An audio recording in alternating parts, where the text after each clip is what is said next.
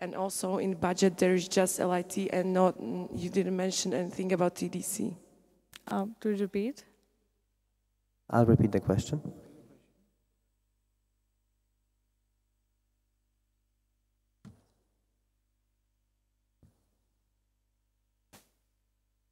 Neha?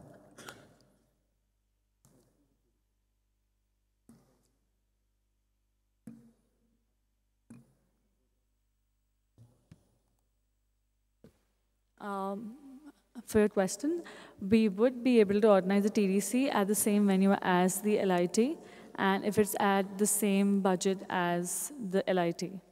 So we would be able to accommodate that, the TDC, along with the LIT.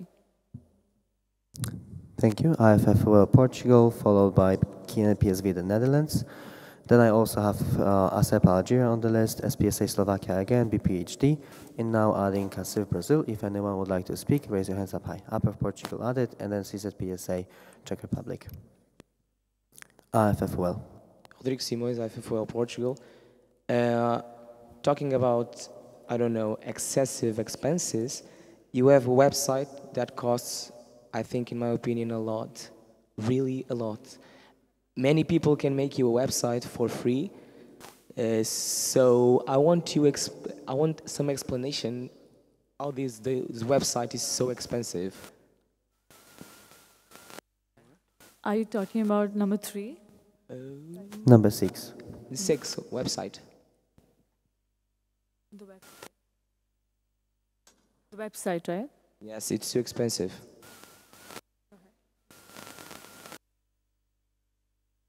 Okay, regarding the website thing, we have to purchase a domain and will require certain charges to maintain that particular thing. And of course, we'll get that much charge because we are hiring a very good website developer who's based at US, and he's gonna do it. And we'll have lots of modifications in the website, changes in the website, like we'll keep on updating the website day to day. So that will incur that much charges. IFFOL direct comment, followed by a direct comment from KNPSV, the Netherlands, if it's still needed. So please confirm. Okay. So my suggestion is don't have that expense in the budget. You can cut it off. You can hire someone that make that website a little bit less quality maybe, but that is too expensive for a budget. We are students. We are not a professional organization. That we need such a huge expense in a website, in my opinion, but... Okay, the reason why we've really invested into a website of this stature is because when we discussed with the RC last year, they said that they had several problems that once the students started registering, their website crashed at least a couple of times, because of which they had a huge loss of data. Plus, there was a lot of security issues. There was virus issues. And they said that you do what you want, but invest into a very good website, because that forms the backbone of your registration process. And if by any chance your data is lost, or if there is some security issue, you might be in a big trouble. Because of which we could have got someone at a lesser price, but we chose what we felt was best. And we had to make sure that we do not have those issues. Direct comment from Lawrence, and then CAPSI Canada, if it's still needed. To save costs, it might actually be possible to link the Congress website with the IPSF website under one host. I don't know if that will be possible, but I'll have a look at it. CAPSI Canada. Just a moment so I can repeat the answer.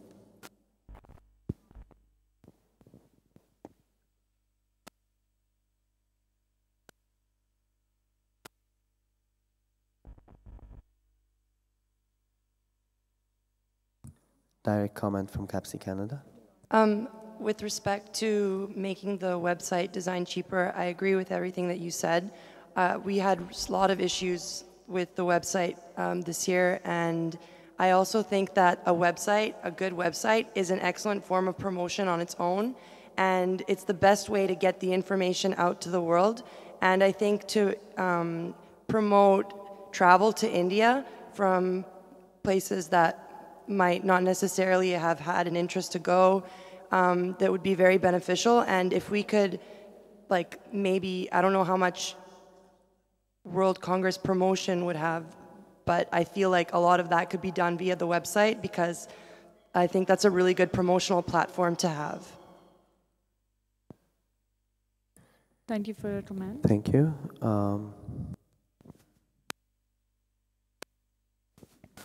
KNPSV, the Netherlands, followed by ASEPA, Algeria. KNPSV. Okay, first direct comment and then a question. So, my question. Okay. Michiel, KNPSV, the Netherlands. As we're also having a new IPSF website, and I think Lawrence told us that it would be 2,000 euros to make that website. How can a website for this event be twice the amount of the IPSF website, which includes a SAP database? And yeah. Neha?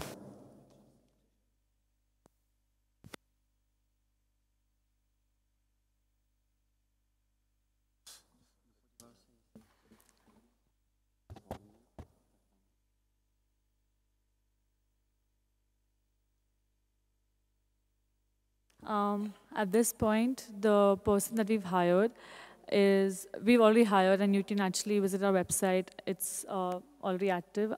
And we will consider, and we will have, because the thing is, we've already entered into the agreement. So we will see what best we can do and take into consideration about reducing the price for the website. But like I said, we had to consider all the comments that we got from the Dutch RC, and they really warned us about the entire website to be extremely safe and secure, because of which the person we have hired has taken into account all the changes and all the other activities that we would do on the website and charged us this amount. Okay. So on behalf of the executive committee, I can tell you that we will take into consideration your comments, ensure to follow up with the reception committee in terms of the cost of the website. A possible solution is also building a website that is adaptable every year for the future reception committees. We can look into this option, and then in this case, this investment might be valuable if the agreement has already been signed and can't be retracted in a way. So we'll take care of this provided your comments. Would that be sufficient? Can I have a motion cards? In this case, we are moving on with other comments. KNPSV, the Netherlands, followed by ASEPA, Algeria.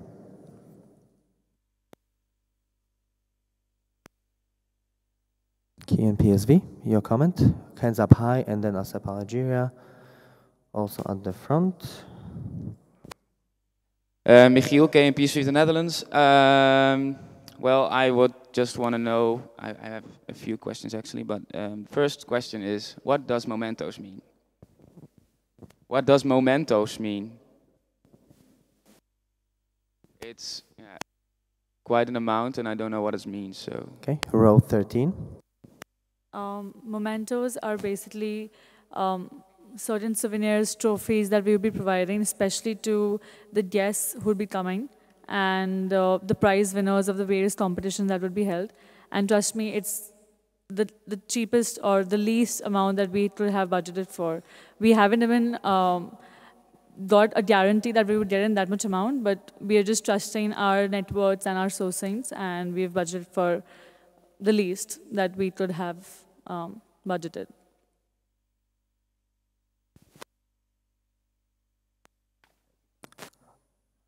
ASEPA, Algeria. Then I'm also adding CAPSI, Canada, and KNPSV, the Netherlands, to the list.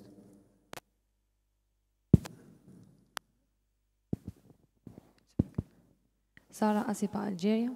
So 1 year left to the Congress. Can you update us about the situation, what was done, and 1 year left to the Congress. Can you update us about what you have done until now, and what's your plan to achieve the orders?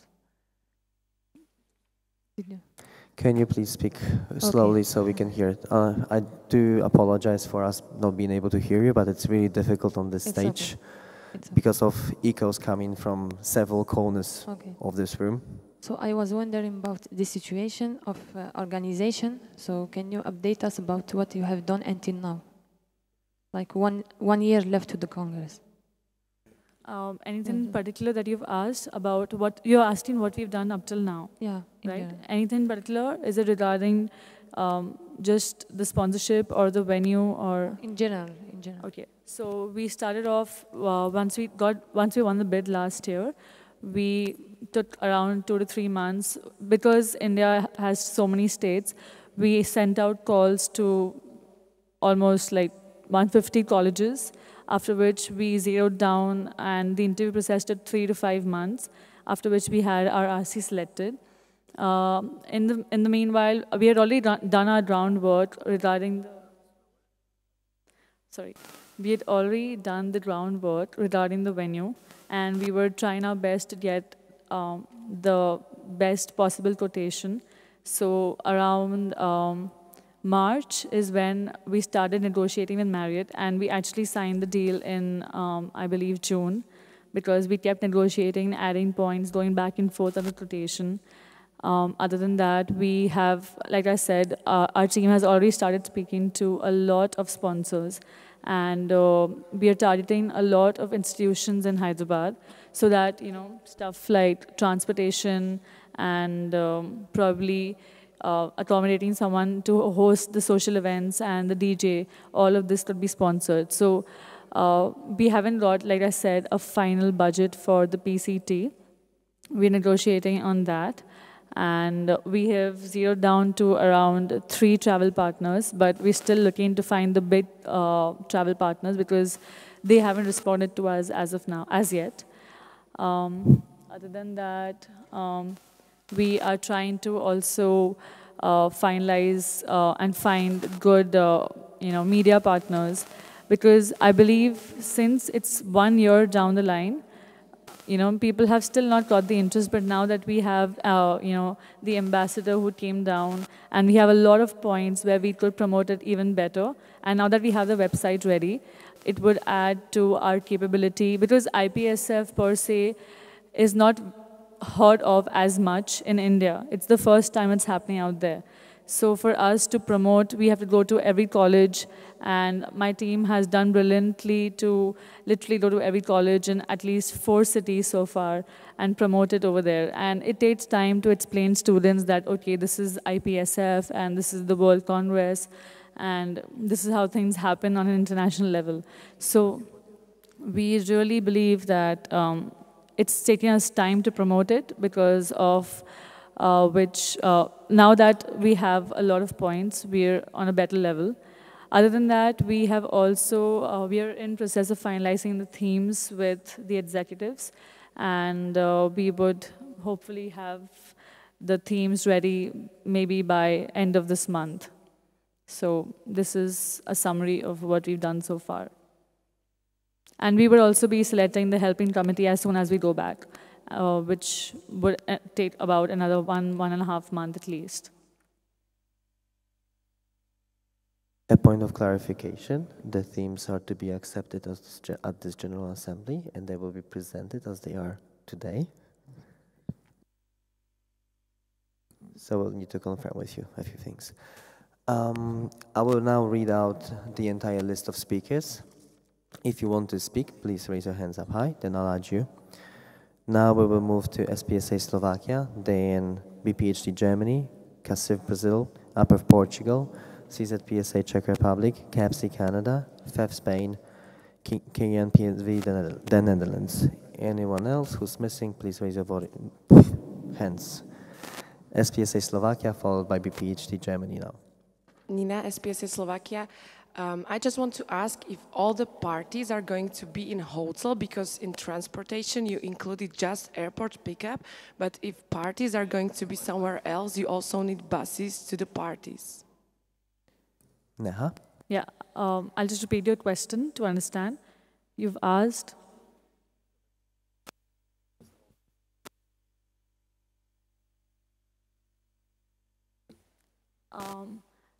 As of now, there's only one event that we are planning to host outside, and we haven't budgeted for the transportation because we're really hopeful that we would have some college or institution which would provide us the transportation buses.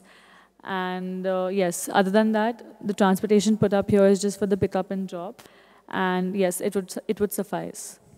Thank you. BPHD Germany, followed by CACIF Brazil. Brazil, hands high.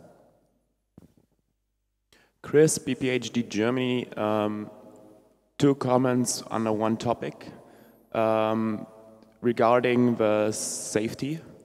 How do you ensure that the safety of the participants, since there were a lot of incidents in recent times?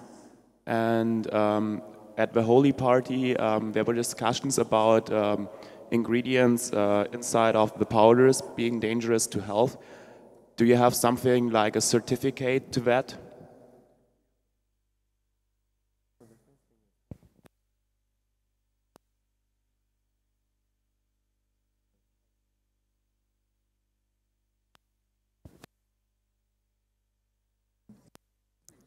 Neha.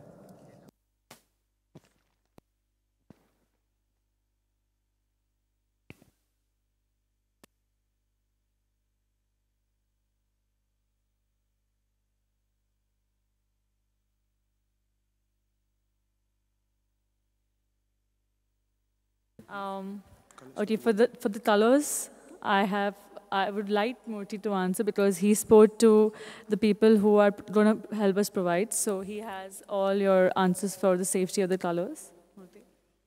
So the colors which we are going to procure for the party will be from trusted suppliers who will give us MSD material safety data sheets and certificates of analysis, which will say that these are safe to use for people, and they will be eco-friendly and organic.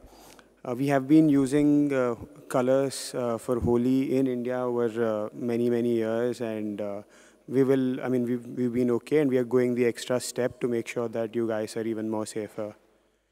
And regarding safety of participants, the venue is located on the road where the governor of the state also lives. So we don't need to give you extra security. The security is being provided by the police already for the governor, which will also take care of you. We also have support from the local police, the commissioner, who is going to give us a letter of support and give us permission. Other than that, we would like to inform you that when you travel to a foreign country, there is basic common sense which you need to follow. Don't walk on a road alone. If there's no one on the road, please don't walk. Beyond midnight, be sure about going out. Beyond midnight or beyond 1 o'clock, understand what are the red zones in a city. Don't go there. Like you can get robbed even in Boston. You can get robbed. I don't know. I mean, basically what we're trying to say is that there's a lot of concerns about safety when India is concerned, but then you need to understand that India is 28 states and 1.2 billion people. The way we look at it is India is almost like Europe.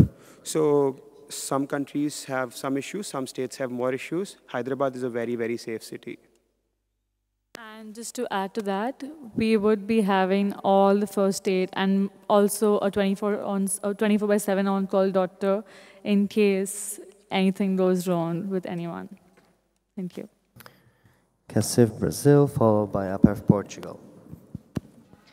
Ana Teresa, CACIF Brazil. I wanted to ask about the payment method. Have you ever considered another payment like via PayPal or something? Because at least in my country, the taxes are really high via bank transfer. So I wanted to know if you have considered that, if it's possible. Thank you.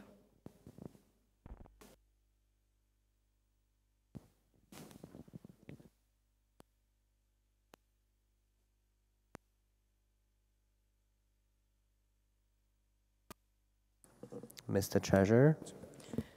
Yeah, we have already considered those things regarding like bank transfer and through PayPal and all. And what we got the response that the PayPal will incur more charges as compared to the bank transfer, because you all will have to pay extra tax for the PayPal system.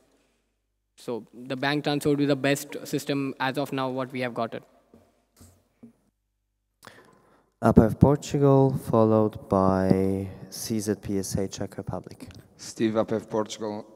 I have several questions. The first, you have 2,000, almost 2,000 euros on communication expenses during the Congress. So I think, yeah, you are in the same place and you can have walkie-talkies and that kind of stuff. Also, you have 7,000 euros on expenses for the RC. Can you be more specific on which expenses are you paying on these 7,000 euros? Also, if you are saying that you... Steve, can you give us the raw numbers? Okay. Raw numbers so we can actually know what you refer to. Okay. Actually, you were saying that you can have probably transportation or a bus from a school. So we can also save 3,500 euros on the transportation from the airport. And also, which is the minimum amount of sponsors to start reducing the fee price? Because if you are receiving money from the sponsors, we want that this money is to be used with the guests and not us as participants paying the stuff for the guests. So the expenses with it's the number 19, communication expense for the RC. And also, if you can scroll down, I think that we can have the, sorry, 21, yeah, sorry, thank you. And also the cab, yeah, I think it's everything, yeah, for now.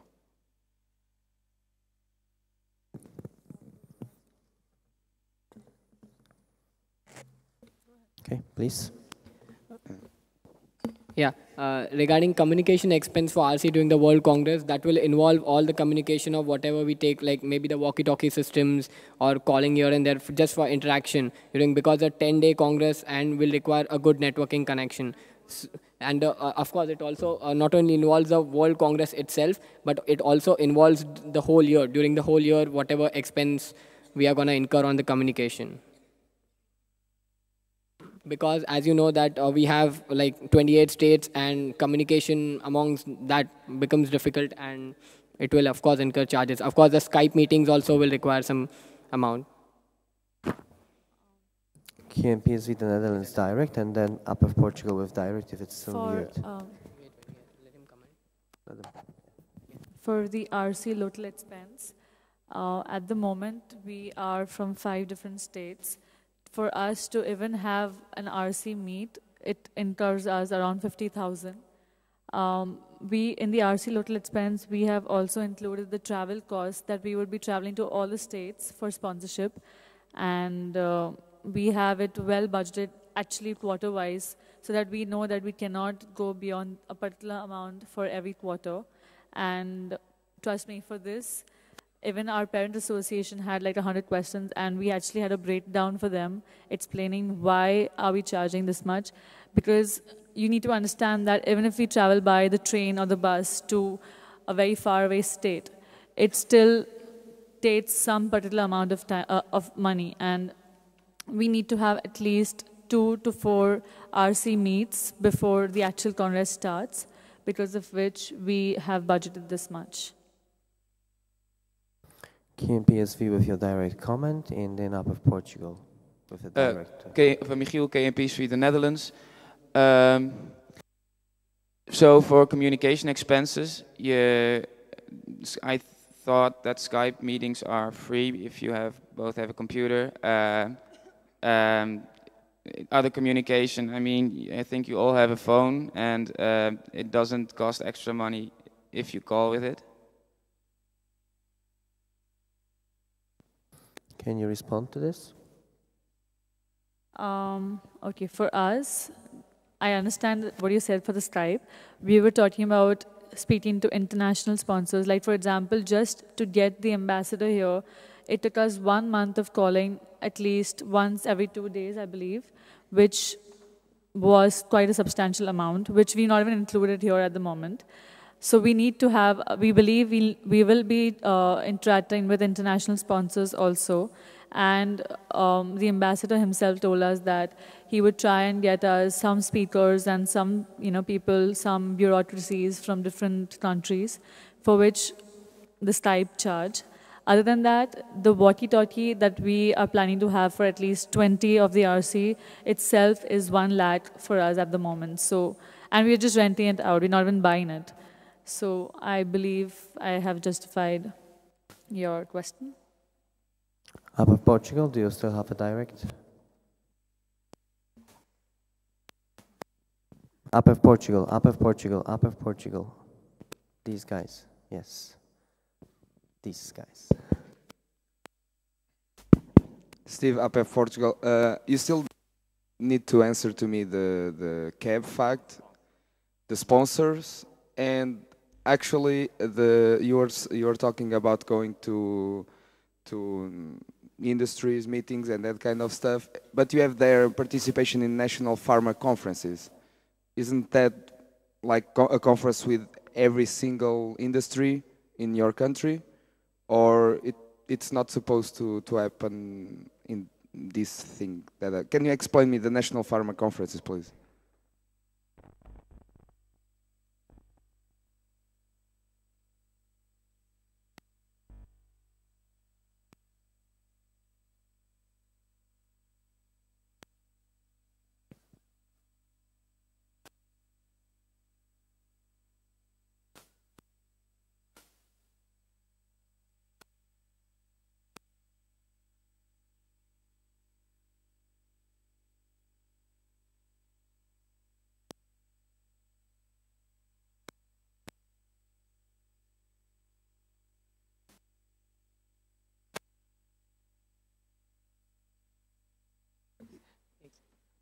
Regarding your point number 24, regarding national pharma conferences, in India we have got various conferences, and this year IPA is also completing like 75 years.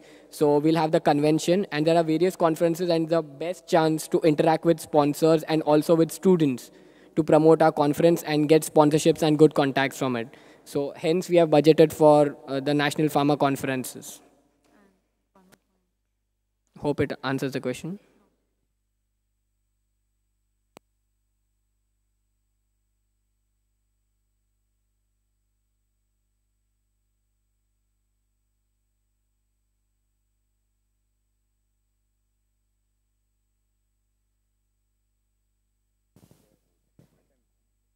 Okay, this is regarding the sponsorship. So this is what we thought was the best, and this is what we can get. This is actually very practical.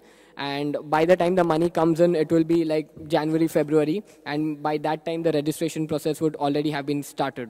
And this is just a break even, like the income and expense balance.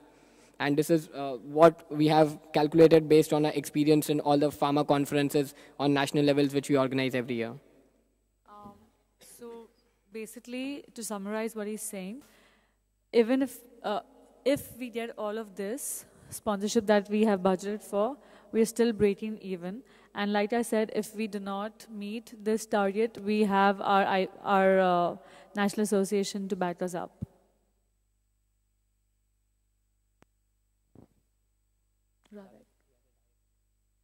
APEF Portugal. Then SPSA Slovakia also with their comment. Steve, APEF Portugal, but my question was the minimum amount.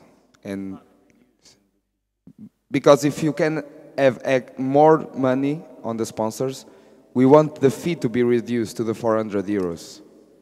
And you still have the number 4 to answer, I think. Yeah, it's the number 4.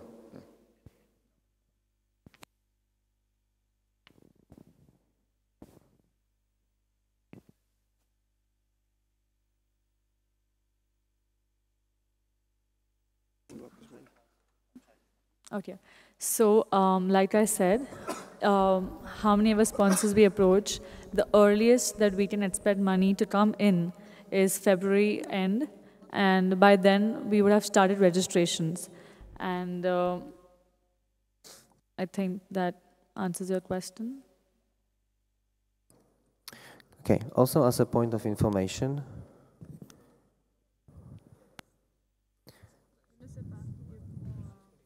Steve, please use the microphone. I don't know what you're showing. Number 4. It's still What missing. about number 4? Transportation. You are expecting to expend 3,050 in 500 and 500 euros, but you are saying that for one party you can get this transportation for free, like a bus for free. So why don't you use this bus to have this transportation from the airport, and we can save this money and probably reduce the registration fee? Okay, we haven't got confirmation from the institutions, and see, this is something we need to ensure that we are going to have money for this. For the social party, we can still stretch it to last minute and somehow get someone to sponsor the transportation, or we would have IPA who would give us the fund to arrange transportation for that one night. But this is something, the transportation would be required for the entire day, 24 hours. And we need that many buses or cabs to transport the students from the airport to the venue. And as far as the social event is concerned, everyone will be going at the same time and coming back at the same time. So logistically, it would be a little easier to manage. But for the 24 hours service at the airport, we need to ensure that we have money for the transportation. Okay, as a point of information, I have added an extra column, column E, which shows to the GA the percentage of the budget spent on every single specific budget item. So please just take a look. As we, on your behalf, will make sure to follow up on judgment on all of these expenses. Of course, we will try to decrease every possible cost without comprising the members of the organization are free to provide us with what you want, and on your behalf, the treasurer and president will do it. That's the standard operating procedure for us, that we regularly follow up with the reception committees, checking on the budget. So if there are any inconsistencies or any costs that cannot be judged, we will definitely take care of this on your behalf. For this budget, we've not had yet time to do it. However, we're definitely having a meeting at this World Congress yet, just for the GA to know. Please make sure to only ask the most significant questions, as this is taking lots of time, whereas there is a body that on your behalf may be in a better position to implement all your recommendations and all your comments. Thank you. Please use this opportunity to my account and Lawrence's account. It will be taken care of. Moving on with the list, if I may. We have CACIF Brazil, followed by, CZPSA Czech Republic, withdrawn comment. CAPSI Canada, withdrawn comment. FEF Spain. You want to speak? Hands high. That's the also standard operating procedure here. Hands up high. And this will be followed by KNPSV, the Netherlands, if you still want to speak. Thank you. Nuria of Spain. We would like, so, should I repeat the question? Okay. In Spain, are you or less?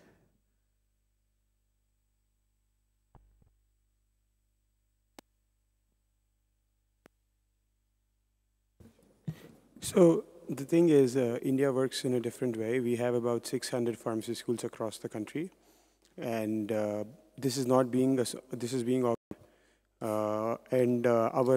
most of the RC is is split up in different places. So because of which, if they have to function from the places where we are, we will need to incur these expenses. And universities do not support external conferences. They support their own events or local events which they have a stake in. So that is the reason we are not being able to get this support. Again, we are still trying to. If we are able to, then it will be good.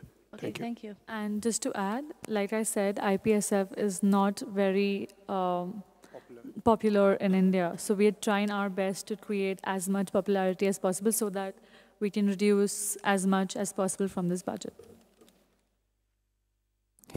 QMPSV, the Netherlands, followed by again CAPSI Canada, but I guess you have no comments.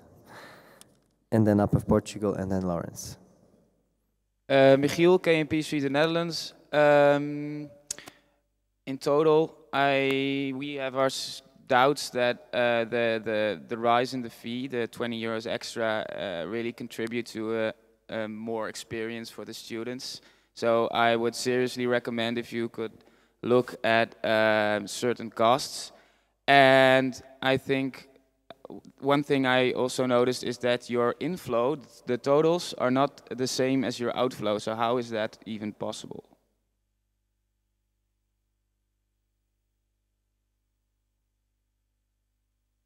It's only 14 euros, but still.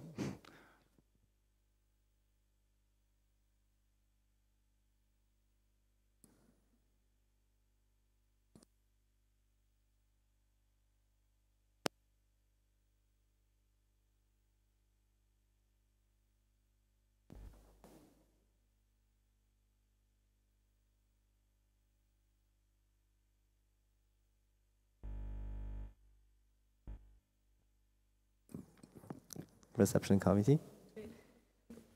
Regarding 40 euros, as you know that the expenses are on a bit higher side. So as we said earlier also, that our parent organization, that's the Indian Pharmaceutical Association, and we are under the Indian Pharmaceutical Association Education Division of Students Forum. So in case of that, 40 euros will be provided by the Indian Pharmaceutical Association. Direct from the KMPSV. So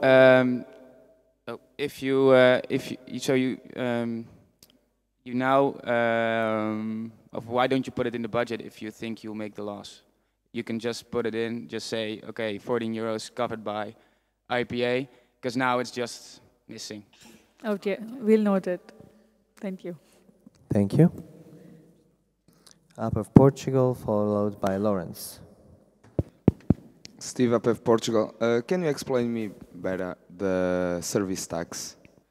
I want to know if the values that are already in the column, when you pay, for example, the accommodation, you already are paying this service tax, and if you are just adding another, like doing a double retax. You understand me? The question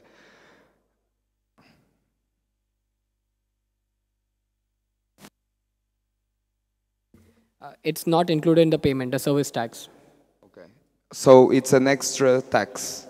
You still have to pay the normal tax. Yes. So you're saying that you're asking basically that when we're paying the venue, we're already including the service tax? No. Yeah.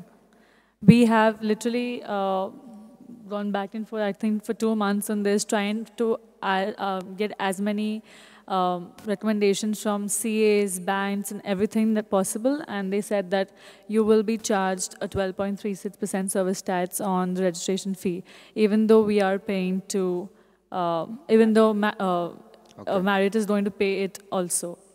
Okay. It's going to be charged. Yeah, sorry, but... no, it's okay, because it took time for us also to understand the process, and in the end we realized that we will be charged the service tax per participant fee.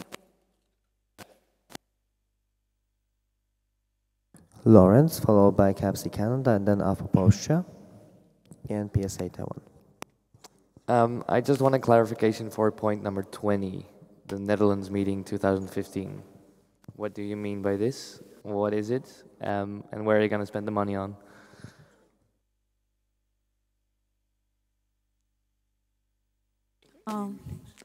So in case we have the RC meeting, I think EM2 or 3 that, no? Because... So the RC meeting will hopefully stay in India, otherwise it's too expensive. If you mean the extra expenses for you going to executive meetings of IPSF, I would put it as travel expenses, executive meetings. I would just rephrase it if you mean it like this. Yeah, So a point of information that normally the chairperson of the reception committee is co-opted onto the executive committee, and this is why the person is supposed to attend the executive committee meetings, whereas the first one and the second usually happen to be organized in the Netherlands.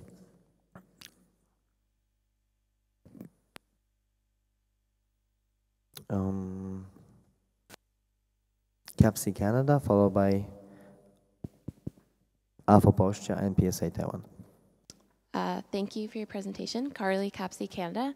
I'm wondering if you've discussed how many spots will be available for each association on registration, and if not, can you provide us with the exact date, which will have very clear instructions on the registration procedure? A point of information, this is decided by the executive committee, by the quota system. For this year, as you know, a year ago we're pretty late, and there was some miscommunication with the reception committee on the quota allocation. However, this year the system is already ready in place. By the end of my mandate, I commit to develop the guidelines, so the system is transparent for everyone. However, it is based on a very similar system as the way we calculate the fees, minus the income factor of the country to make it more fair for everyone. That's the main principle.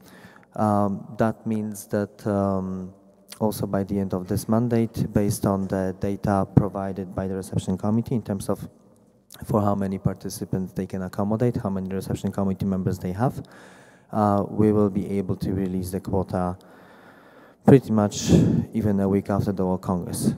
Just to give us a little bit more time to follow up with the GA, I believe this will the case this year will be that this is released in October, so member organizations can account for it. Thank you very much. Welcome. AFOP Austria, followed by PSA Taiwan. Patrick, AFOP Austria. So the Austrian delegation is already looking forward to coming to India, and I have one short question. Can you give us an idea about the visas, like how long do you have to apply in advance and what does it take to get there?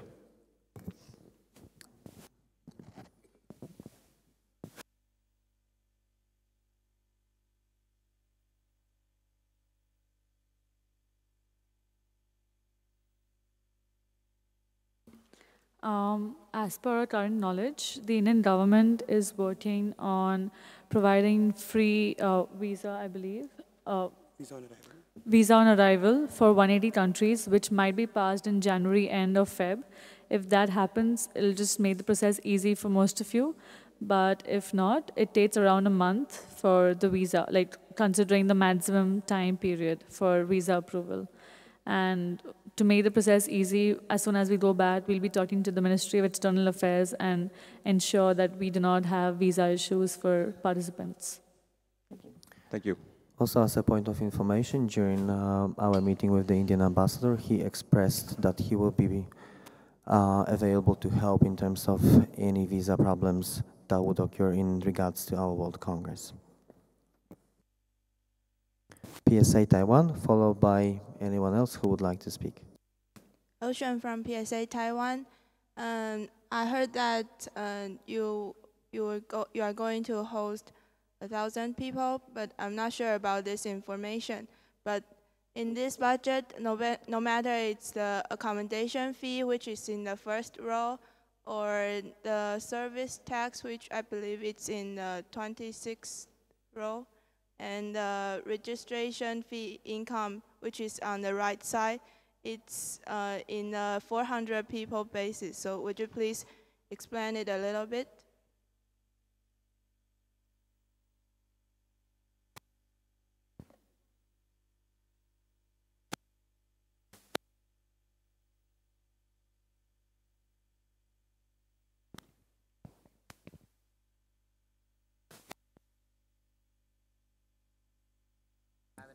Okay, please respond to this question. So at this point, we have included just 400 participants in the budget because when we were signing the deal with Marriott, we had considered 400. But yes, we would be having all the possibility of expanding from up to 6 to 800. But we are at the moment showing for 400 for the reasons of signing the deal and the quotation with the venue.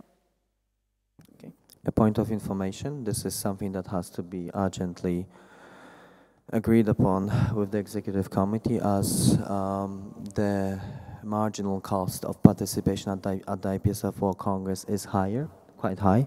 This means that the more participants we bring, the more difficult it is to organize the Congress finance-wise. So we need to take this into consideration very soon and account for it in the budget, because then it may create some imbalance. Okay. So we'll do it right away.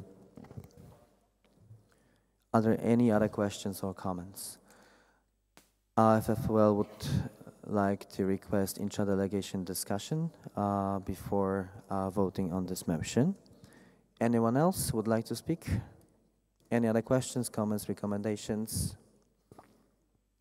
So before I close the floor for discussion, I would again like to call upon the official delegates to send your recommendations and requests in terms of budget and then organization of the World Congress to the account of President and Treasurer, so we can implement your recommendations while working collaboratively with the reception committee from India. So that is just my call, and hereby I would like to inform that the floor for the discussion is closed, and we will grant 2-minute intra-delegation discussion before voting on the report itself.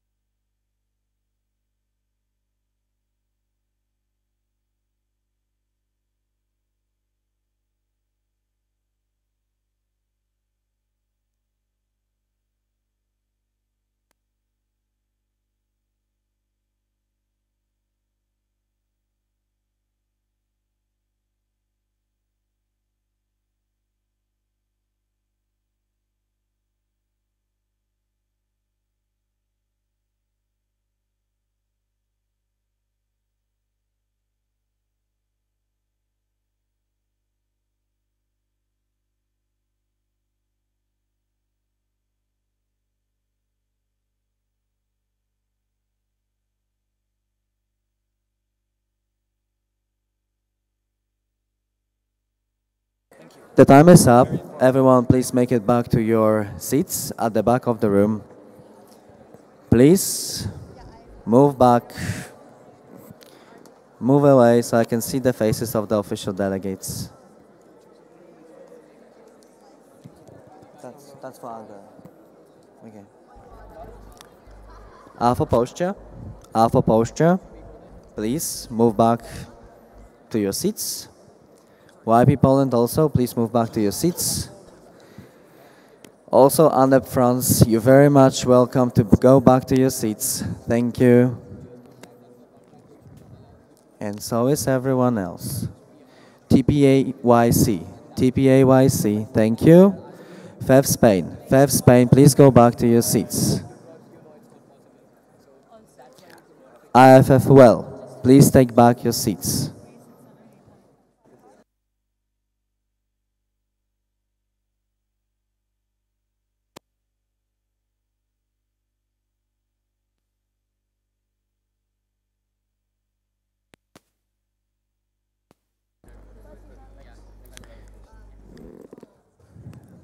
New Zealand, New Zealand, thank you.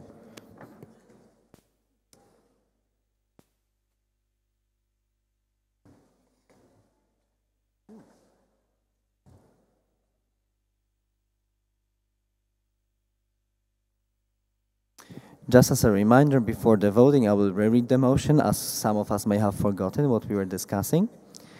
This, the 60th IPSF General Assembly, accepts and adopts the report of the chairperson of the reception committee of the 61st IPSF World Congress.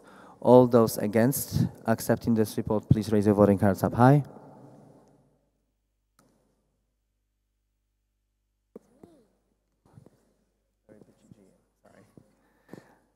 One, two, three, four. Can I have technical will be allowed after the voting procedure has been closed, if I may? Please vote. All those against. 2, 4, 6 against. Any abstentions?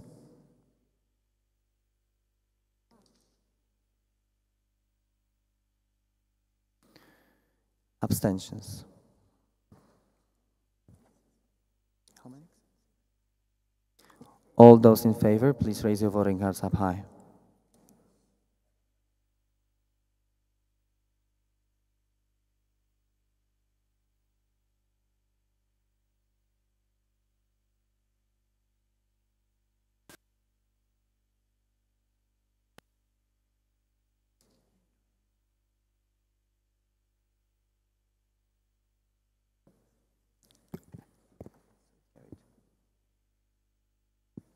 The report has been accepted. Thank you. Please.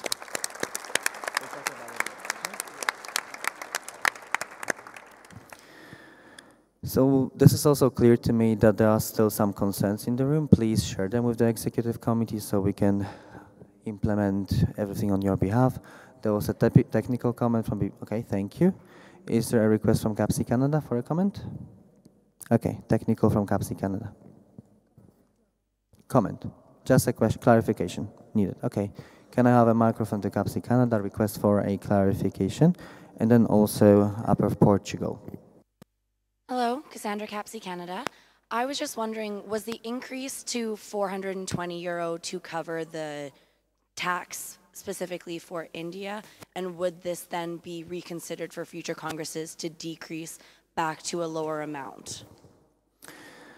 A point of information, in line with the IPSF official documents, for now the reception committee can propose any fee up to €45 per night, so then the maximum fee during the first registration period is 450.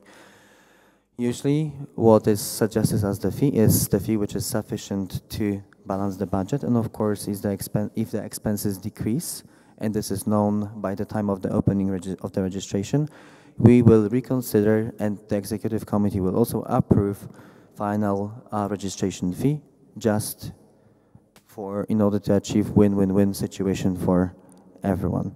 Does that clarify? Yes, it does. Thank you very much. And of course, the tax is also country-related, so it's really difficult to make a general rule on this. Upper Portugal. Upper Portugal, can I have a microphone to Upper Portugal? Thank you. Murti then will answer also.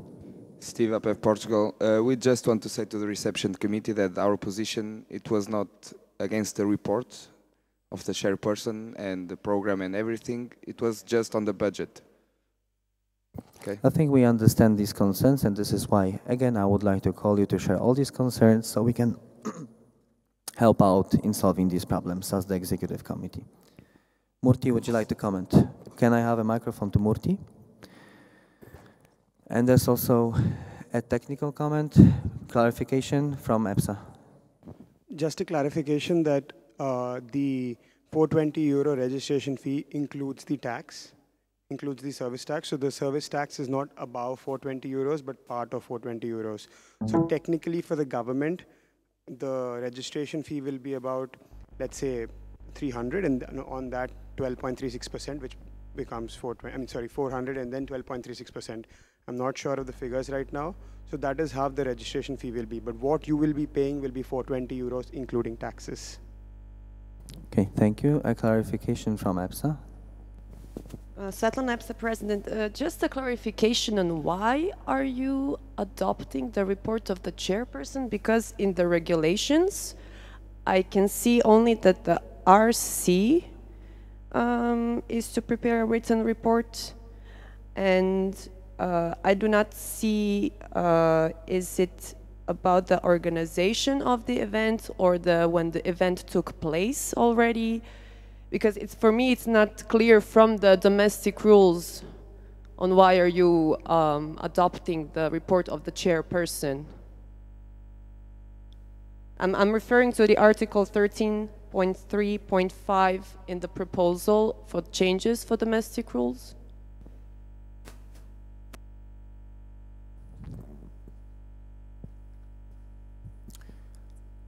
Well, I can tell you, we're trying to look it up to refer to exactly what you mean. However, the agenda for the General Assembly is defined by the standing orders, and it does contain report from the reception committee of the future Congress. Okay. Does that clarify your question? Yeah, thank you. In this case, we're not looking for anything more than this. Thank you. Any other clarifications that the General Assembly would like to seek from the Executive Committee? If not, we will be moving on to the next motion.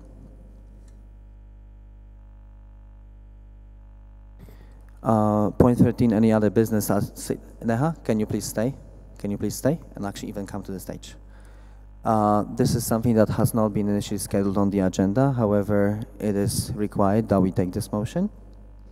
The motion reads this: the 60th IPSF General Assembly mandates the Executive Committee to co-opt Ms. Neha Dembla onto the 61st Executive Committee as the chairperson of the Reception Committee of the 61st IPSF World Congress.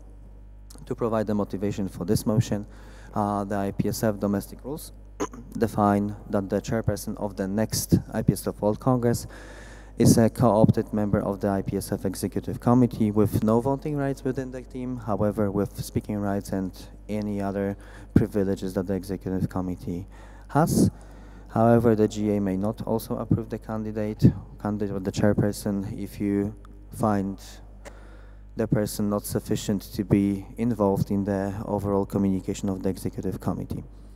The standard operating procedure is that the person is co-opted. Would anyone like to add something to this motivation? In this case, I would like to open the floor for a discussion on this motion. Are there any questions or comments?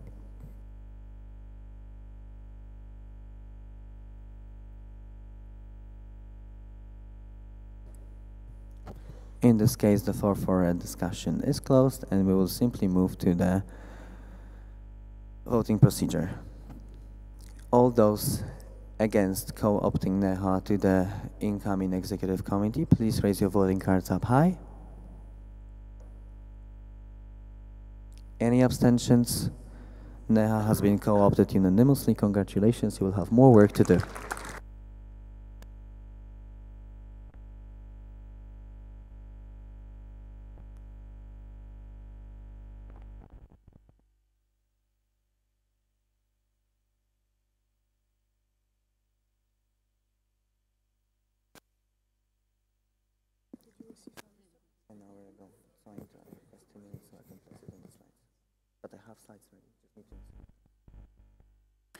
So we will now move to the acceptance of the themes for the symposia at this Congress, also to finish up the agenda in terms of the future Congresses.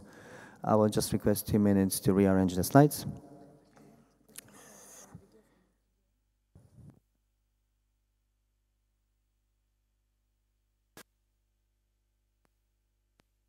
Meanwhile, we will also use this time to display a very nice video to the General Assembly.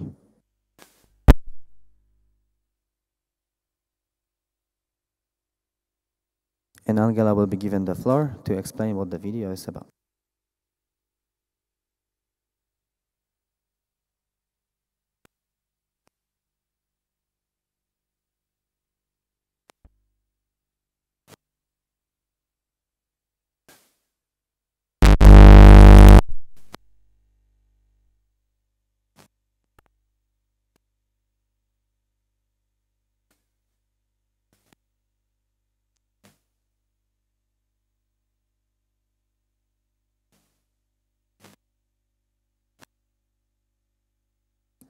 Hello, hello.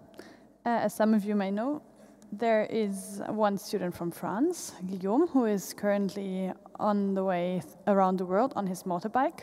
It's a pharmacy student, and he started here in Europe and is traveling all over Asia. And I actually don't know in which city or which place he actually is. Do you know, Luca?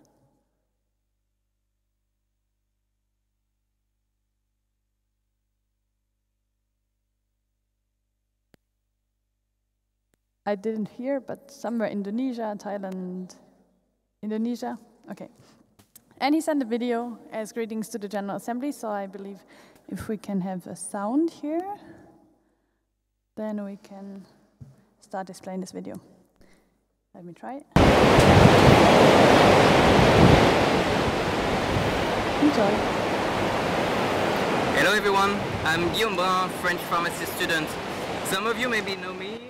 I'm traveling around the world for 2 years with my motorcycle in order to collect some information about the job of pharmacists around the world and to do my thesis. As you can see, I'm now in Bali, in Indonesia, and I will go tomorrow to Sydney. After that, I will head to South America. I wanted to thank IPSF for its amazing network. Last year, I was in Utrecht presenting my project, and I'm now traveling since almost a year. With your help, I've been able to meet a lot of pharmacy students and pharmacists from Europe to Asia. I visited some pharmacy faculties, also some community pharmacies, and even some hospitals. So thank you again, members of IPSF. I hope you have an amazing congress in Porto. Actually, I'm pretty sure you had an amazing congress. A special hello to the French delegation. Hello guys. And see you. Vive la pharmacie! The license number is 94136.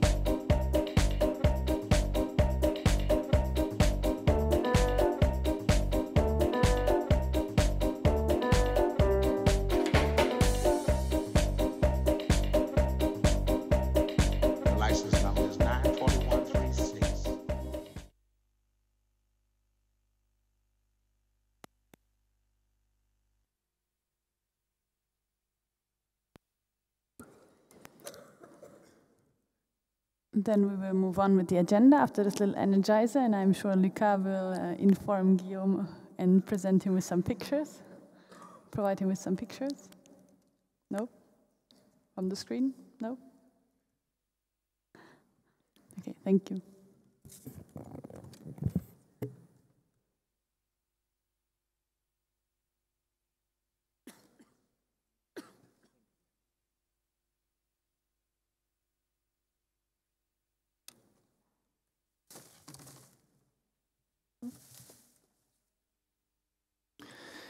Moving on, after this nice break, point 8.2 of the agenda, theme for the educational symposium at the 61st IPSF World Congress. Fahmi, can you please join Neha to provide motivation for this motion? Fahmi, can you please join Neha? I'll read the motion. This, the 60th IPSF General Assembly accepts and adopts the theme for the Educational Symposium as the 61st IPSF World Congress, Hyderabad, India.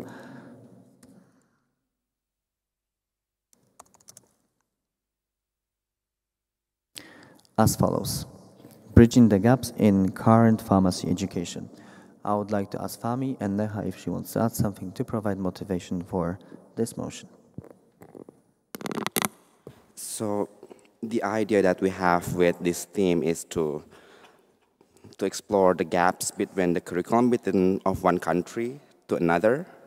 There are some countries whose curriculum is more focused on clinical experience and pharmacies in clinical settings, but also there are some countries who's more focused on the industrial pharmacy. So we want to explore how this difference can be bridged, and also the possibility of developing one curriculum that would fit the pharmacy education globally. Like this will be a good one question that we might want to we will try to answer during the symposia. Additionally, we can also explore the gaps that exist between pharmacy students and their more experienced counterparts when they graduate from pharmacy schools. So the experience of being pharmacy students and professional life is very different. We can explore how we can bridge these gaps between studentship and professional life. Neha, would you like to add something? Okay. In this case, I will open the floor for discussion. I have a comment from IPASF India. Don't worry. It's your colleague, India. And then anyone else who would like to speak. Rahul from IPSF India. I would as per your explanation what you gave, you want to we basically want to bridge the gap between industry and the current pharmacy education. Bridge the gap between industry and education. Is it? We want to gap the difference between curriculum of one country to another. We might. It's not exactly the same because the difference sometimes is very small, but sometimes it's really big. Like for example,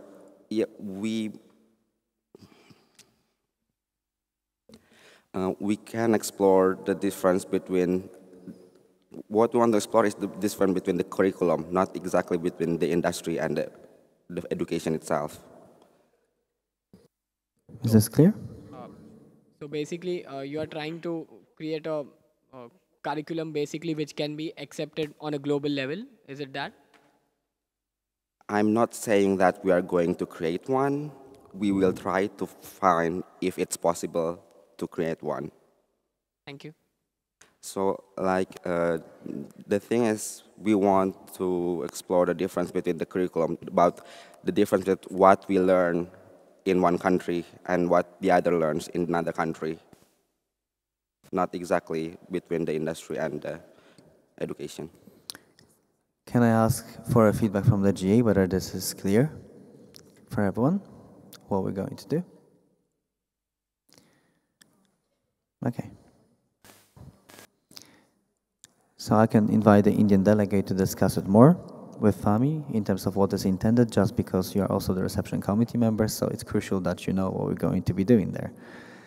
Otherwise, everyone else seems to be not confused about it, and I would like to then ask if there's anyone else who would like to ask any questions or seek clarifications on this theme. Anyone also in the back of the room, you're very much welcome to ask questions and comments.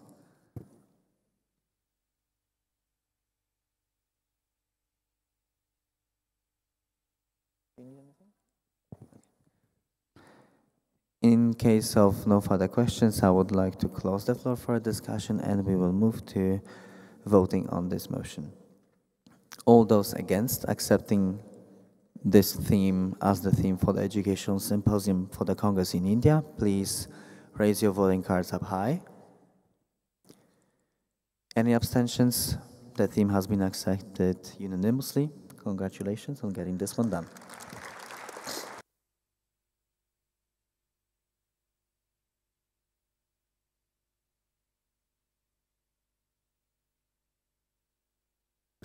Moving on to the point 8.3, it is very much the same in regards to the scientific symposium of the Congress in India.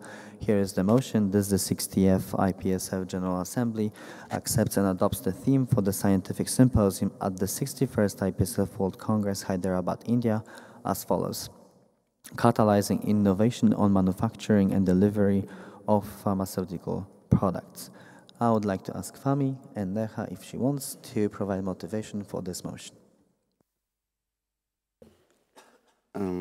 The reason that we picked this topic is because some of you may know already that India is one of the has the biggest pharmaceutical manufacturing industry in the world, and as the Congress will be in India next year, we want to highlight this strength of India as in the Congress, but also we don't want to alienate students whose studies is more focused on the clinical part of the profession. That's why the first part of the topic is focused on the manufacturing of pharmaceutical products, and the second part is the innovation and the delivery of pharmaceutical products.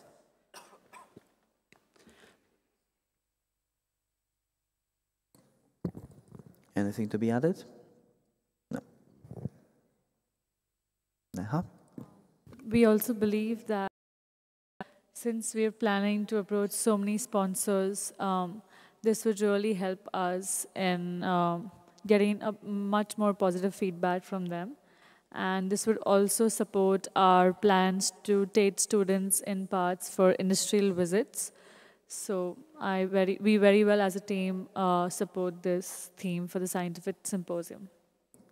Thank you. I would like to open the floor for a discussion on this theme. Are there any questions or comments?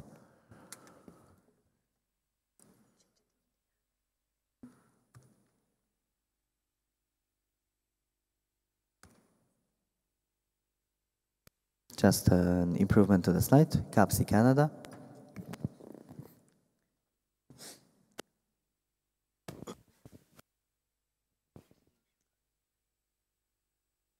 Carly, CAPSI Canada. I was just wondering if anyone else had a suggestion instead of using the word on, perhaps in or perhaps rephrasing. Native speakers, any suggestions for improving the wording so there's no on? Would in be okay? Amy says yes. IPHASP? In. And NAPSA Australia from Canada says in. IPHASP, please give us your comment.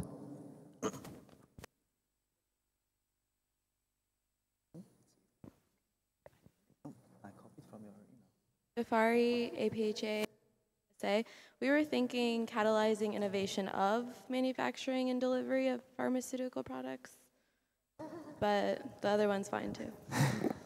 Okay, UK, Canada, NAPSA Australia, any other native speakers, please provide your feedback.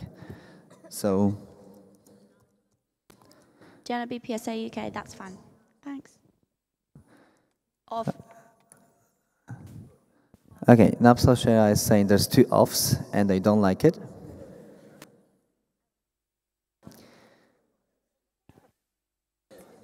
Okay, APHASP. Ashley Potter, APHA, ASP USA. In this case, if we use of, I think it'd be more appropriate to say catalyzing the innovation of manufacturing and delivering of pharmaceutical products. It's still a mouthful, but that's more appropriate in this situation. Is this correct now? Yes. some feedback from the native English speakers with emotion cards, if that's possible.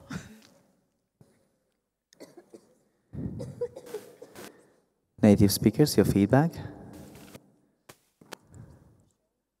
Australia?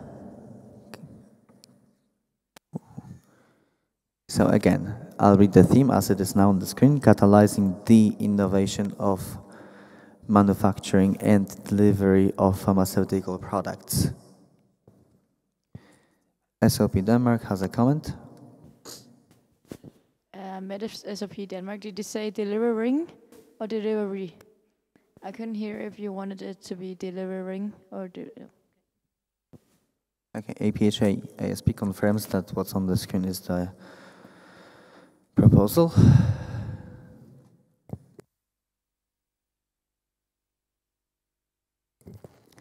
Neha, please comment. If you replace in by off, the meaning of the theme does change to quite some extent. Because when you say catalyzing the innovation in manufacturing, it means that the process which is already being carried on, you need to bring out innovation in the same. Whereas when you say catalyzing the innovation of manufacturing, it means you're trying to bring in some new process of manufacturing. So I would like you to reconsider in instead of off, because it completely changes the meaning.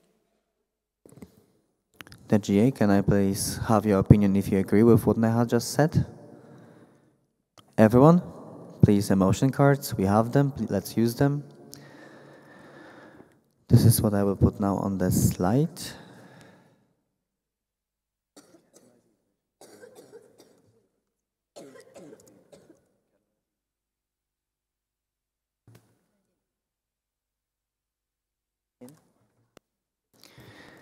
Okay, so now I have CAPSI Canada who wants to speak, followed by GPSA Ghana. CAPSI Canada, just a friendly amendment, hopefully this can be the end, to say catalyzing innovation in manufacturing and the delivery of pharmaceutical products, if that would be acceptable.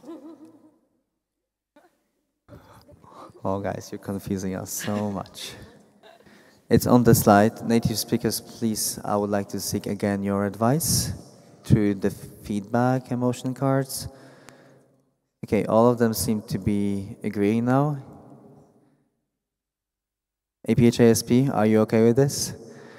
I know all these versions of English are different, but we need to find consensus.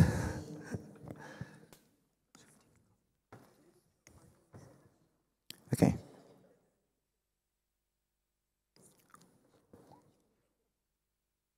Okay, I will also confirm with our OCD parliamentarian.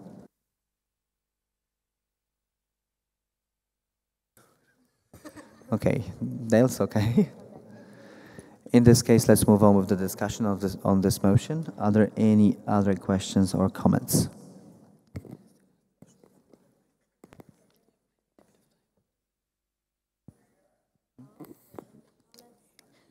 Any other questions or comments?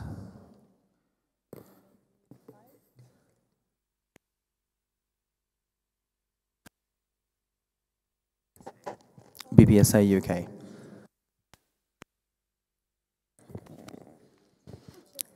Jenna, be careful what you say.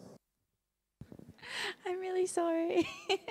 BPSA UK, we need to move the, well, include, put another the before, like, catalyzing innovation in the manufacturing and the delivery. Native speakers. Native speakers are confused themselves. Wait. Only one, the first one. So in this case, it would be like this. Consensus, okay, UK agrees, APHASP is okay, CAPSI Canada, Australia is okay. Is there anyone who disagrees, basically? No one. Perfect. I will still allow a comment. Anyone else who would like to comment? GPSA Ghana, is this okay? So the comment is withdrawn. Thank you. If there are no further questions or comments,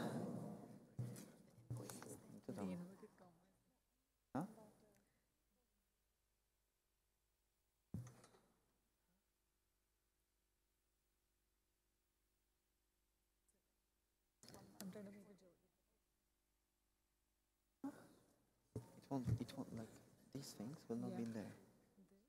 Yeah. Not correct. Yeah. Corrected to be above or what? No, it doesn't matter. You don't use it for that thing. So it's just for us to. Okay, so there's a consensus from every single stakeholder in this discussion. So I believe, as I see no further comments, the floor. Okay, IPASF. Okay, technical, IPASF India. The inverted commas are not proper. This is not a part of the theme. The theme is just the wording, so it's just to emphasize what the theme is from the beginning to the end, so don't really worry about that. Okay? India, feedback? Is that understood? Yes. Good. Perfect. Any other questions, comments, requests, concerns, alterations, improvements? If none, I will now close the floor for discussion and we will move to the voting procedure. I will read the theme again: catalyzing innovation in the manufacturing and delivery of pharmaceutical products. All those against accepting this theme for the scientific symposium of the next year's World Congress, please raise your voting cards up high. Any abstentions? The theme has been carried unanimously. Thank you for this hard and teamwork.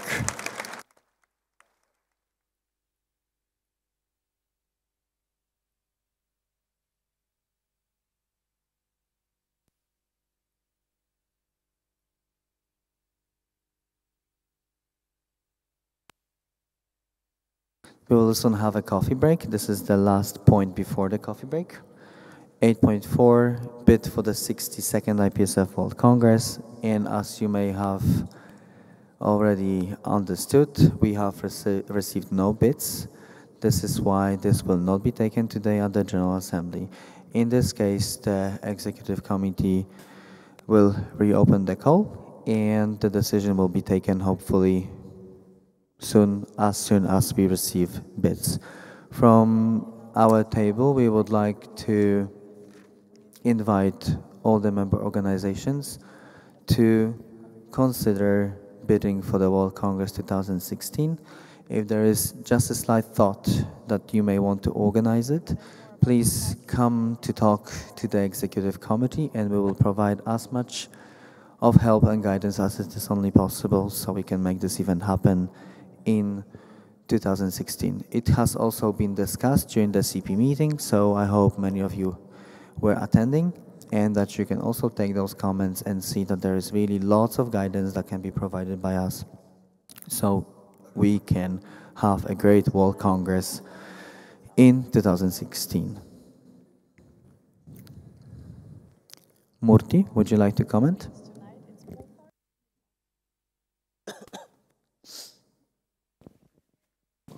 I would like to understand if any country decides to bid after the General Assembly is completed, will the executive be able to approve the candidature of the 62nd IPSF World Congress host? Because there is a lot of preparation which goes into it. Or I may request the GA to mandate the executive to have the right to do so for the convenience and successful Congress. Thank you.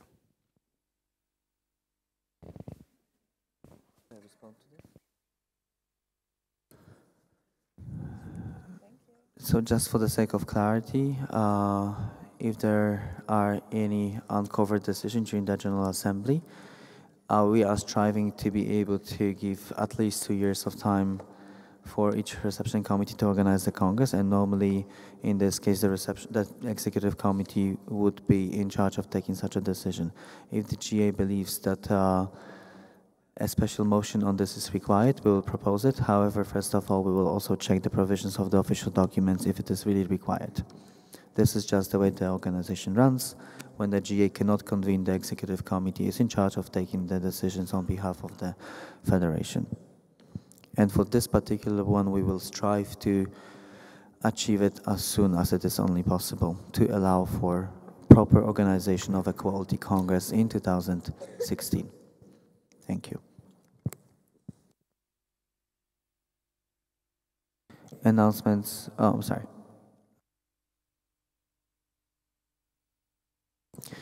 We will now close the GA session, perform the roll call, have announcements, and then move to the coffee break. So can I please have a proposer to suspend the standing orders? MyPSA Malaysia, seconded by SNAP Sweden. All those against suspending the standing orders, please raise your voting cards up high. Any abstentions? The standing orders have been suspended.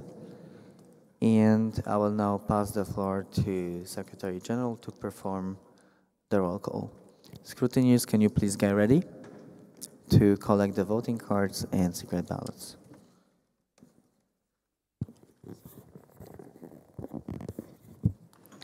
Please give back your voting cards and your envelopes. Thank you. ASEP Algeria, NAPSA Australia, AFIP Austria, CAPSI Canada, CPSA Croatia, CZPSA Czech Republic, SOP Denmark, PIPSA Finland, ANEP France, BPHD Germany, GPSA Ghana, SEB South Africa delegated to GPSA Ghana, HUPSA Hungary, IPASF India, APS Japan, SED MIPSA Malaysia, KNPSV the Netherlands, YP Poland, APEF Portugal, QFUS Qatar, KNEPS Korea, FASFA Romania, NAPSA Serbia, NUPSA Singapore, SPSA Slovakia, SHUSSFT Slovenia,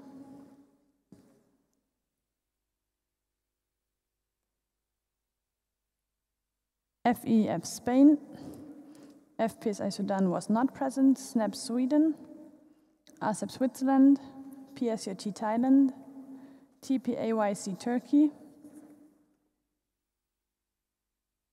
BPSA United Kingdom, APHA ASP USA, and FIRCOF Costa Rica delegated to APHA ASP USA.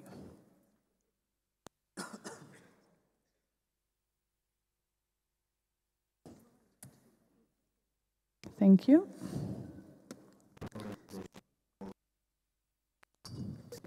Before Lawrence has also some announcements.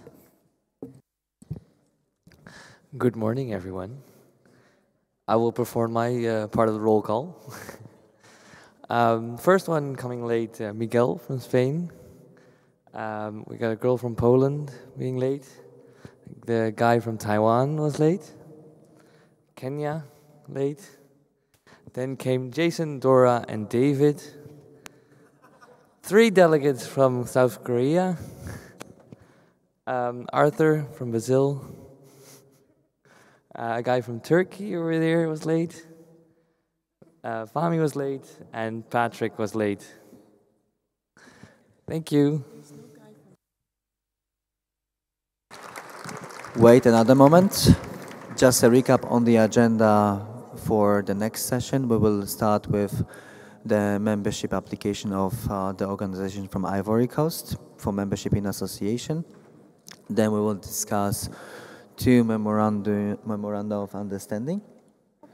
From one with the International Pharmaceutical Federation for your information and update. Organization of the World Healthcare Student Symposium. Then we will take a few motions proposed by the Executive Committee in terms of some certain changes to the official documents. And also, Motions Committee would like to have an announcement. Hello, can all countries which have proposed motions please come to the motion committee during this coffee break so we can have the motions ready as quickly as SOP Denmark and BPHD, please come to me, and all the others come to the other members of the motions committee so we can deal with this quickly and efficiently. Thank you.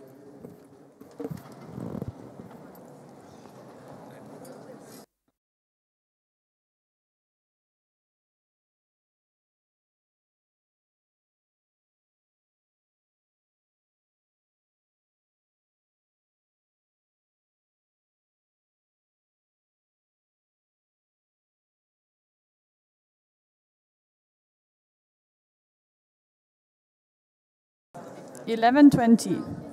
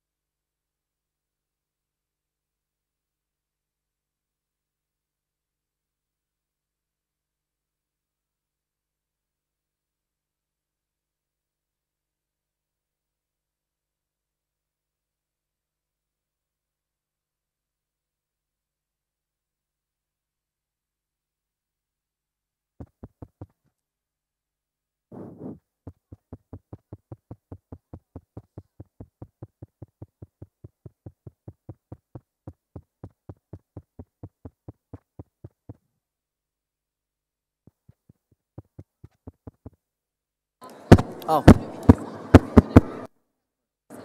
Okay, everyone, please take back your seats. We will be now moving on.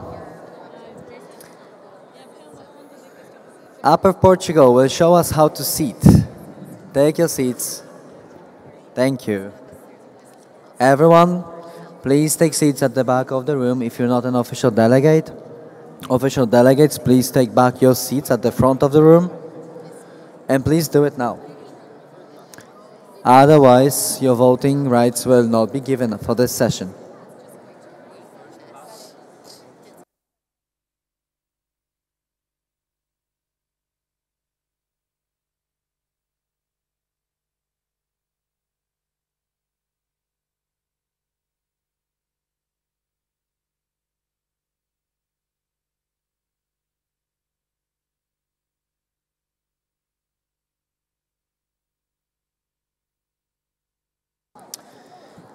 Please take back your seats, including APHA ASP. Thank you.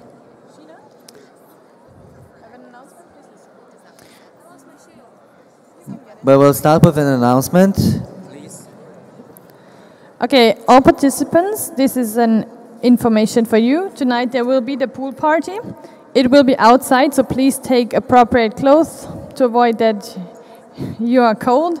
The first buses will leave at 8:30 on the normal places, so please be ready for the wet party. Then we have here in front some green and red cards, as you have seen for the assembly. These are also available for those who are seated in the back. Sheena will come back to you with the green and red cards, and those who are interested can get some. You're also very welcome to show your emotions and to participate and give feedback to the GA.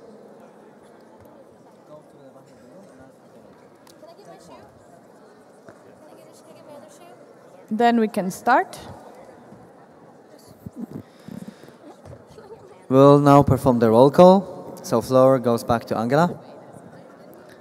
We start with ASEPA Algeria, NEPS Australia, AFIP Austria, CAPSI Canada, CPSA Croatia, CSAT PSA Czech Republic, SOP Denmark, EPSF Egypt not present, JET PSA Jordan delegated to EPSF Egypt not present, FIPSA Finland, ANEP France, BPHD Germany, GPSA Ghana, SAPS South Africa delegated to GPSA Ghana, HUPSA Hungary, IPASF India, IPHSA Iran, APS Japan, KEFSA Kenya, ZPSA Zimbabwe delegated to KEFSA Kenya, MyPSA Malaysia, KNPSV Netherlands, YP Poland, APEF Portugal, QFUS Qatar, KNAPS Korea, FASFA Romania, NAPSA Serbia, NUPSA Singapore, SPSA Slovakia, SHSFD Slovenia, FEF Spain, FPSA Sudan, not present, SNAP Sweden, ASEP Switzerland, PSUT Thailand, ATEP Tunisia, TPAYC Turkey, PPSA United Kingdom, APHA ASP USA, and FECOF Costa Rica delegated to APHA ASP USA.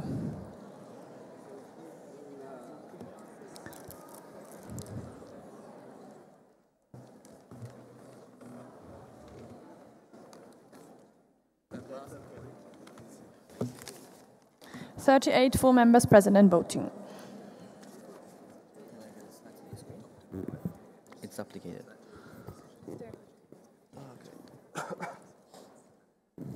Can I have a proposal for resuming the standing orders? Only with your voting card. Alpha Austria. Seconded by TPAYC Turkey. All those against resuming the standing orders, please raise your voting cards up high. Any abstentions? The standing orders have been resumed. Please be quiet in the back of the room, as it does disturb the front. Please be quiet in the back of the room,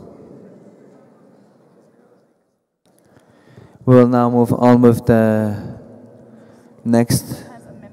the remaining membership application from ADEFARM Ivory Coast. The motion reads, this is 60th IPSF General Assembly accepts ADEFARM Ivory Coast as a member in association and welcomes them to the Federation.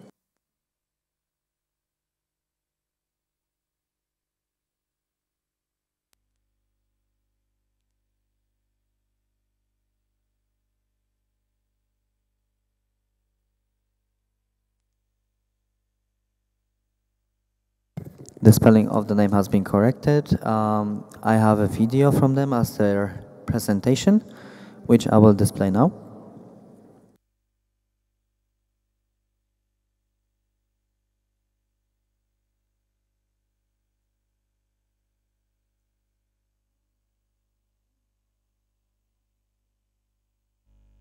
Côte d'Ivoire and our association, our faculty, I'd like to introduce to you our country. Hello, dear friend. My name is Karen, and I would like to introduce. Hello, dear friend. My name is Karen, and I would like to introduce to you our country, Côte d'Ivoire, and our association, ADEFARM.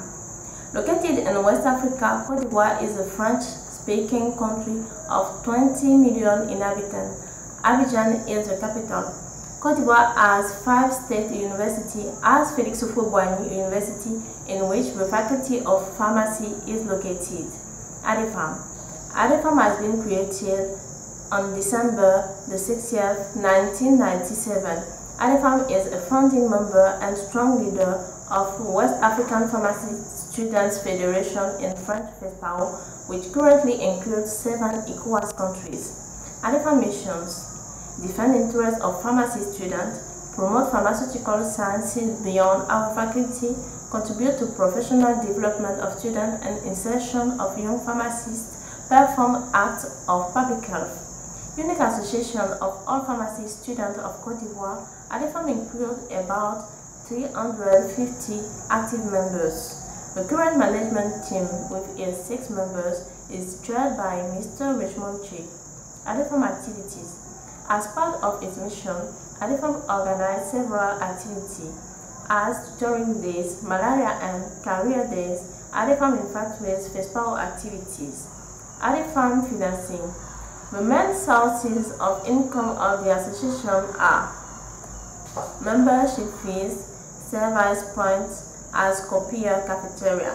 Except that, the association may receive financial or material support from partners or sponsors such as Pharmacy Faculty, University, CNOP, MAFA, ADEFARM and Student Exchange Program. The SCP is of great importance for us. We would like to receive students from other countries in 2015 and integrate our members in this program. In order to reach this purpose, we have a network of pharmacy and drug production units that can be put at the disposal of the SEP.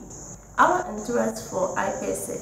Our desire to integrate IPSF could be summarized in 3 points: expanding our partners' network around the world, increase skills of our members through alliance and internship organized by IPSF, work with IPSF for health promotion in FESPAO space.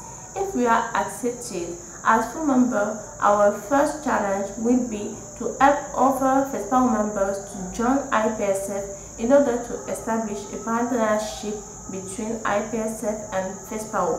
We wanted to thank Mr. Metua Gebila Afadali, Ms. Sester. Thank you for your kind attention.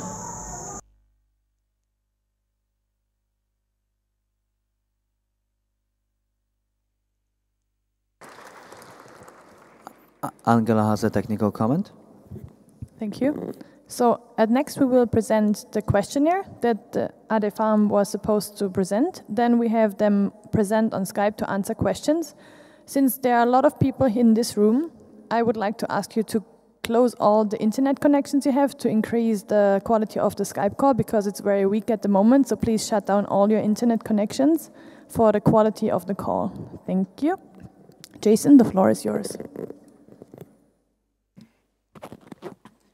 Okay, so we're going to continue with the frequently asked questions that we have.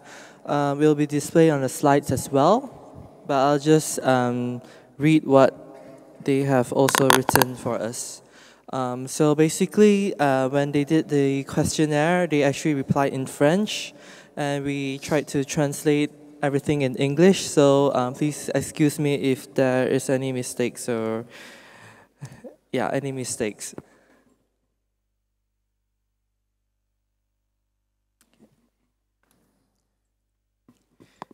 So the reason why they want to join IPSF, first is to extend our partners worldwide in order to improve our association function.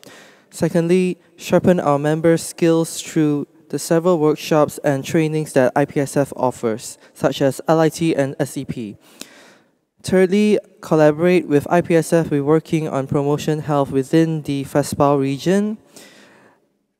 And the FESPAL associations new to IPSF members within a special partnership between IPSF and FESPAL. Okay, second slide. All right. So, which activities that they would like to implement in the IPSF from the IPSF portfolio is, of course, firstly, public health campaign like for malaria, diabetes, and HIV. Secondly is the SEP, and thirdly, LIT. Okay, so third question is if they are willing to join the IPSF student exchange program. They are very interested, and probably they'll start participating in 2015. They would like to host foreign students and offer them trainings as well. Okay, so how many spots they are willing to offer on the first year will be 5 spots. So if anyone's interested to go to Ivory Coast, please apply. All right, so what is your organization's source of income? So firstly, they get grants from partners and sponsors, donations from individuals, income and service points, such as cafeteria and printing services, sales of membership cards and other gadgets, and also membership fees. Okay, so what are their plans to prevent the loss of future membership? Okay, so firstly, they would like to respect the IPSF recommendations and also participate regularly in the African regional congresses and also the AFRO office. All right, next is how do you plan to ensure attendance at IPSF World Congress? So their trips funding, to fund, they get income from the sponsors to go for these congresses and also from their partners every year. Okay. So do they have any plans to become full members of IPSF? Yes, they do have an intent to apply as full members, and so they can be more involved in IPSF activities and have a solid ground with IPSF. Okay, and lastly, so what is their plans for international involvement? They already said yes.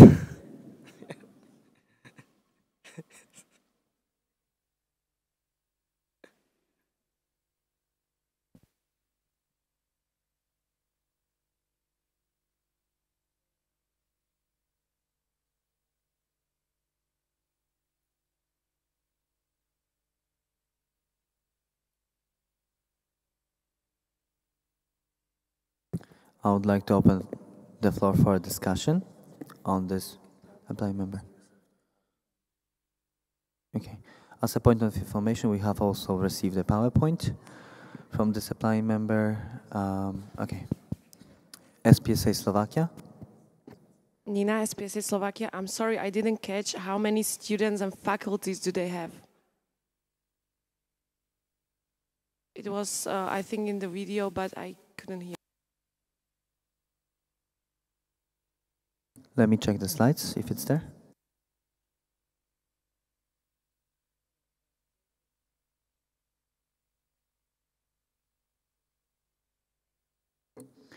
It's one faculty of pharmacy with 500 students, according to this slide. Any other questions or comments? BPHD Germany. And then anyone else who would like to speak? Melanie, BPHD Germany. Since I see now in the PowerPoint, can you please show the structure of the executive?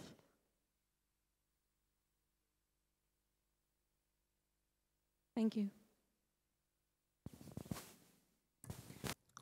This is the structure.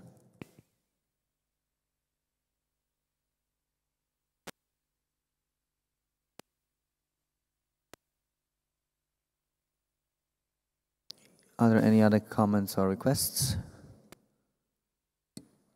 In this case, I suggest to briefly go through the slides so that GA may find out what's in the slides. I will briefly screen through them if you all agree, and then IFFOL Portugal when this is done.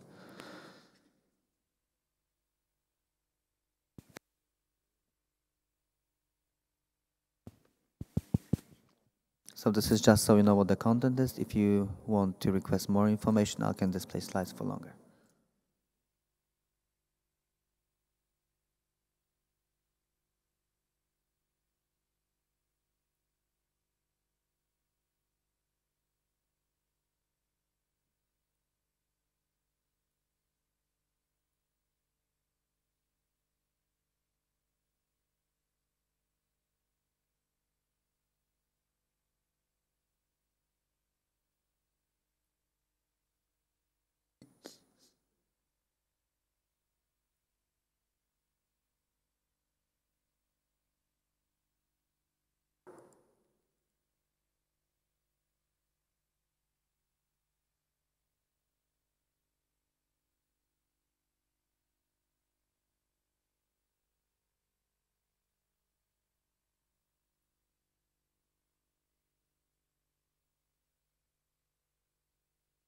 Okay, technical from IFFOL Portugal. Okay, please just take a look at the slides because that's not the proper procedure. If you want to request more information from a particular slide, then I'll display it for longer.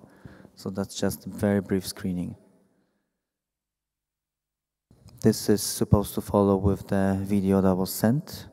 I mean, normally it follows with the presentation done by the representative of the organization.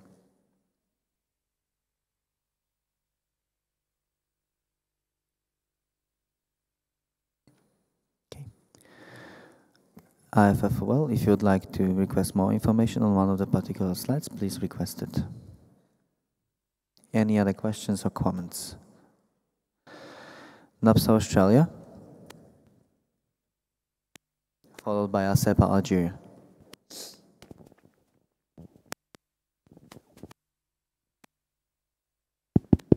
Hi, Michael, NAPS Australia.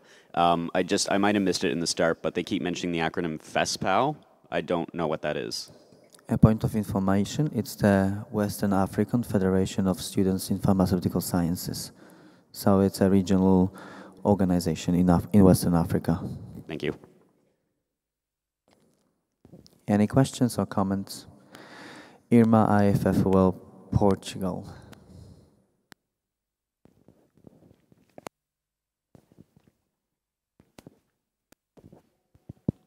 You already presented it, but still, Irma, IFFOL Portugal. This association, it's not national, it's one faculty association. I didn't get it because in the beginning of the PowerPoint, and even she stated, she talked about 5 state universities, but then again, they only represent one university. Is that correct? Thank you. We have the representative on Skype, so we will ask this question to the representative so he can clarify.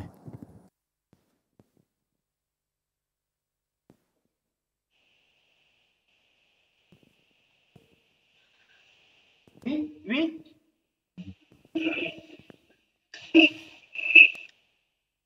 Bonjour Angela. Bonjour Angela.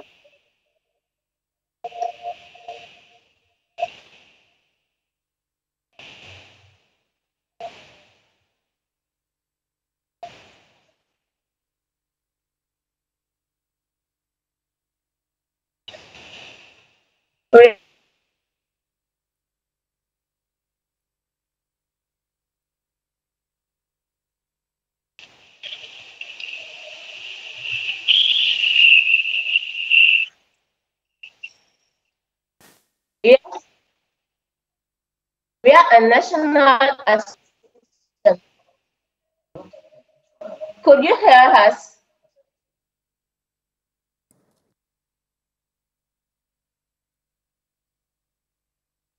Okay, we say that we are a national association.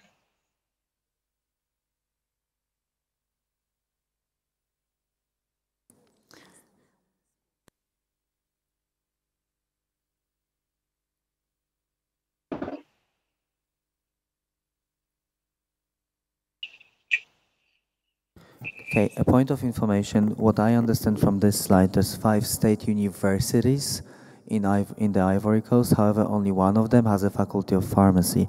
In this case, the organization will be considered to be national. This is also what they said that they are. They say they're national.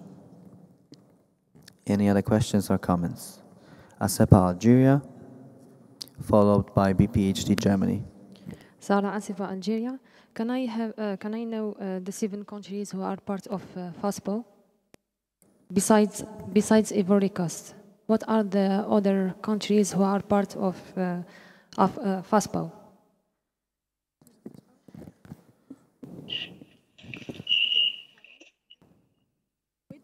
Yeah. Benin. Yeah. Burkina Faso. Togo. Senegal. Mali. Ivory Coast.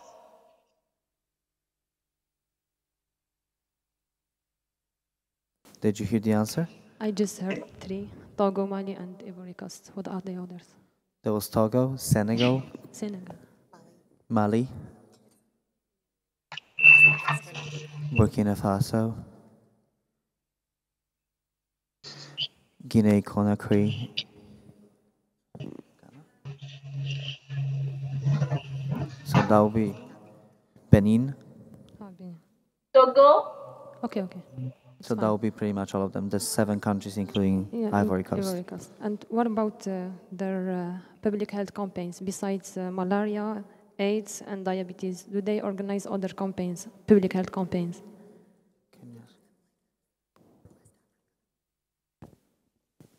Is this a question about FESPAO or at the farm? No, at the farm. At the farm, Yeah. okay. Please only ask questions about other farms, since this is the membership application we're taking. Okay.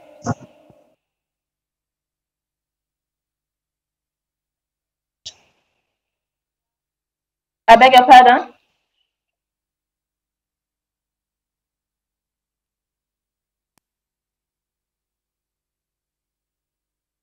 Yeah.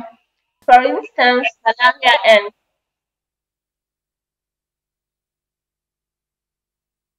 for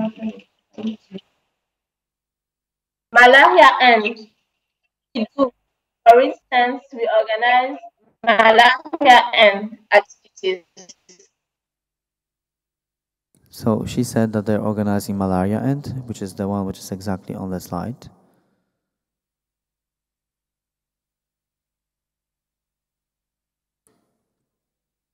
Are there any more public health campaigns? Not yet. In November, we will have a campaign about diabetes.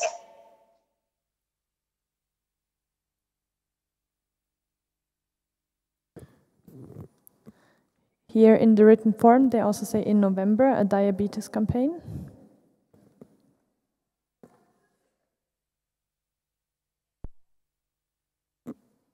And the Skype call is on hold. Yeah, we're trying to type. The Skype call is on hold now, so we can't connect to them at the moment.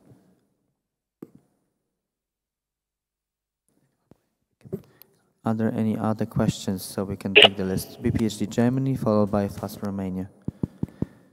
Clara, BPHD Germany. I would like to have some more information about the executive committee, like are there any elections or something like that?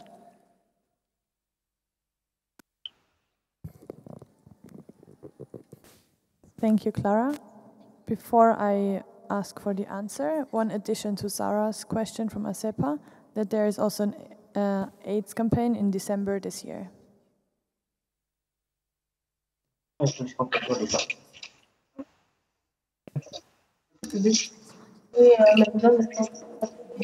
these three campaigns, is there any more public health campaigns besides diabetes, AIDS, and malaria? Not for this year. Thank you. This year we have only 3 campaigns. Thank you. Then the next question from BPHD Germany about the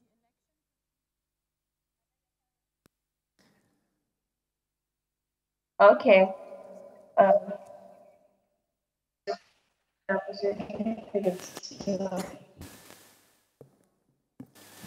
This is what's on the slide. The mandate is for 2 years.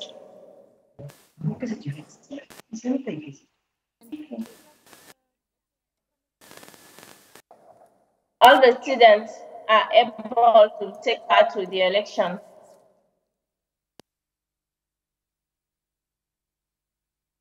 Fast Romania. Anyone else?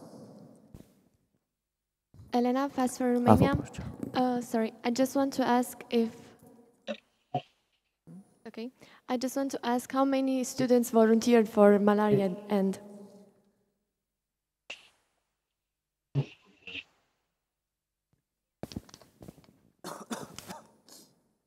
Around 60. Alpha Austria. The answer was around 60 for everyone to hear. Alpha Austria, would then anyone else like to ask questions? Patrick, AFB Austria. I would like to know how you're going to promote IPSF to your students.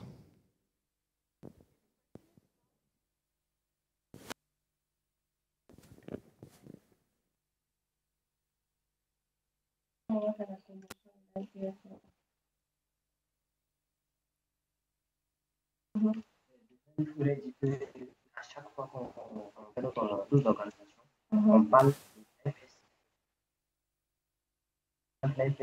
Déjà, ici, nous, dans toutes les parties du concept, déjà, la masse un travail avec la FESPAO, d'abord déjà pour... Okay, Angela? Hello? Okay.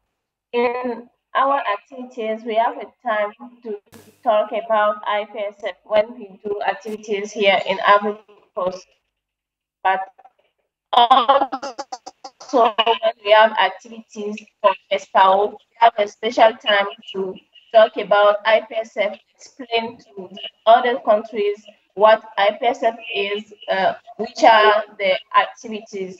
We talk about RC, SCP, we try to explain the exchange program and the main of IPSF to our friends. Just a second. Please, a little reminder to all those who are connected to the internet at the moment, please shut down your internet connections to increase the quality of the Skype call. This is also applicable to all the participants in the back of the assembly. Thank you.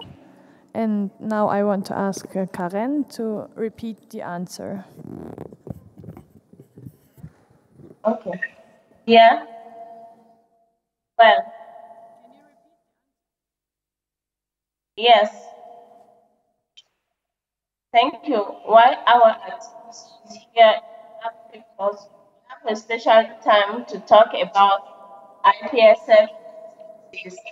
Try to explain our friends what Alliance is, what is student exchange program. When we have FESPAO meeting too, we try to talk about IPSF in order the other countries join the IPSF.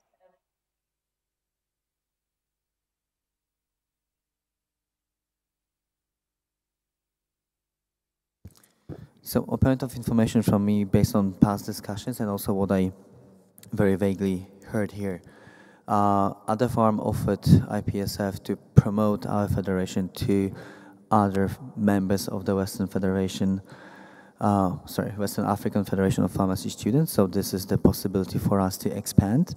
Also, we discussed with them potential formation of a collaboration based on direct interaction of IPSF with the Federation in Western Africa. Also, what was said here, they are trying to reach out to the students in their faculty, which they only have one, and promote not only public health activities that IPSF organizes, but also the student exchange program, which they want to invest in. Would that be sufficient information for the General Assembly?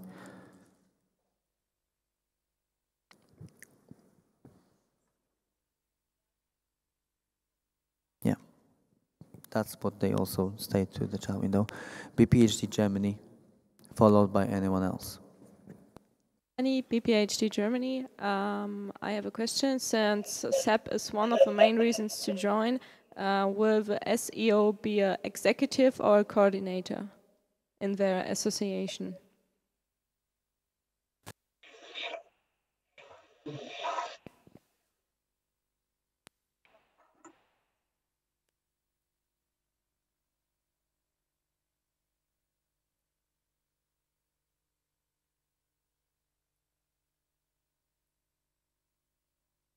Not especially.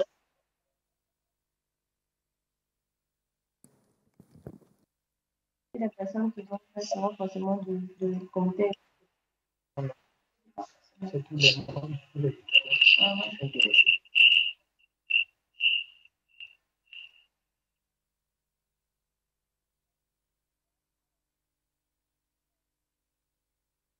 Yeah, if other people, other students who are not in the executive committee wanted to take part, they can be able to do that. It's not only for executive committee.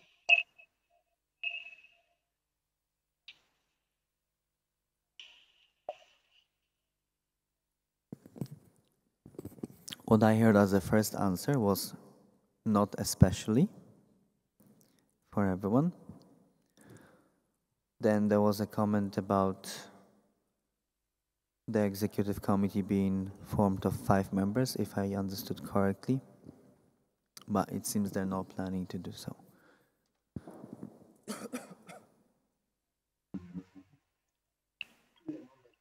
We are trying to request the explanation on this, so I will allow further questions from ASEP Switzerland and then AFOP Austria.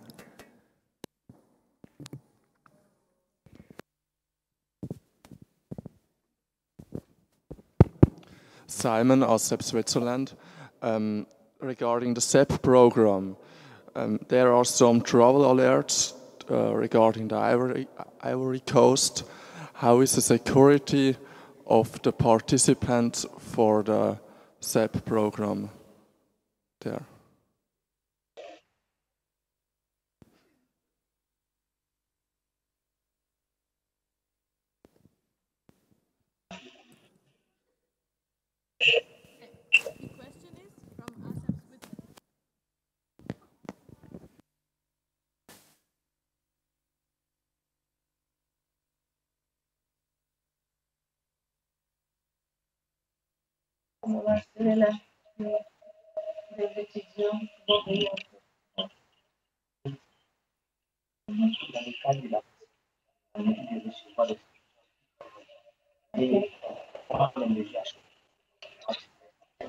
Okay.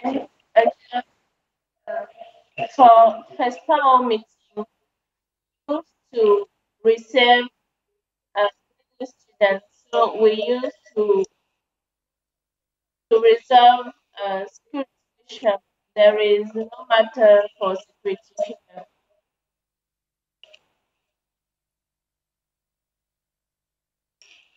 For first power, we used to around 300 students.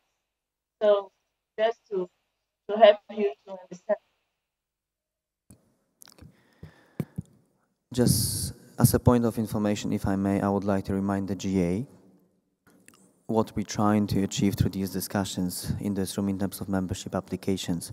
One point is whether the applying member is in line with the values this federation has and whether any applying member wants to contribute to our projects and activities.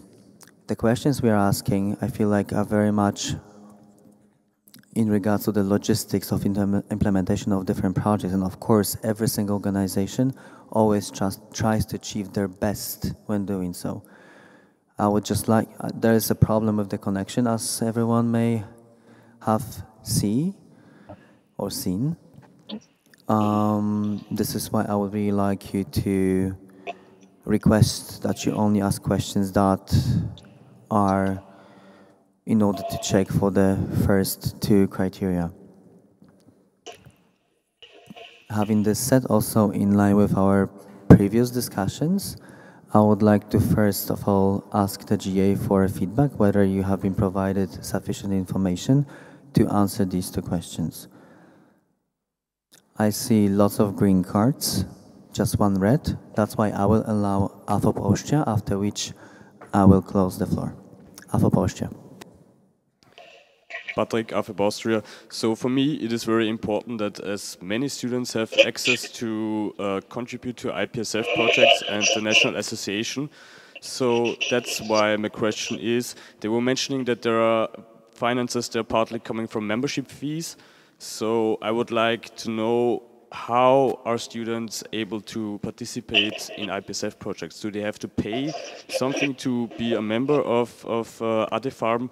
Or what is the criteria that they can participate? A point of information. Every single member of a member organization can participate in the federation's activities. So I would like to narrow down your question to whether the student locally must pay the membership fee in order to be their member, or whether the membership fee is optional. Would that answer the essence of your question? Yeah. So then we narrow down to two options. Yeah, so Angela will transfer this question to them. And then in terms of security, as we also received an answer from them, they say, we used to work with National Police and University Police, and that they have some experience that they have gained through working with FESPAO on international level, security-wise. So we'll just confirm this question and then we will move on.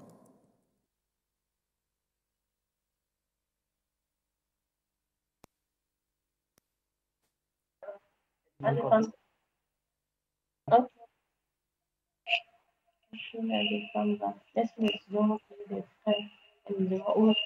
ADEFARM will pay fundraise, we pay the fees on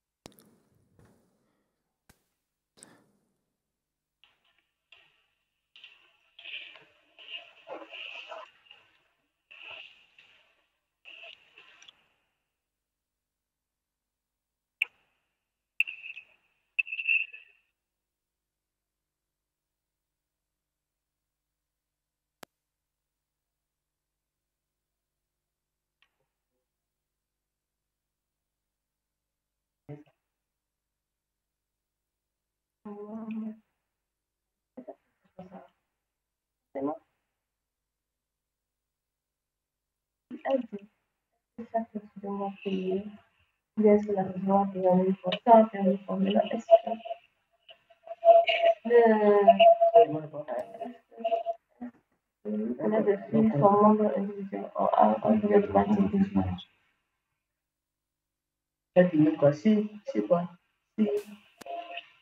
C'est quoi là, vraiment individuel. Elle a demandé d'abord si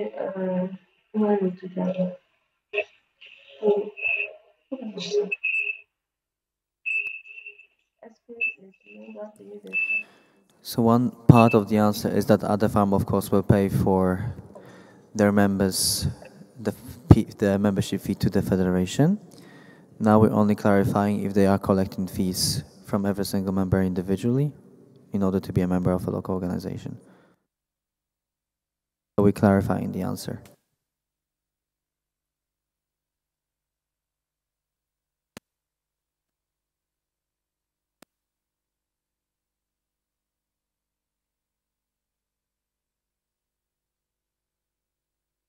They do collect membership fees from their members, as stated.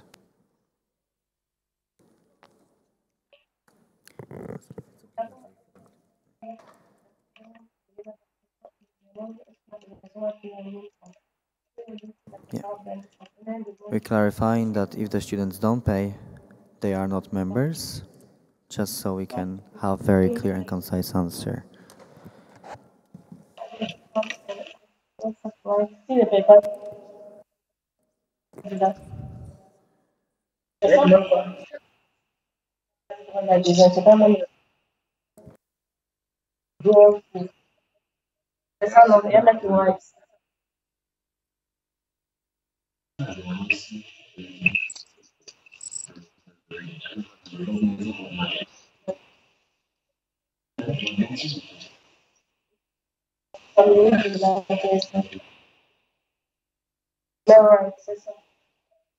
Yes, they must pay in order to be a member of the organization.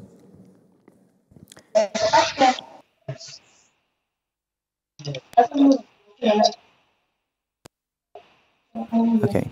In this case, I have a list of other speakers. Can I have a proposer to close the discussion? YP Poland, seconded by SPSA Slovakia. All those against closing the discussion, please raise your voting cards up high. Any abstentions? The discussion has been closed, and we will now move on to the closed discussion. In this case, we will disconnect from the call. Can we please ask the live streaming to be turned off? Can we close the door at the back of the room? So if anyone must leave, please do it now, and preferably take a little jog to do so. Technical? When we open the floor. Yeah. So please close the door. Is the live streaming off? Please, in this case, also close the lids of your computers and refrain from using them for the next couple of minutes. Also, refrain from using your phones, regardless if you're at the front of the room or the back of the room. I also see someone still using a tablet at the back of the room under the flag of Slovakia. Can you please, at the back of the room, stop using tablets? Thank you. Oh, that's a paper.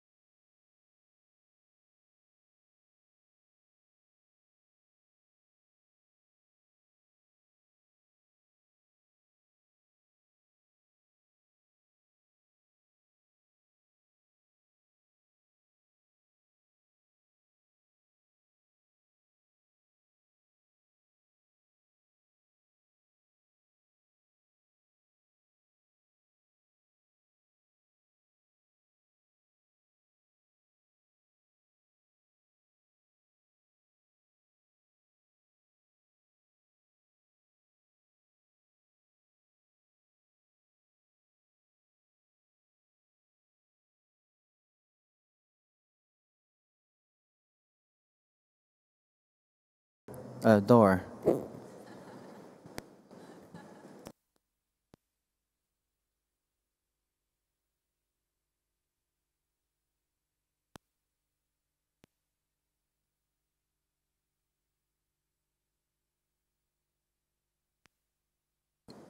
Hands up high as we are very close to finishing the collection of the votes. If you still have them, please show me your red cards. Okay, Iran, Upper Portugal. Anyone else red card? Qatar. It seems that all have been collected. Then we will welcome the scrutineers to the stage to count the votes upon instructions of the parliamentarian.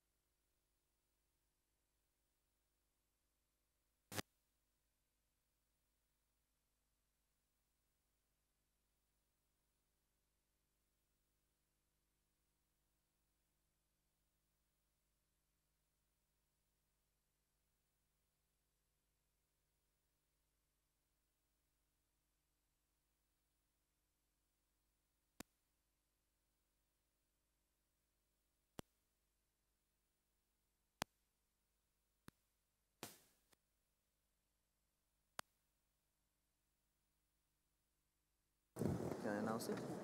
Angela?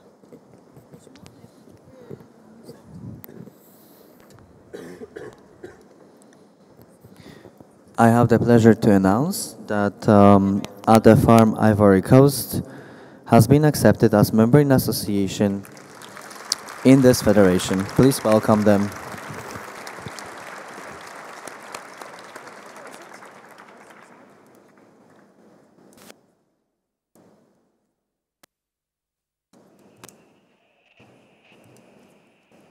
You also have the result on the screen. They have already been informed of this positive decision.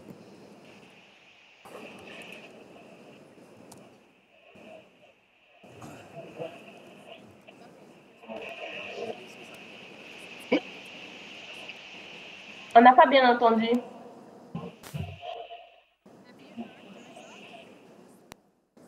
Not very well. But we can read. We can read.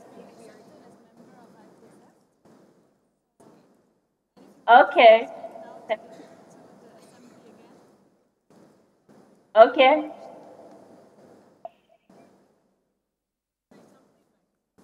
Okay, we wanted to tell to, yeah, we want to say thank you to everybody.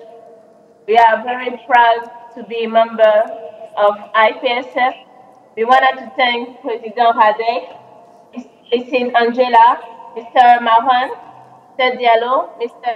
Khaled, and our President Afro, Mr. Prosper. Thank you so much.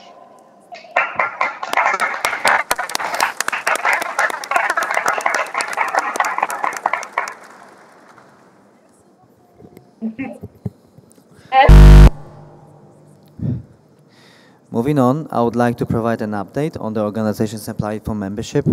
On day one, I announced that there were 7 of them applying. We have accepted 5 of them. However, meanwhile, we have clarified that 2 of them, one from Algeria, one from Ethiopia, have not paid the membership fee. This is why their membership application will not be taken in line with the provisions of the IPSF official documents. They have also been unresponsive lately. So these 2 will be removed from the announcement that they were applying for membership. Is that clear for the GA? Can I please have your emotion cards? Thank you.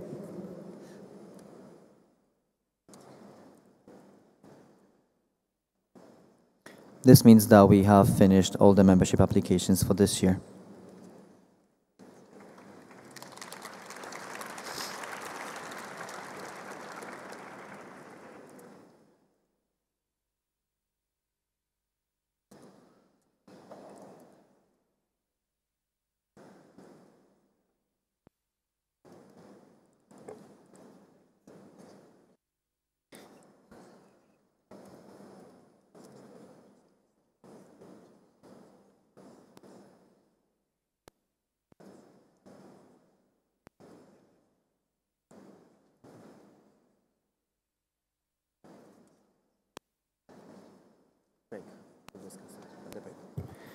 Okay, moving on.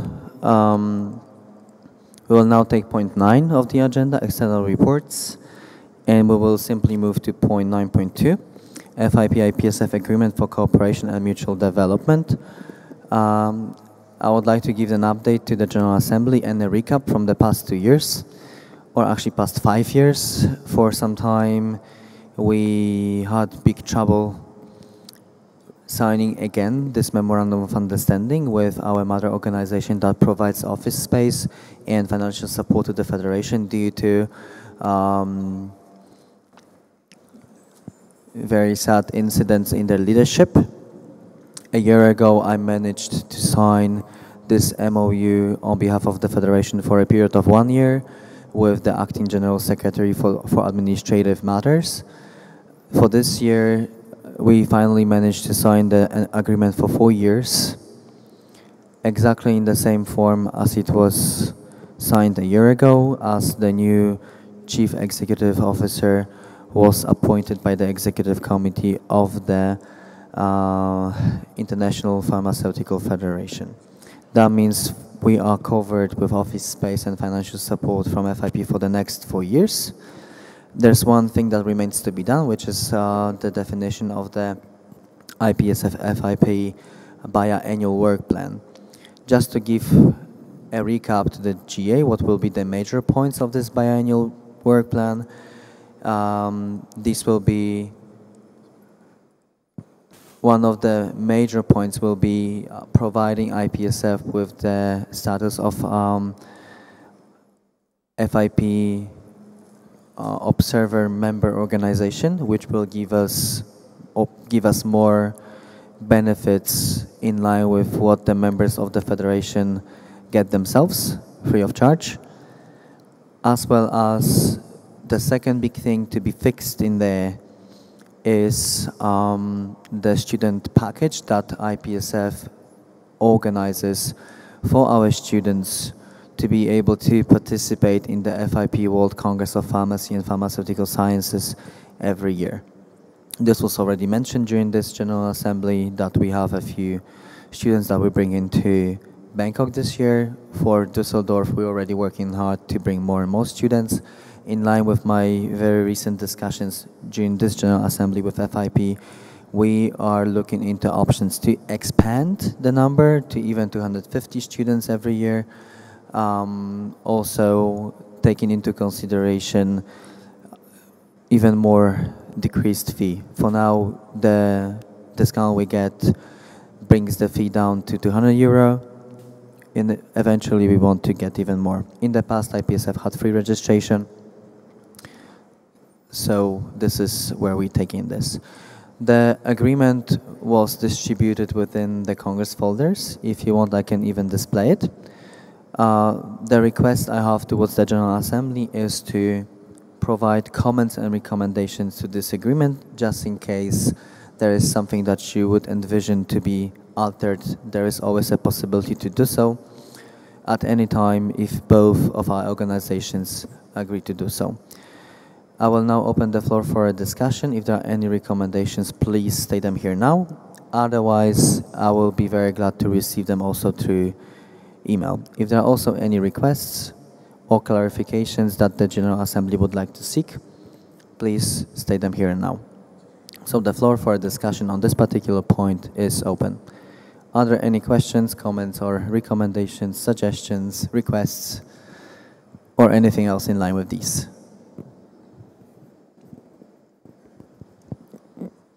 Or any feedback? Do you like it? That it was signed? Emotions?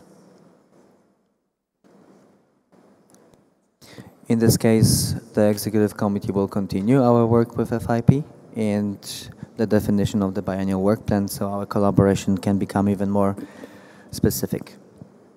Last call for anyone who would like to speak. In this case, the discussion on this particular agenda point is closed, and we will move to the next agenda point. The next agenda point, 9.3, it's the World Healthcare Student Symposium Memorandum of Understanding. An update from me, the Memorandum of Understanding was finished in January, and as the Executive Committee, we took a decision to approve it and sign it on behalf of our federation. The signing procedure didn't really go well, as the hard copies disappeared while being sent from one organization to another, and so on. This is why we will re-perform the signing. But in this case, that gives the General Assembly also the opportunity to approve the provisions of the Memorandum of Understanding, which I will now display on the screen, and then I will open the floor for discussion in case of any comments.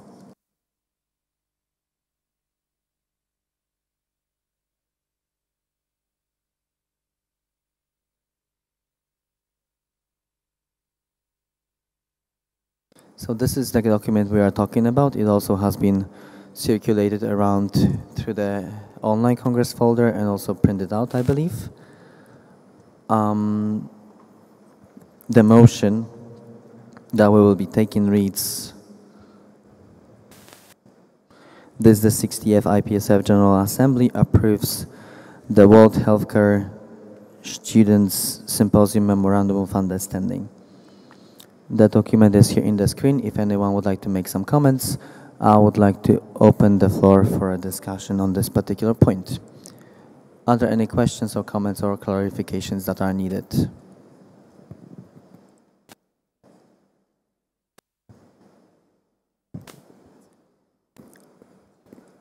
Have you managed to look into the Memorandum of Understanding? Can I please have your feedback? Everyone?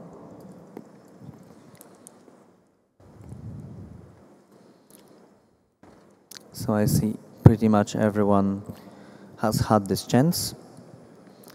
In this case, if there are no questions or comments, I will simply close the floor for a discussion and we will move to the voting process. EPSA would like to make a comment. EPSA. Please, the back of the room, be quiet, as it is quite disturbing here on the stage. Thank you. EPSA. Yeah, Lucas Besson, EPSA, Vice President of External Affairs. Well, it's not related to the MOU, but it's not stated on the MOU, but on the conversation of MOU, but the call for the next host is still open. So it was just to emphasize that the IPSF members are aware that the call is released. So if they can think about hosting the next WHSS, feel free to do so and approach the Joint Working Group representative. Thank you. That was all.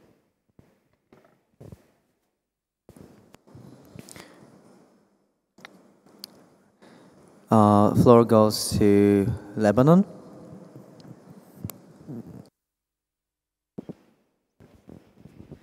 Diana, LPSA Lebanon. We are interested in the WHSS, but we would like to consult further when we go back to our country and get back to you about it. We are interested in hosting it if it is safe enough, because there's some problems going on currently.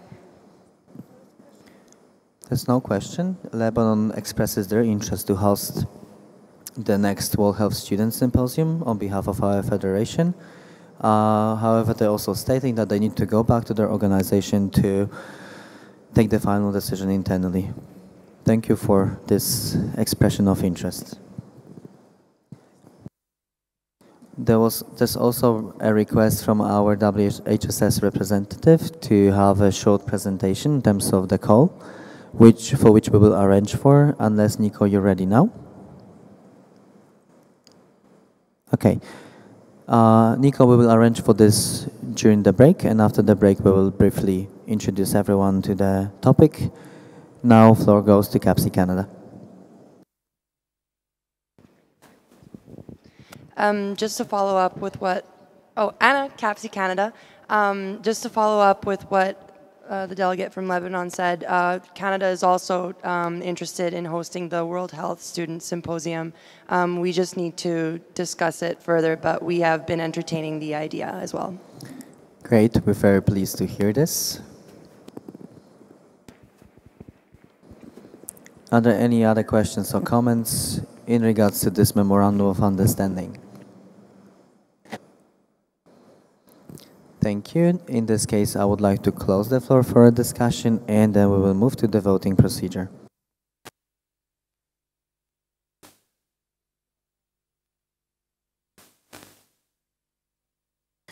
All those against accepting this memorandum of understanding, please raise your voting cards up high.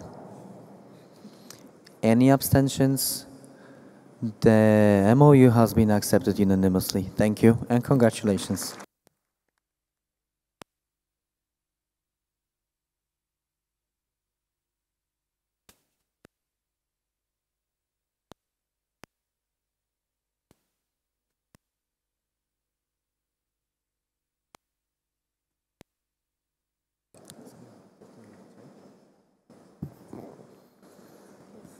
As there's only 15 minutes left before the lunch break, I will now consult Secretary General what is the next point we will take in order to finish on time.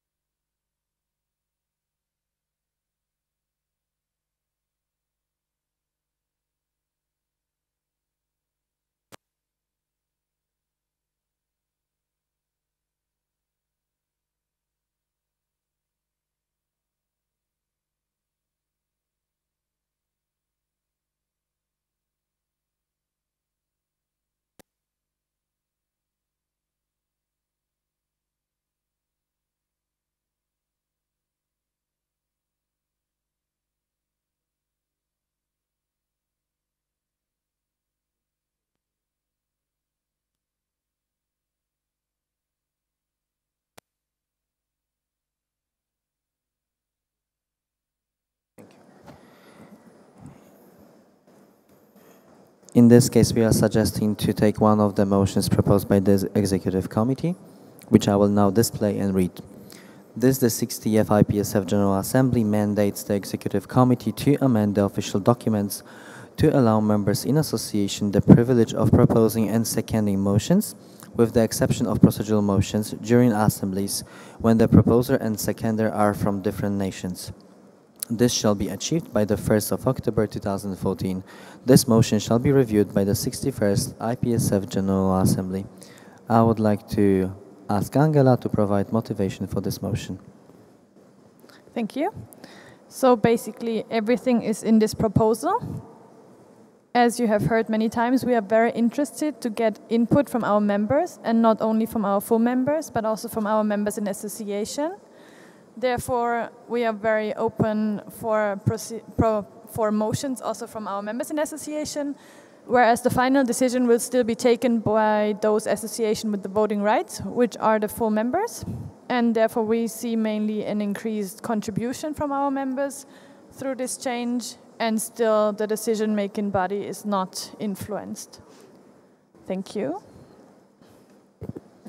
I would like to open the floor for a discussion on this motion. Are there any questions or comments?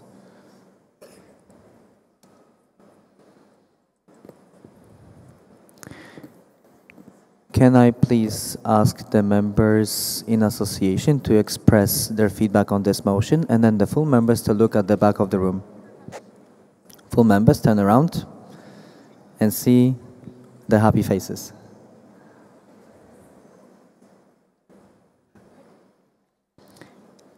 In this case, is there anyone who would like to comment?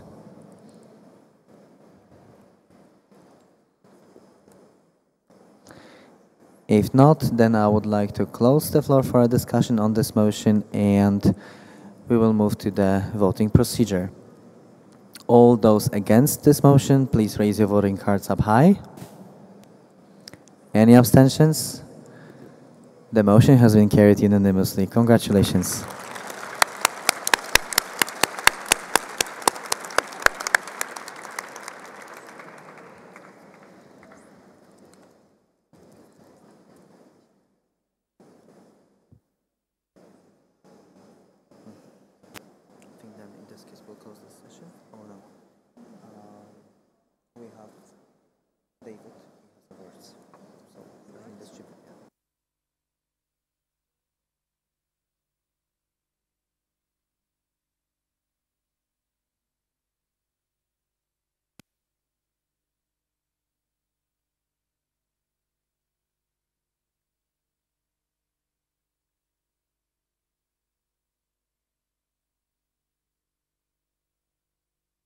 Sheena, may I ask you to come to the stage, please?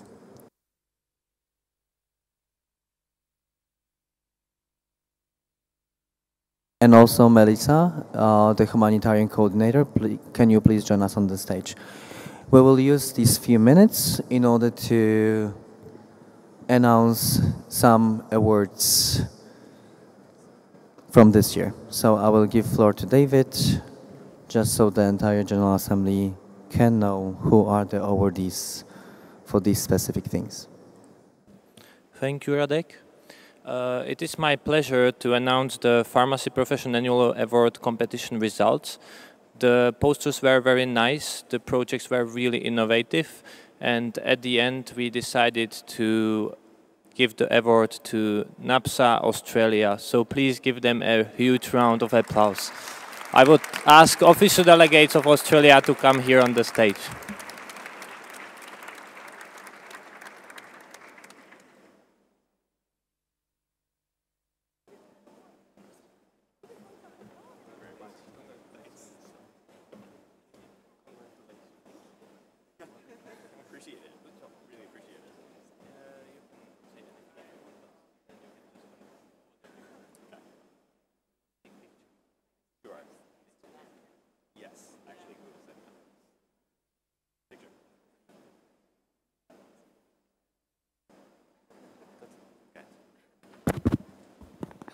Hello, everyone. Just wanted to say a huge thank you for this. This means a lot to us. But also we want to further thank Izzy's predecessor. Many of you may have met her last year in the 59th IPSF World Congress, Natalie Mayer. Nat did a huge job on this, and really most of the thanks should go to her. So and next time you see her, let her know. Hashtag loose. No. Thanks, everyone. Thanks again.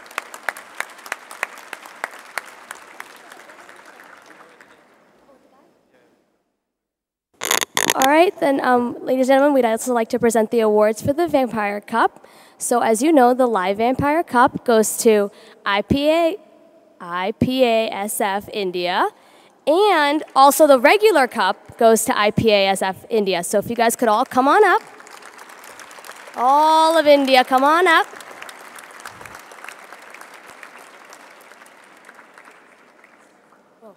For those of you who are not sure what the Vampire Cup is, it's basically where countries submit that they would like to run and collect as many blood units as they can based on the number of members in their association. And the country that has the most number of blood units will win the Vampire Cup for the regular, and the live Melissa will explain. Hi, I'm Melissa. I'm the humanitarian coordinator. So for the regular cup, we divide the number of units of blood that were donated by the number of members in the association to determine the winner. And then the live cup was a 1-week period, and it was just whoever raised the greatest total amount of blood regardless of the number of members in their association. And India won both this year. So good job, guys.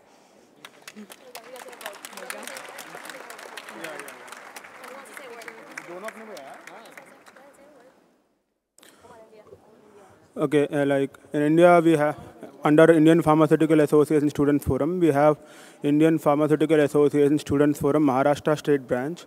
So my hearty congratulations and thanks to them because they have done an amazing job. They have contributed a lot to regular Vampire Cup and also for the and also for the live Vampire Cup. Thank you very much.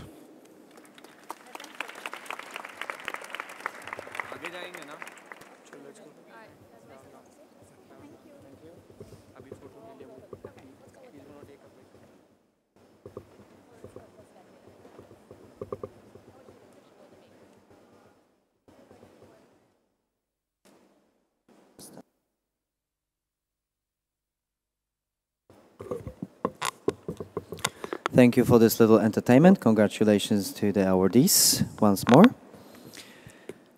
Since there's still more or less 7 minutes left, I would like the GA to take a look at the daily agenda, if you have it somewhere next to you. Day 9, the time slot 2:30 to 4:45, as we do not really want to open a debate on more time-consuming motions. I would like to suggest to continue with the point 9, external reports, and give you an update on the policy interventions that have been made this year on behalf of our federation. Is everyone with me? Can you have, please, your emotion cards? If you don't mind, I'll stand because I'm just being seated the whole day, so this is a nice change for me too. Starting on point 9.5, World Health Organization. This year we have delivered 3 policy interventions on your behalf during the Executive Board meeting of the World Health Organization in January 2014. The first of them, 9.5.1.1,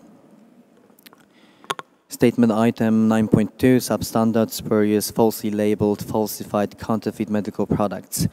This is the policy intervention that was developed by our policy committee, represented also on-site by myself and the policy coordinator. That was entirely our own work. You have the document distributed in your Congress folders. I would like to open a floor for discussion and ask whether there is any input or recommendations or anything that you would like to comment on in terms of this particular policy intervention. Also, if you want to seek any clarification, I am here to answer these questions. Are there any questions or comments?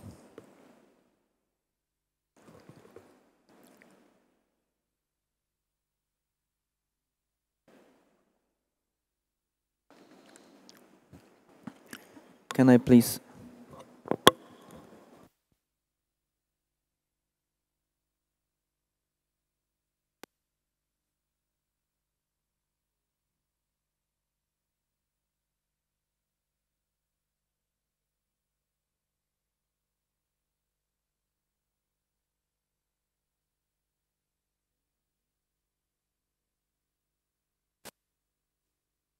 Can I just seek your feedback whether you have managed to look into this? So green cards, red cards. These agenda items are mostly for your information that the policy portfolio is moving on. So feedback can always be accepted. It's not asked towards the General Assembly to approve or adopt these statements, as technically they already have been publicly delivered, so there's really not much input or change that we can make with these. However, in order to allow learning process, your feedback is very much welcome.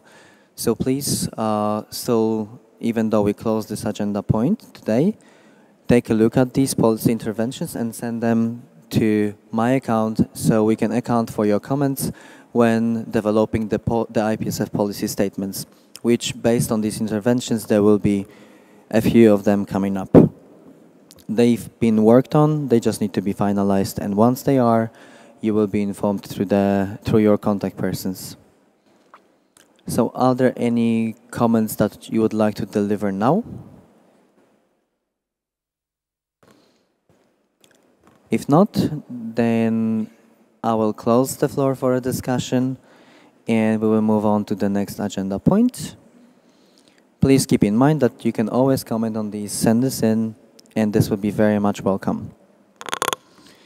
Point 9.5.1.2, statement item 13.2, WHO's response and role as the health cluster lead in meeting the growing demands of health in humanitarian emergencies.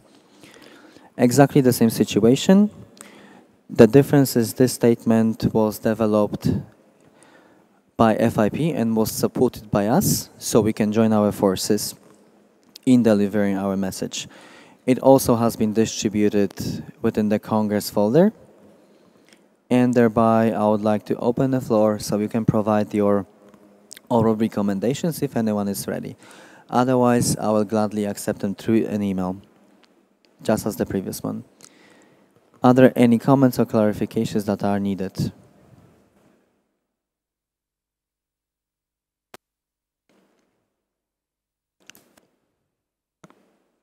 Okay. I see no comments. This is very technical work, and this is why I actually would even prefer to have written statements in terms of your feedback. So please make sure to follow up on these policy interventions. If there are no questions or comments, I will close the floor for a discussion on this particular agenda point, and we will move to point 9.5.1.3, statement item 9.7, access to essential medicines. This is exactly the same situation. The statement was developed by FIP and was supported by us. It is one of the very important policy interventions for us, as we are in the process of development of an official IPSF policy statement and standpoint in regards to access to essential medicines. This is why, again, I would like to ask you to kindly provide feedback either here or through email. I would like to open the floor for a discussion if there's anyone who would be ready with your recommendations or needed clarifications at the moment. Are there any inputs that the General Assembly would like to provide in terms of this policy intervention at the moment?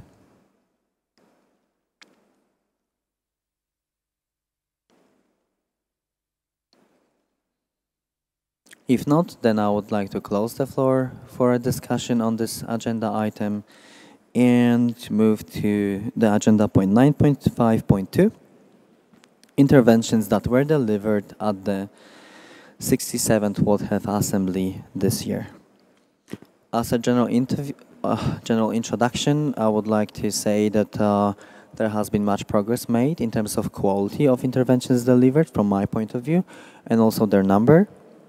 And here are the ones that we managed to accomplish this year.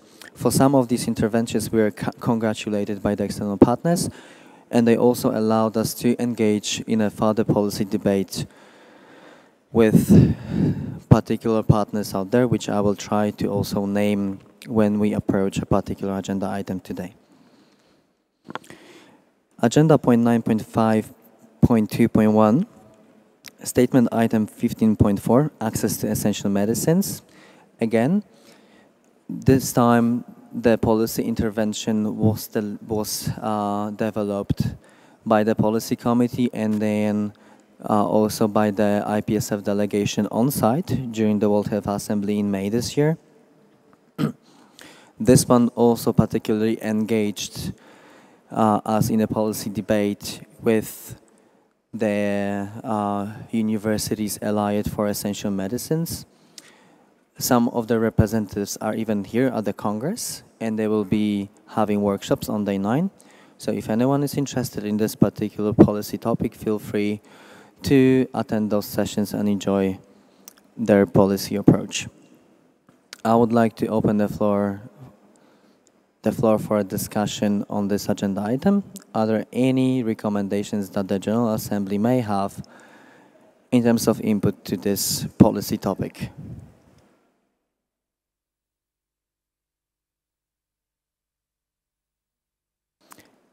If not, feel welcome to deliver them later through email. And hereby I would like to close the floor for a discussion on this agenda item.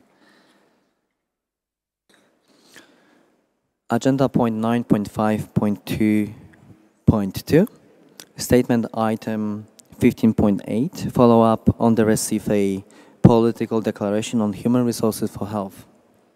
Just a brief explanation. This is perhaps the most important policy intervention that we delivered this year. As mentioned during my report, this year, for the first time in the Federation's history, we accomplished an IPSF site event during the World Health Assembly. The inputs gathered from several stakeholders from the governmental, non-governmental, professional and student settings were compiled to this policy intervention by our delegation and delivered in front of the World Health Assembly. On behalf of our organization, we have committed to build common front in terms of interprofessional education with other student and professional stakeholders representing healthcare professions worldwide. We hope that the organization keeps its accountability for the follow-up on this, as this is really significant policy work that we can very, very soon implement. The intervention was also explicitly and exclusively delivered by ourselves and engaged us in a policy debate with the International Federation of Medical Students Associations, abbreviated as IFMSA, and they are very interested to follow up on this one and work with us through the World Health Students Alliance that we established based on the decision of the General Assembly a year ago. I would like to open the floor for a discussion on this agenda point and also on the follow-up of our policy standpoint if there's anyone who would like to comment. Are there any inputs that you would like to provide to this policy intervention and its follow-up?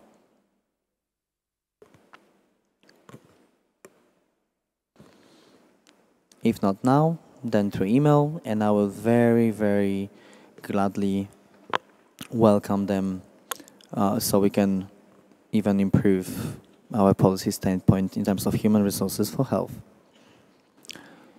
Hereby, I would like to close the floor for a discussion on this agenda item and move on to the point 9.5.2.3, statement item 16.5, antimicrobial drug resistance.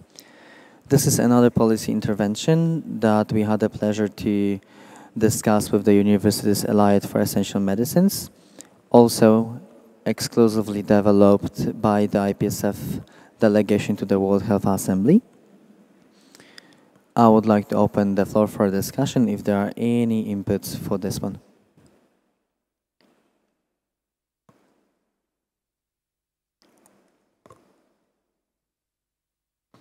If not, I would like to close the floor for a discussion on this agenda item and move to the last policy intervention, the point 9.5.2.4, statement item 15.3, SSFFC medical products, as during WHO Executive Board meeting, was also delivered during the World Health Assembly. However, in this case, it was developed by the Fight the Fake Secretariat. We had a pleasure to have guests during our General Assembly and especially Symposia Days and have a booth representing this campaign.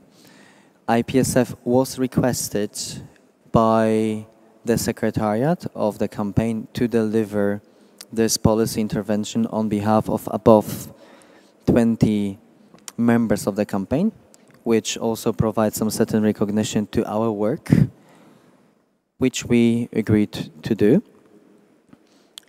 So when you think of it, it's also a way for us to build further international cooperation with several partners out there that are interested in this particular topic of counterfeit medical products. I would like to open the floor for a discussion on this agenda item. Are there any questions or comments or recommendations that are always welcome?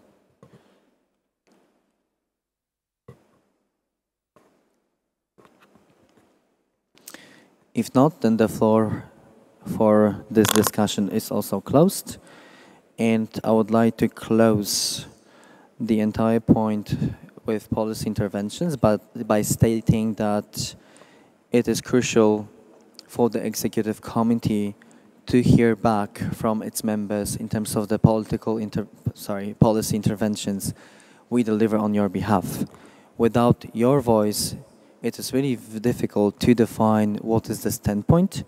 This is why please keep these policy interventions as homework and make sure that on behalf of your organizations you provide me with the requested feedback.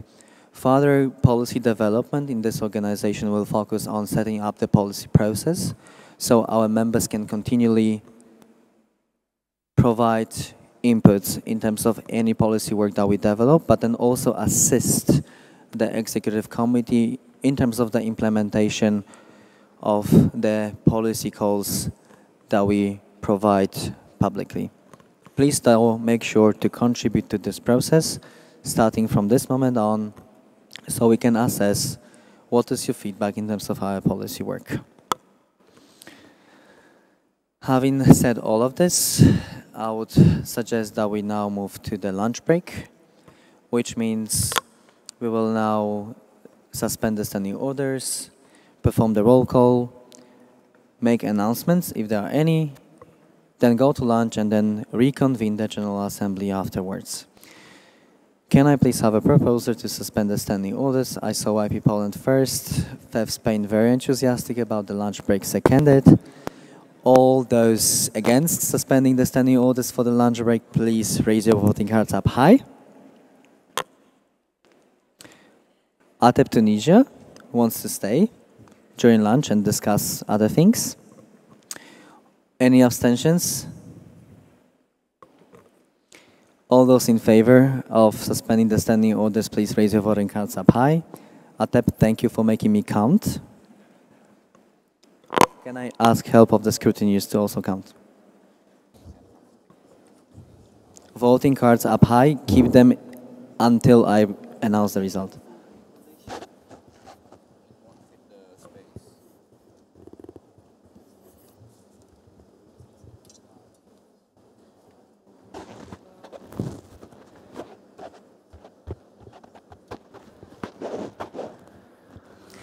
I have 36 in favor, no abstentions, 1 against.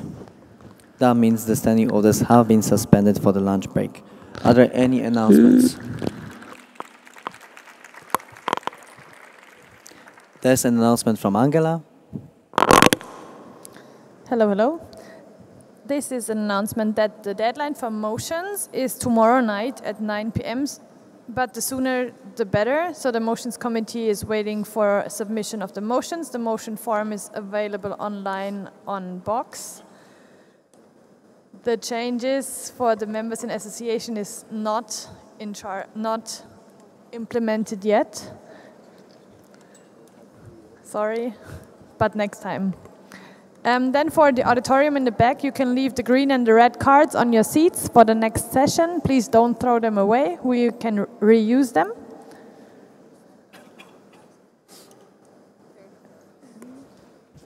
Okay, thank you for this session. The General Assembly will convene again at 2:30 sharp. Make sure to be on time. Roll call. Oh, wait. We have roll call. So please stay quiet in the back of the room. You already know we'll be back at 2:30. I would like to pass the floor to Angela to perform the roll call.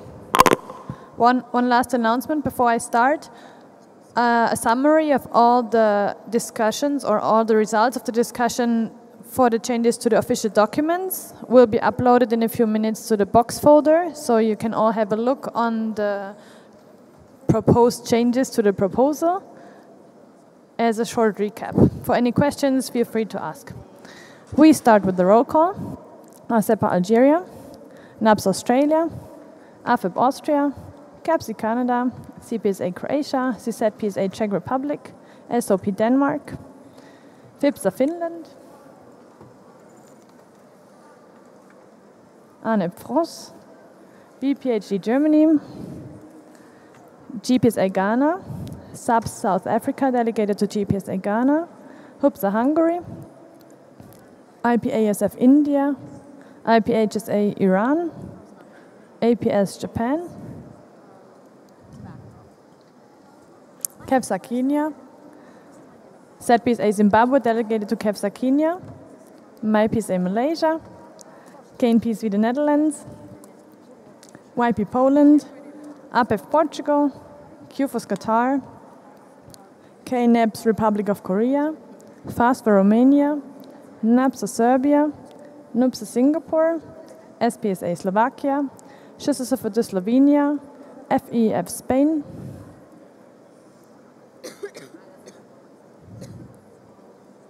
SNAP Sweden, ASEP Switzerland, PSUT Thailand, ATEP Tunisia, TPAYC Turkey, BPSA United Kingdom, APHA ASP USA, and FIRCOF Costa Rica delegated to APHA ASP USA.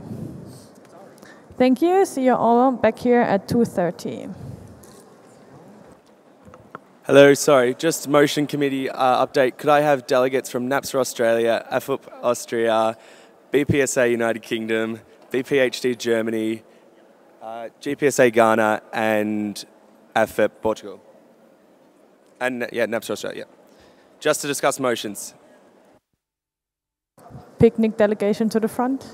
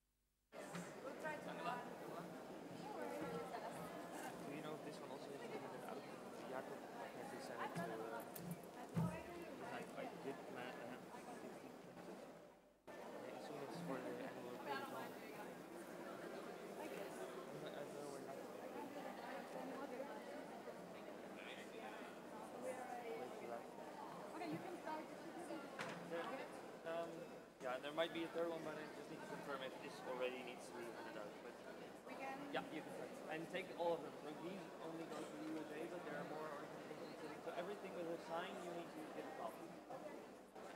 Cool. Do we hand them out as we do those? No, you can do it now already.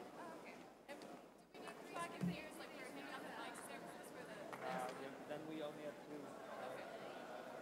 I just wanted one backup because it might be very full here. Like, maybe people in the back also.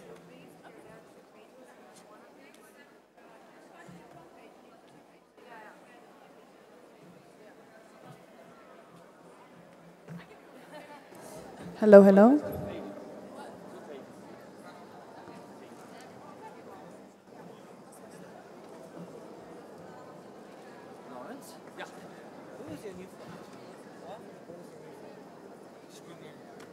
You are being distributed amendments to your Congress folder, so please feel free to have a look before we start with the session already. Thank you, scrutineers. If I can ask my executive committee to come together here, please. Thank you.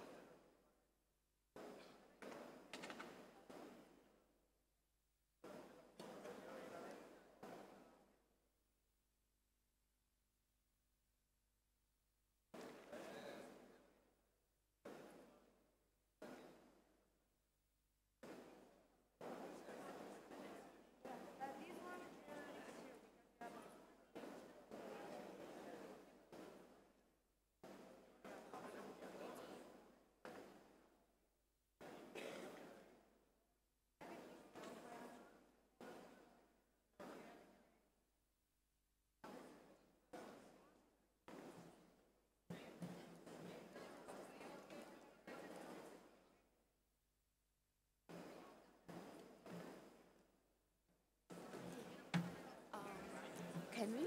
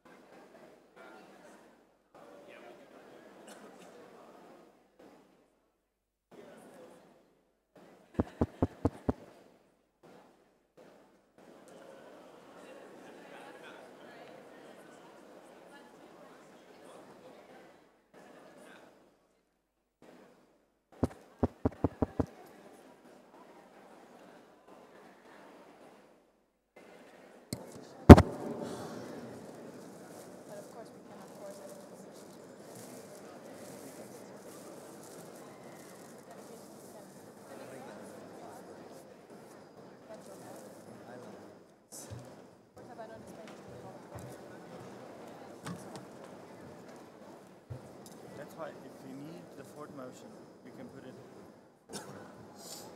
Can you prepare wording? I will try. I will get together with the application. That would be awesome. Americans. I'll talk to you.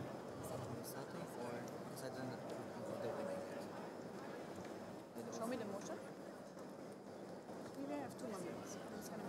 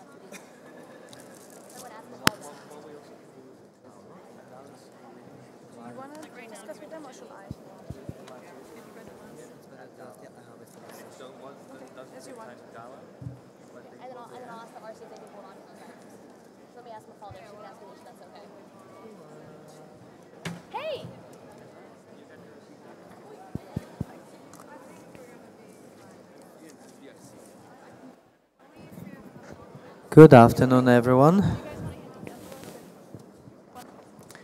Please take back your seats as we are ready to proceed with another General Assembly session.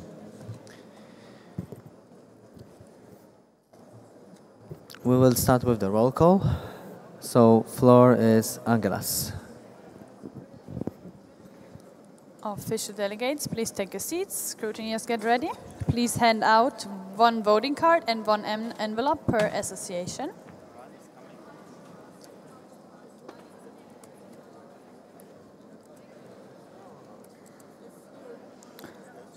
ASEP Algeria, NAPS Australia, AFEP Austria, CAPC Canada, CPSA Croatia, CZPSA Czech Republic, SOP Denmark, EPSF Egypt, JETPSA Jordan delegated to EPSF Egypt, PIPSA Finland, ANEP France,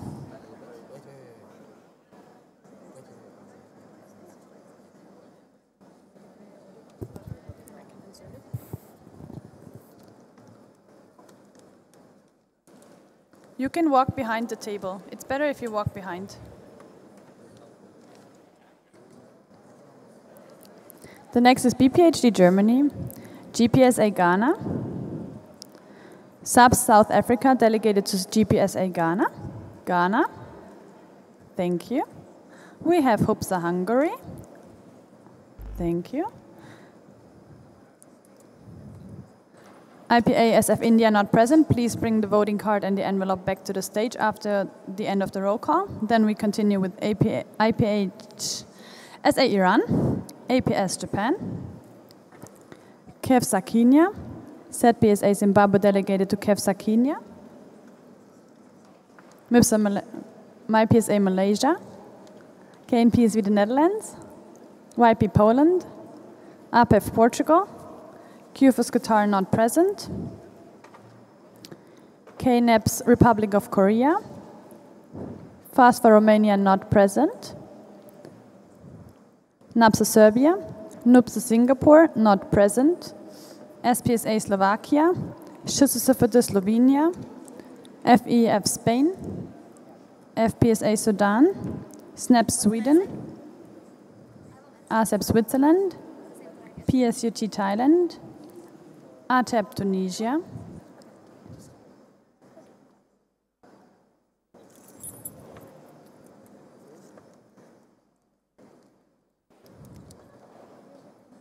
ATEP Tunisia, TPAYC Turkey, BPSA United Kingdom, APHA ASP USA, and FERC of Costa Rica delegated to APHA ASP USA. Please bring back the envelopes and the voting cards that are left to the stage. Can you please give me the card?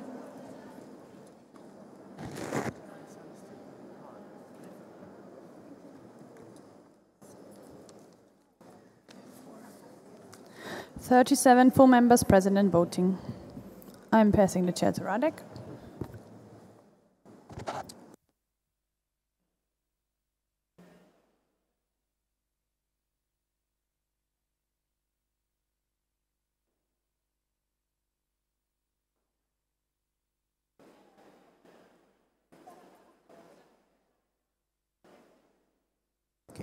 Can I please have a proposal for resuming the standing orders? KNPSV the Netherlands, for your reflex, seconded by FIPSA Finland. All those against resuming the standing orders, please raise your voting cards up high. Any abstentions? The standing orders have been resumed. We will now proceed with the agenda. Before we actually do it, I would like to acknowledge the presence of other observers in the General Assembly. We have two friends from the Universities Allied for Essential Medicines, Meryl and Dis. If you can stand up so that GA can see you, please welcome them to the General Assembly.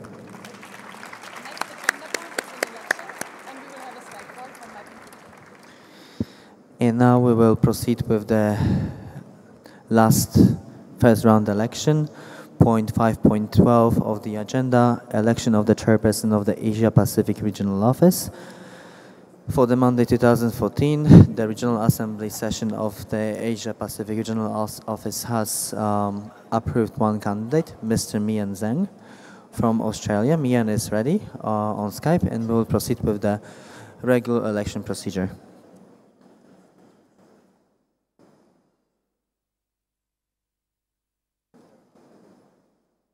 Are you guys talking to me?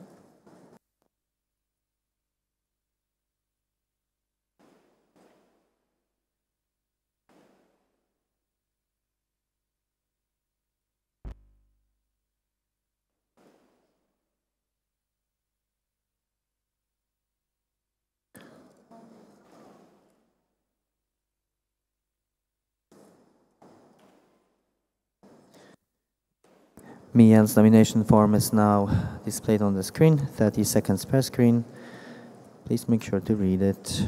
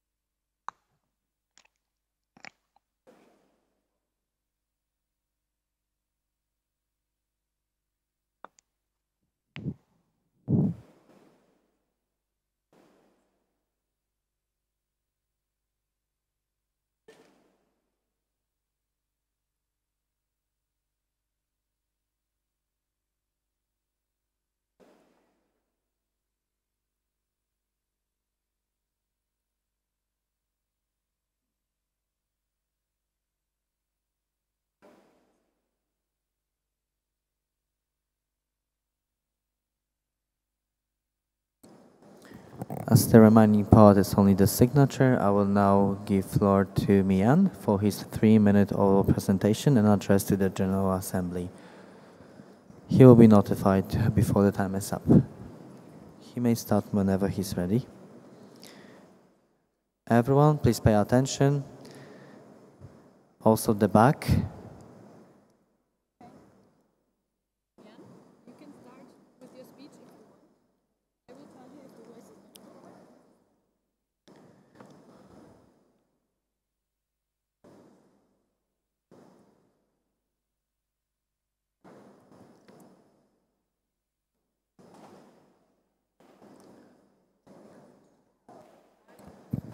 Again, a technical comment to the GA. Please shut down all your browser windows and all your internet connections to improve the quality of the call. Thank you.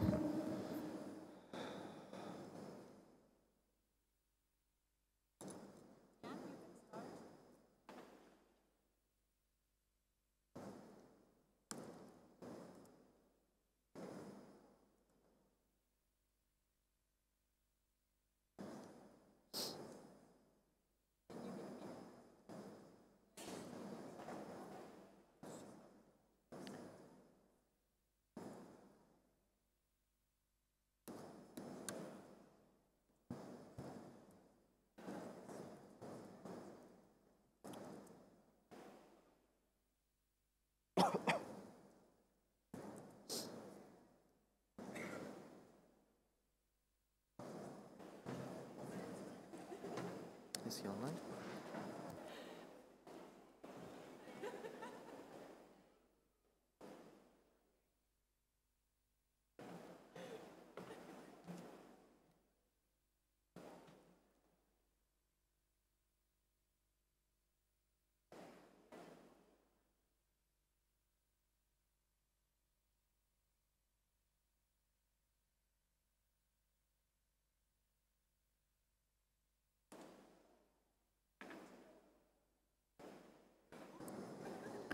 We're trying to get Mian to speak.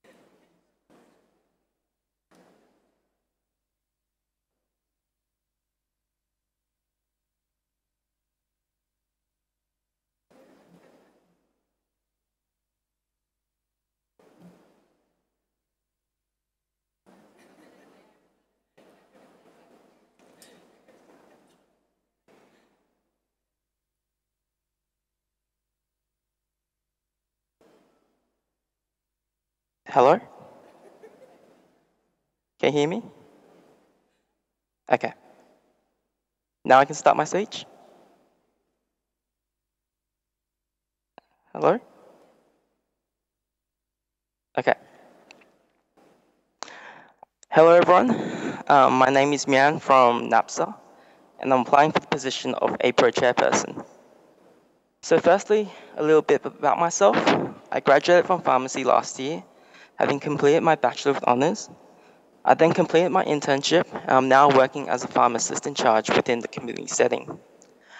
With IPSF, I was involved since 2012, participating in the local symposia, joining committees last year, pharmacy education, editorial and APRO publications and media, and this year I had the opportunity to attend the World Health Assembly. Participating in IPSF has given me the motivation to bring back to the organisation for the opportunities that it has offered me. I will achieve this through the skills from my diverse personal experiences, and as chairperson of APRO, I aim to strengthen the foundations of this office so that I will facilitate greater successes in the future. One aspect is refining the RWG and its operation. Communication is key to having a functional organisation. A breakdown such as unavailability, poor performance, or organisation could see a branch of the office becoming non-operational. Firstly, I've been privy to the underutilisation of our APRO subcommittees, and would like to reinforce to the RWG that themselves are leaders and need to delegate tasks, be organised, and utilise the team effectively to succeed in their projects. Secondly, APRO is unique unlike other regions in that we cover a large area and are home to diverse cultures, making distance and language significant obstacles which hinder communication. I'm looking for the Regional Relations Officer to maintain an updated contact list of key individuals in APRO, to report correspondence issues, and devise contingency plans to reach members if problems were to arise. This is to ensure communication is uninterrupted and allows delivery and receipt of information between the RWG and APRO members, such as allowing promotion and campaigning by the RPO and publications and media. For the APRO project this year, I saw the success of the pilot program, GPP Ed, a good pharmacy practice workshop, encouraging discussion and collaboration with the aim of reducing the great disparity in pharmacy practice in Asia Pacific. The strategy was to implement this initially over a 5-year period, and with the current positive feedback, I hope to see it continued and expanded. With the Regional Projects Officer, I'd like to produce articles or even videos in collaboration with the publications and media, demonstrating pharmacy practice of each APRO member and to have this distributed. This will be a means of generating interest, educating, and will further the aims of the pilot program. The other project is the CSE and PC Think project, and I would like to see this continue for another year if possible. This is to review its success and to determine if the aims of incorporating PCE and CSE into national congresses has been implemented as intended. I'm of the idea that these programs have been commenced in the last year. I don't want to move forward half-heartedly. I want to see the plans completed in full, streamlined where possible, and then promoted to the fullest extent through social media, publications, and member associations. In this manner, I hope we can show the region that APRA is bringing forth quality programs that are worth participating in and worth investing in. I hope that this has given you a sense of direction for myself. I want to take as chairperson. I await your consideration and thank you for the opportunity.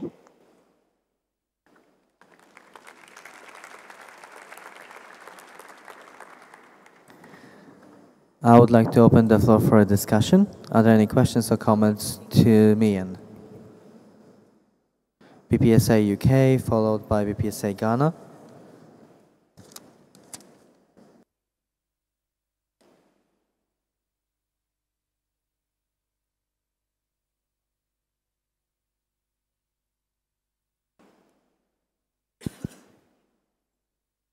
Acacia, BPSA UK. Can I ask the delegate why he's not here today? I mean, the participant. Can I ask the participant why is he not here today?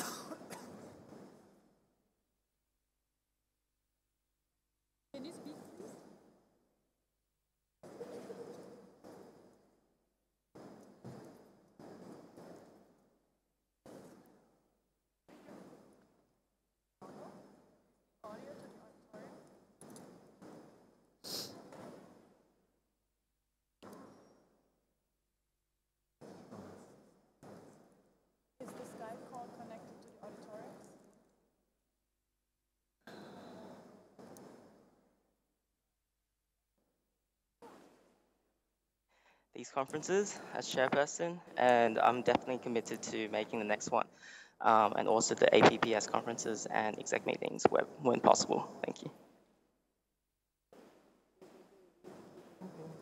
He has to repeat it.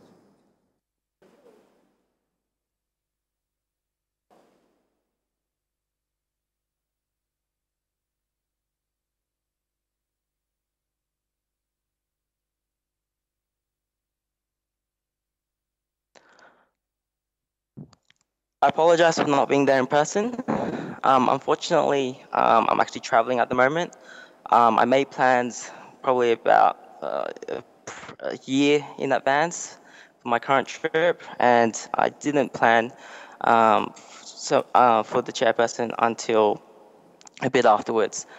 For that reason, I'm not being able to make the World Congress this year, but I'm fully devoted to making Congress next year and also the upcoming APPS conference. I'm already going to Malaysia and hopefully the coming year as well. Also, if I was to be elected as chairperson, I have no other travel plans for the next coming year. I'll be committed to making whatever is possible needed to fulfilling the role of chairperson. GPSA Ghana, followed by anyone else who would like to speak. GPSA.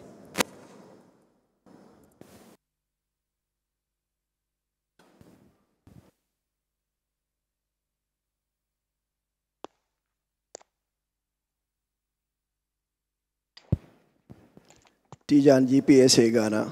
What is your motivation for going for the post? Tijan, GPSA Ghana. What is your motivation for going for the post?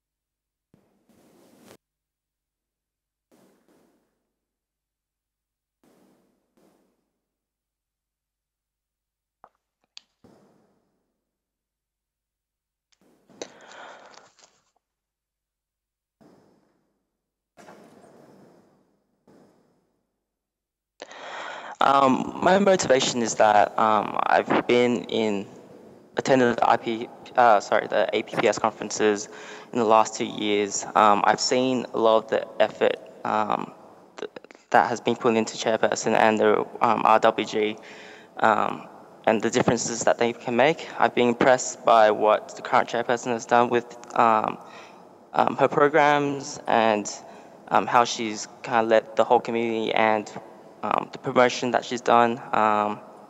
And so that has given me a bit of motivation.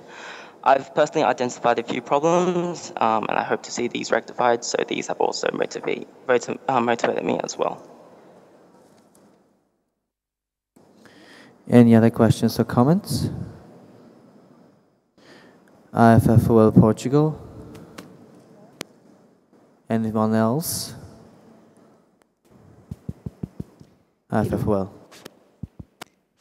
Is it on? Yeah. Irma Gomes, IFFL Portugal.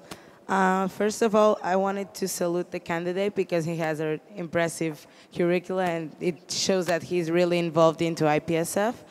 My question goes in the sense that how would he evaluate the participation of members of the PARO region and APRO region, sorry, and what would he do to improve it? Thank you.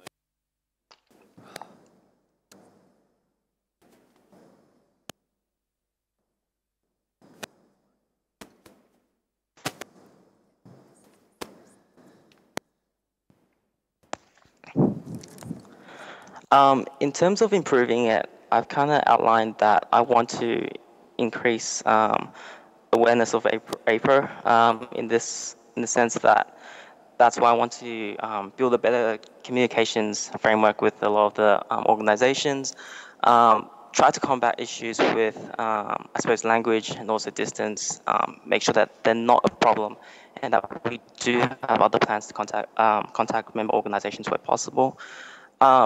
I want to see greater activity in terms of relaying information between APRO and also the members. And so hopefully this can be assessed by, I suppose, definitely seeing greater participation by students from the various nations, but also having activity, like increased activity, whether it's on social media through maybe Facebook, Twitter, Instagram, and things like that as well.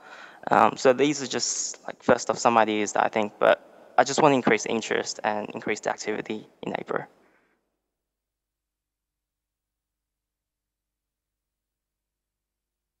Would anyone else like to ask any other question? If not, then I would like to close the floor for a discussion, and we will move to the closed discussion as soon as we can. Please turn off the live streaming, the technical support live streaming, please make sure it's off. We will disconnect with the candidate, close our laptops, refrain from using our phones. Hoops are hungry. We will not use these phones anymore for the next couple of minutes, and then we will also close the door at the back of the room so no one can leave or enter the room. Mafalda? Mafalda?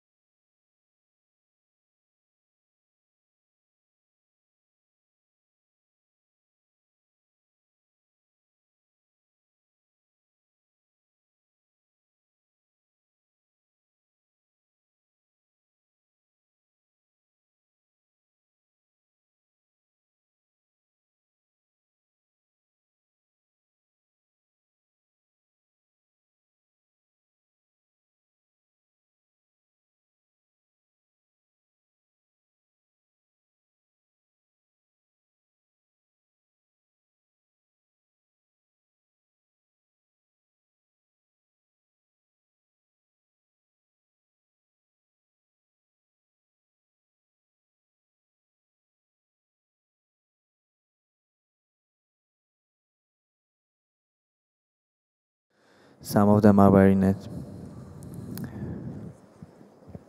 But thank you for your comment.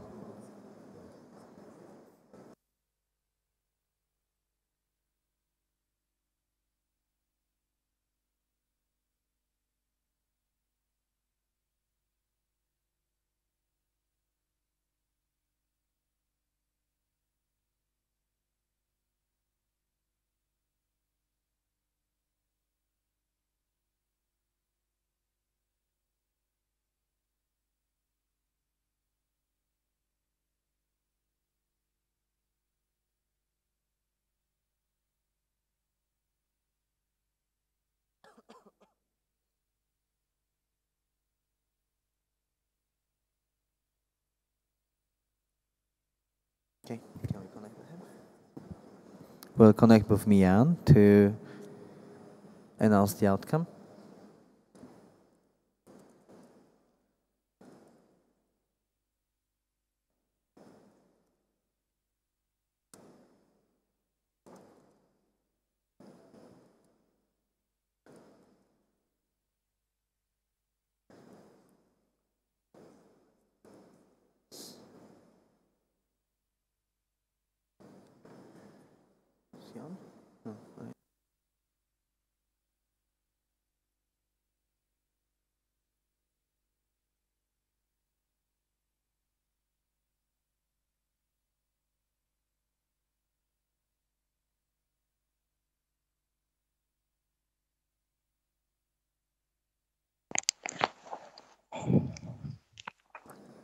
Hey.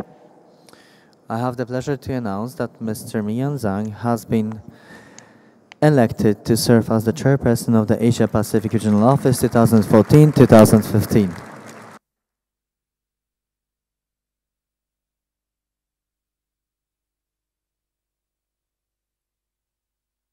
Yeah. Thank you very much for giving me this opportunity. I look forward to working with all of you. I hope I can live up to your expectations. Thank you very much.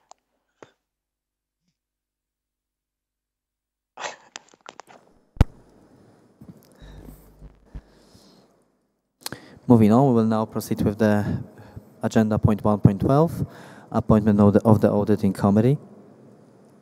Motion reads this: the 60th IPSF General Assembly appoints AFOL Portugal, ATEP Tunisia and NZAPSO New Zealand as auditing committee for the 2014-2015 term of office. I would like to ask Mr. Treasurer to provide motivation for this motion.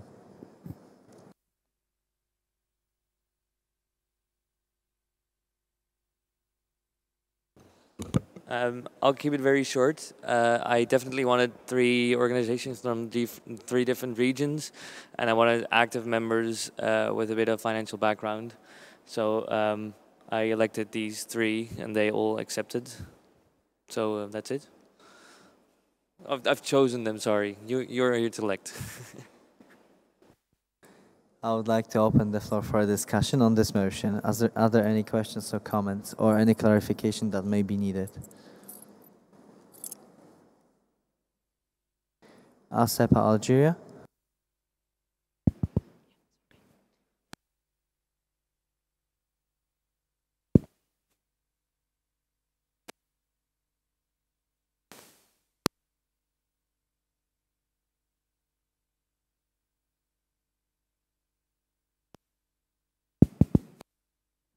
Samir, ASEPA Algeria.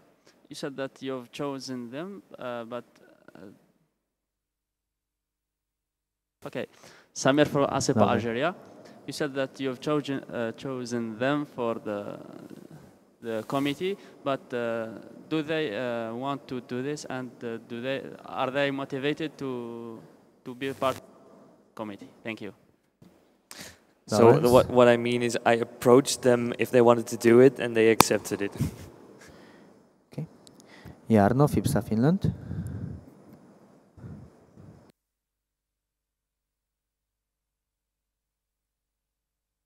Jarno, FIPSA Finland. How awful Portugal can auditing next year, because they have to auditing also this Congress financial stuff. Can you please repeat your question? We could not hear it. AFL Portugal, in that case, should also auditing this Congress finances.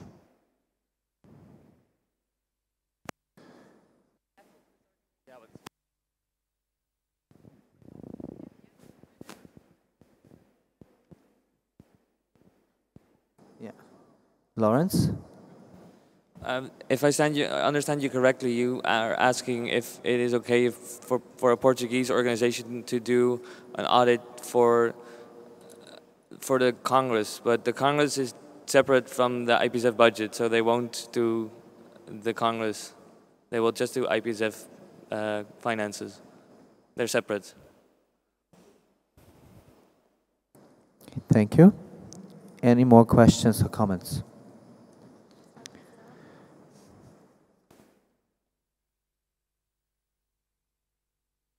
Okay, in this case, I would like to close the floor for a discussion on this motion, and we will move to the voting procedure.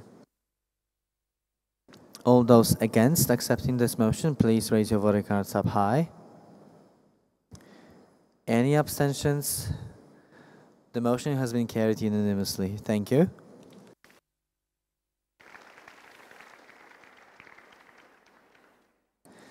And congratulations to the chosen organizations.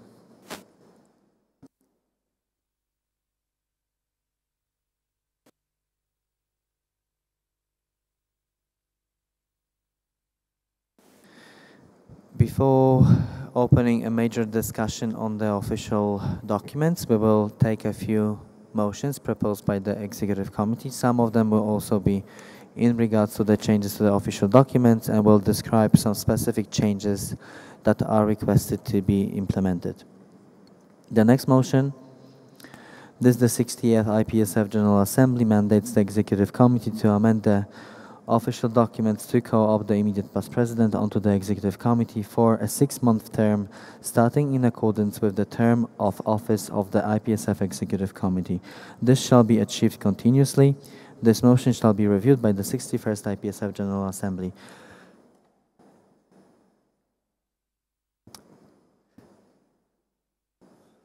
I'm sorry.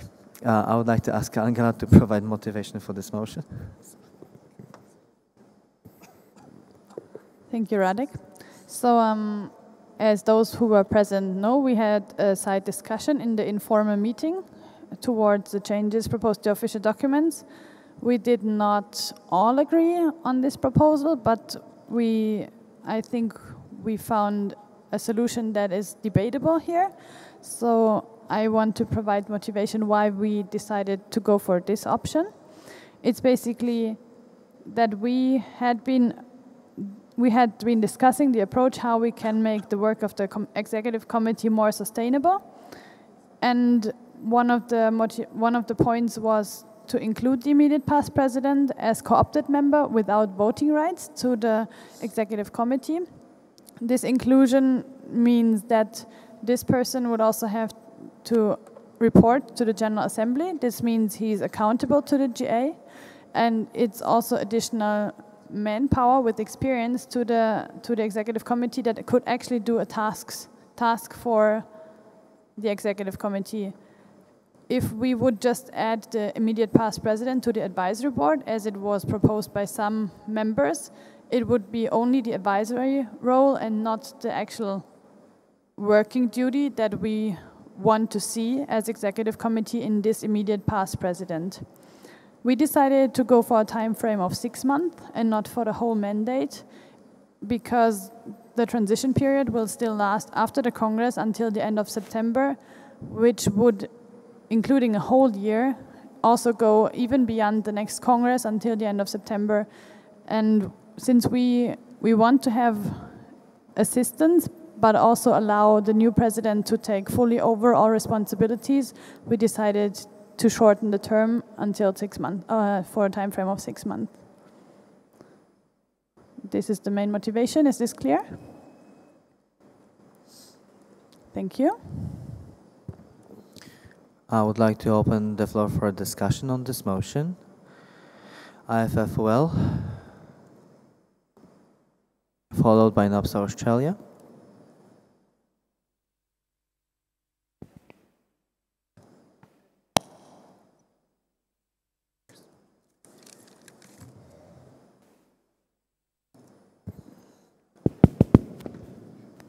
It's a technical. Can we have in the end interdelegation discussion in the end of the? Yes. Thank you. NAPSA Australia, followed by anyone who raises their hands.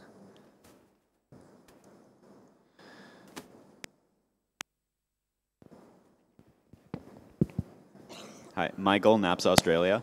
I just want to know, is it defined in the Constitution what a co-op member is, that they have no voting rights? Because as it stands now, that seems like it's sort of up for... We already have one of the co-opted executive committee members being the chairperson of the upcoming World Congress, so I believe it is defined. Also in line with that. Are there any other clarifications that are needed for the General Assembly?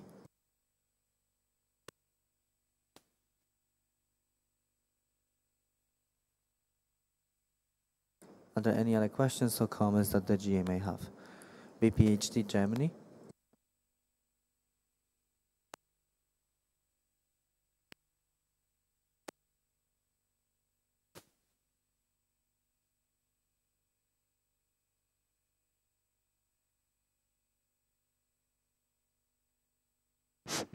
Okay, Chris, BPHD Germany. I would like to ask for a clarification because I'm not sure if I got it right. The term of office, this means that the 6 months starts at the beginning of October? Yes. So in whole, it will be, and the mandate will go till 3 months before the next Congress. Nearly. It's exactly an extension by 6 months to what everyone else in the outgoing executive committee will have. As now the end of the term of office is the 30th of September. Jana, BPSA UK. Were we not talking last night and saying that the mandate would possibly end on the 1st of January? Or was that the way APSA do it? Angela? I know there was the discussion, but I think we did not define actually, or we did not take a decision to be proposed. We rediscussed these options of having 12 months and 6 months within the executive committee, and we found 6 months appropriate. Also in regards to the World Health Assembly, which is usually scheduled by the end of May, and therefore we think if the immediate past president could carry on, for example, the duty of arranging for a side event at the World Health Assembly, it might be beneficial to keep him a bit longer than January. And we also did not want to have too many different deadlines set. That was our motivation, but of course this is debatable. Okay, thank you. BPHD Germany. Chris, BPHD Germany. I would like to propose an amendment to change the start of the 6 month period directly after the Congress.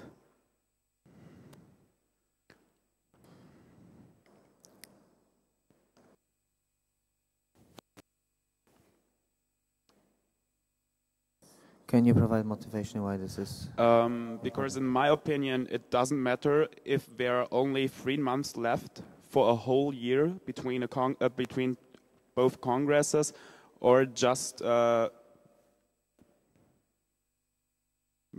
In my opinion, there is no difference.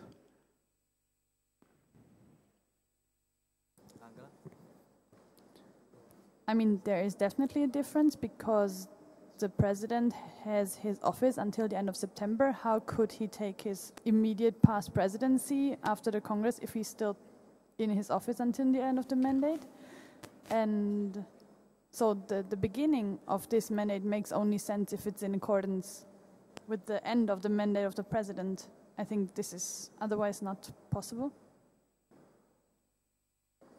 And I agree with the only 3 months until the next Congress, but the Congress is also not the end of the mandate. The end of the mandate is the end of September. So I don't really see the point. Do you agree or disagree? Are you still proposing this amendment? I will drop. Can you hear me? I will drop the amendment, but I still think that it's a too long term. Okay, thank you for this comment. I have a comment from Milanka and then BPSA UK.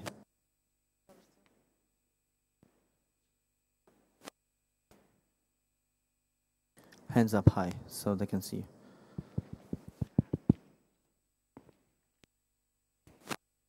I still don't get the difference because the president, immediate president, is the member of advisory board. Clarification, no, he or she is not. And I ask since when? Since it's never been defined in the official documents that the immediate past president is on the advisory board, he or she has never been a part of the advisory board.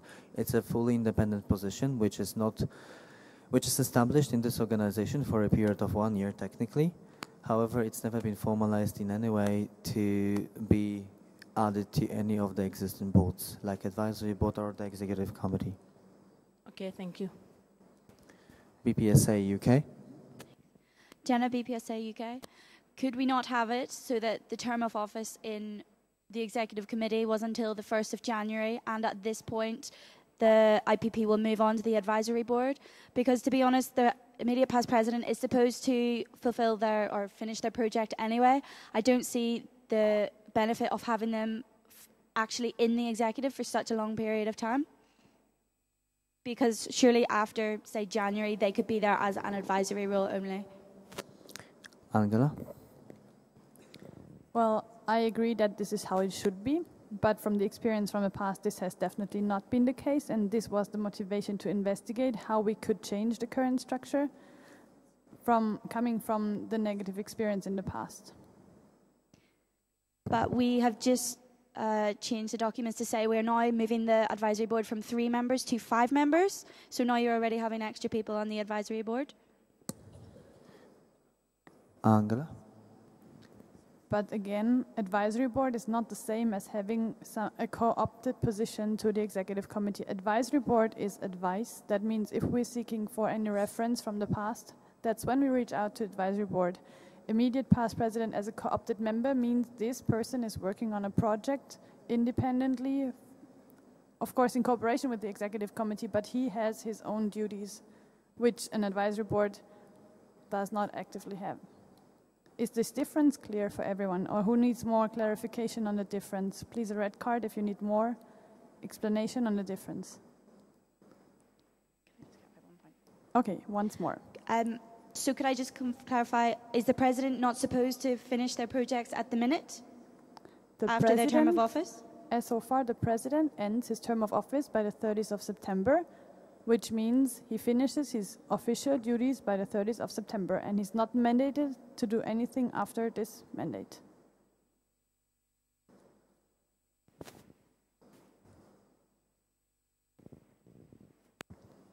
Is this clear?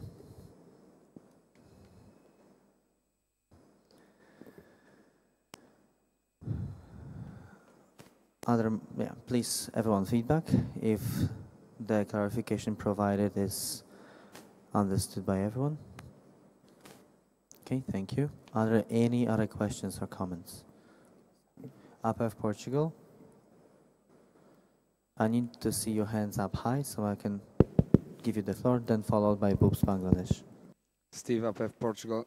We want to know, or to ask to Mr. Lawrence, if there is any financial implication on this new position for the executive. Basically, if IPSF will spend money with this new position. Lawrence? Thank you. That's a good question. I would say that as co-opted member, as co-opted member, you are welcome to come to executive meetings, and therefore also, I would say, share in the budget for executive meetings. So in that regard, yes. Clarification from me, we've always had executive committee members that were co-opted and we were dealing with them financially whenever it was feasible for the budget to carry these expenses. If it was not, these positions were not supported financially.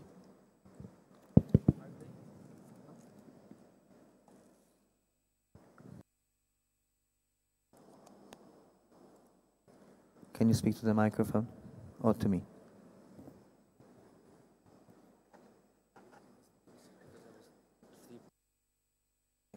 So just to repeat, we've always had co-opted executive committee members, and whenever it was possible to support them financially for the mandate they were carrying, the support was provided. However, there were always also cases when this financial support was not possible, and then it was decided by the executive committee not to support these positions. Sorry. Can I add something before her? Okay, I'll take the list. Do you need a repetition of what I just said? No. Technical comment from BPSA UK and one from SOP Denmark. Has somebody moved the speakers? It's become really quiet. Like those speakers. They're now Could you put them because we can't hear? Okay.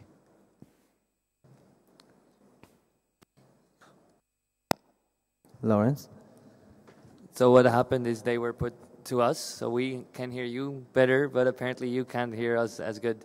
I want to add one more thing to what Radek and I just said, and that is that the budget for EMs is fixed, so it would not be extra cost for the federation. It would just be less reimbursements for the rest of the executive, to make that clear.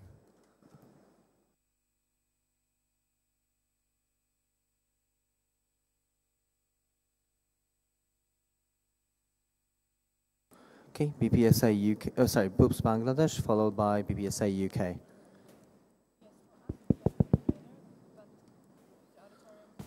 Hi, Samin, BOOPS Bangladesh. It's clearly written in Article 2 of the domestic rules that the duties of the immediate past president shall be to aid continuity by liaising with the president and the new executive, and number 2, to complete a specific task or project initiated the previous year or as directed by the executive. Now, I want to know what will be the difference this motion would create in the role of immediate past president as a co-opted member in the executive committee. Thank you. I would like to pass the chair to Angela. Just a second.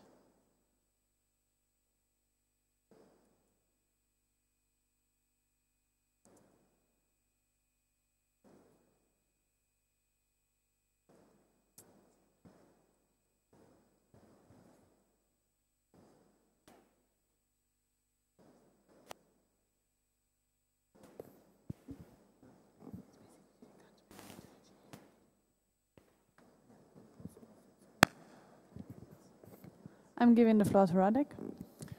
So the difference this motion brings is, first of all, the motivation for this motion is that this has never worked the way it is stated in the official documents, because all our immediate past presidents will be gone immediately after. So adding them to the executive committee changes one thing of being accountable to report to the GA, which is little bit more pressure to carry on with the duty for the person that has been running the federation and coordinating the federation for at least a year. Second thing, when you think about your personal benefits, and I'm not talking about myself, but I'm talking about longer run, is that if you add someone to the executive committee, you also ensure some higher level of recognition for the work these people do. That's incentive. This is also something that we're discussing throughout this entire Congress, how we can incentivize our members for doing work for us, as understood as member organizations, but also people in positions of leadership. This is the way to do so. Then the third thing is whether this position deserves this recognition. In my opinion, this is the most significant position. President is the most significant position in the entire organization, as the person is supposed to coordinate the entire organization from any angle you can imagine at all times, together with the entire executive committee, and also direct the work of the executive committee. This is why the person in the end of his or her mandate carries the knowledge of pretty much anything that has been happening in the Federation for a year or longer in terms of re-elections. This is why this is so crucially important for the Federation to make anything possible to keep this person close to the executive committee so this past reference can be provided. Not only past reference, but then also skills in order to implement projects and run some certain initiatives. In a very specific example, I don't think I would have been able to accomplish organization of the WHA side event during my first mandate. It was only possible because I learned how to utilize my team better so they could carry easier tasks, whereas I could focus on this highly diplomatic task, which otherwise would not have been accomplished. That's my explanation from my perspective as an outgoing president. I'm passing the chair back to Radek. Are there any other questions or comments? BPSA UK, followed by NAPSA Australia.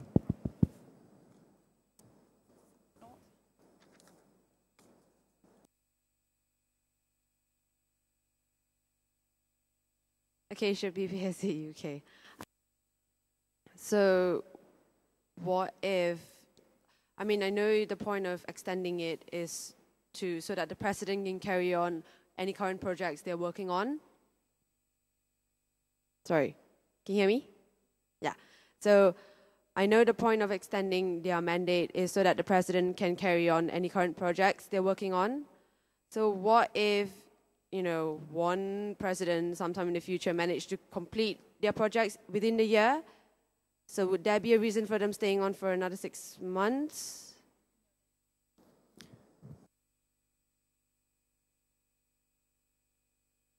I'll pass the chair to Angara for a longer time. Radek. Okay, I believe that, for example, Svetlana, that has just technically completed her handover, will agree that it's very impossible to transfer all your knowledge just during the transition period.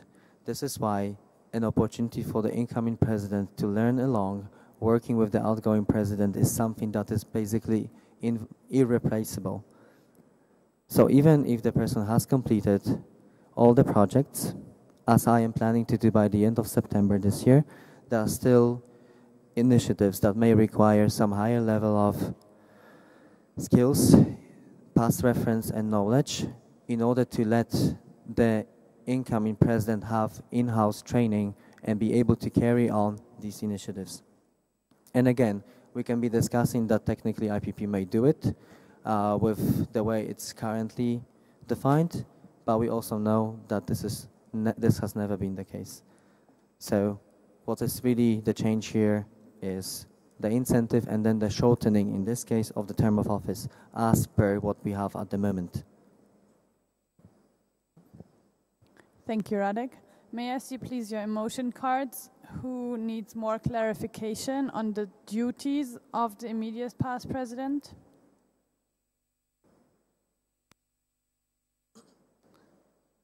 Green cards is if everything is clear. Red cards if you need more clarification on the duties.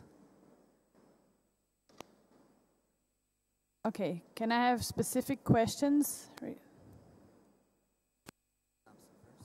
they shared it direct already.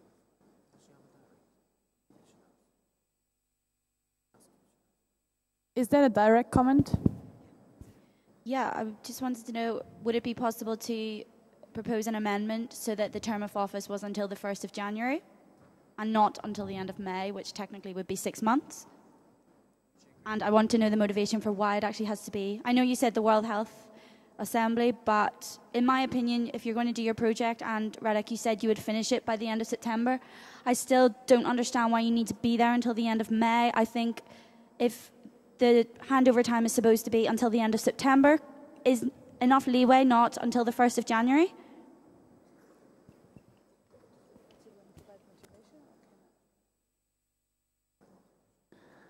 Well, as I stated in the beginning, there are two different things. One is advice, which would be given if you just prolong the term until the 1st of January, or around this period. But if you look into completion of a task, and if you look into manpower, which we can use, then a longer period makes more sense. So I think if we want to have a different position than just an extended advisory board, we need to have a certain amount of time to actually give the immediate past president enough time to accomplish a goal, or to accomplish what he was mandated to do. Is this difference clear?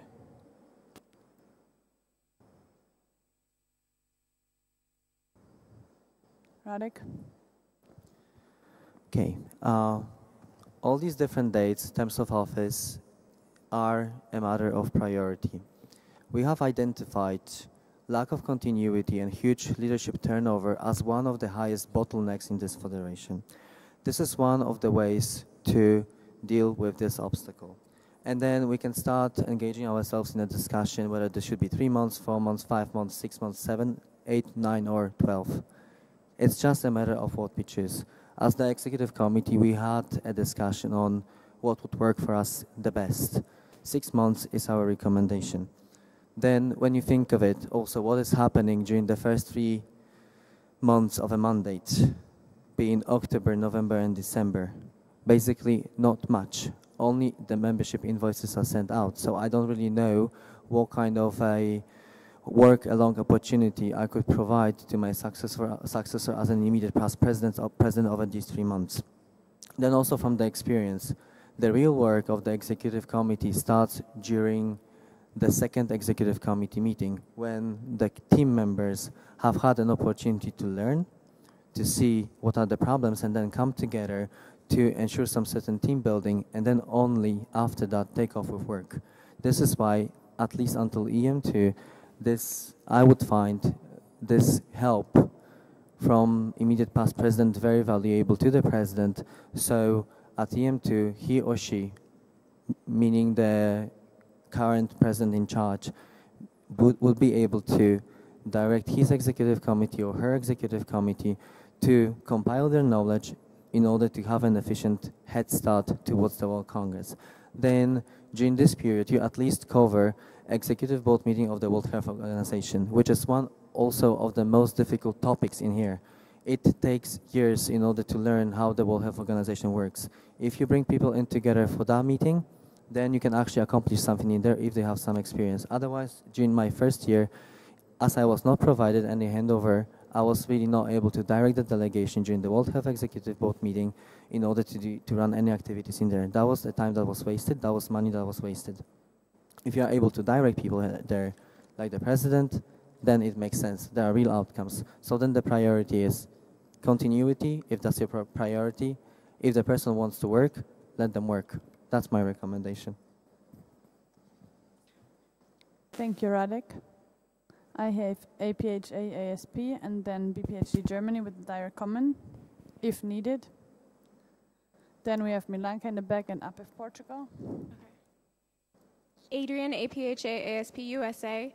After what has been said with regards to the importance of the transition as well as the additional manpower of the presidency position, I also have a question with regards to the importance and transition and additional manpower of every single position on the executive committee, because I don't know that necessarily the president position, other than being the cohesive leader of the team and providing some kind of historical and transition capacity for the new executive committee, would really provide anything more than having each individual member of the executive committee have the same kind of transition period. Oh. And so as this it would be an advisory role, and if the presidency is so important, why is there not a president-elect position in order to train the president?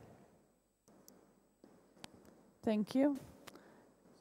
Actually, the solution of having a president-elect was also part of the discussion we had, but we found that IPSF was at that moment not ready to take over this part of the structural changes, but we found actually the immediate past president more suitable. But of course, this is a matter of structure, a matter of taste. BPHD Germany was next with a direct comment. Please keep in mind to keep your comments straight to the point and only bring new information to the table. Thank you. Chris, BPHD Germany, regarding BPSA UK. I second the amendment. We have received an amendment. Why are we not voting on this? It has proposed twice, and it is not acknowledged by the executive team at the moment. Why?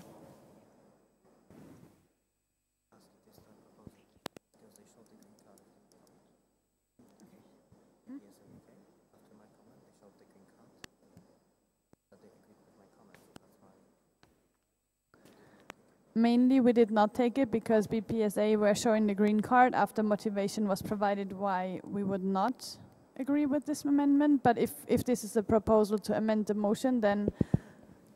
Sorry, BPSA UK, Wait, I was just saying thanks. Can I please finish my sentence? Thank you. If this is a proposal to amend the amendment, then we will consult again with the executive committee, and if we do not agree, then this amendment will be discussed.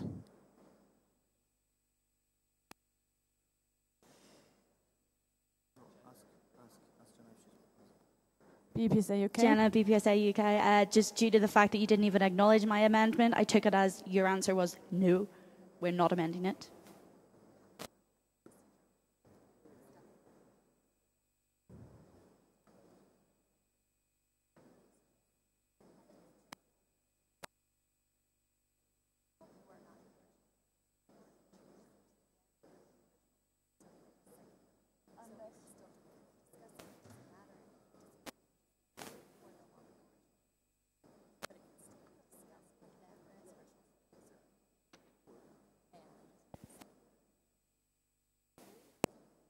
Okay, that means they are taking over the proposal if we disagree.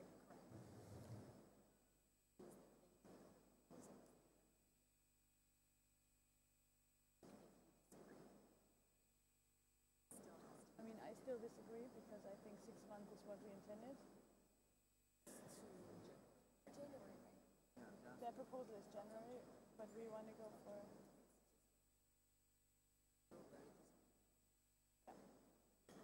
So, 6 months? 6 months? January?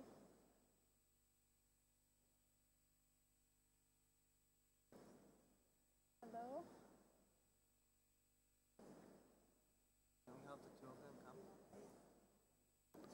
David Miranda.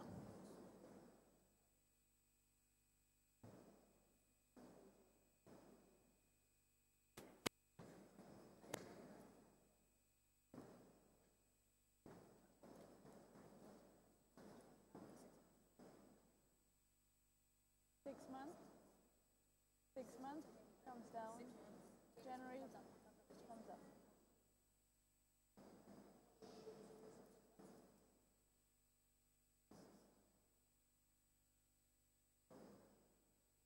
That means we take 1st of January.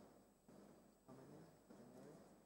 1, 2, 3, 4, 5, 6, and 1, 2, 3, 4, 5.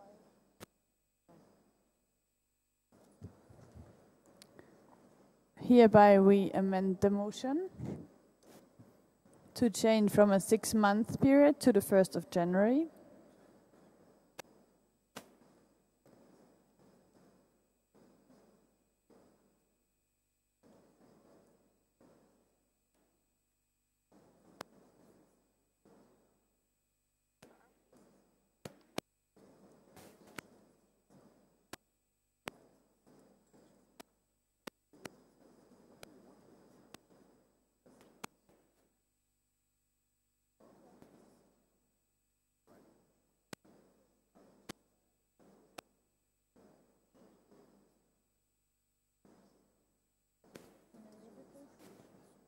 Can you read it, please?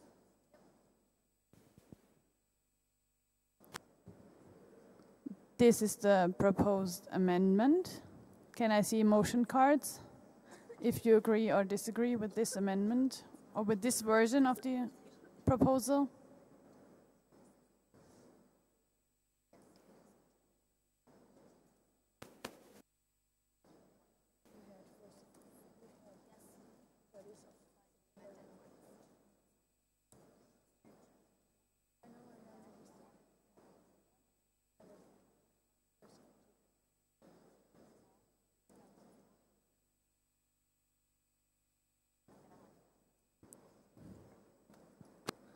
Okay, I'm taking speakers to the list. We had Milanka. Do you still want to speak?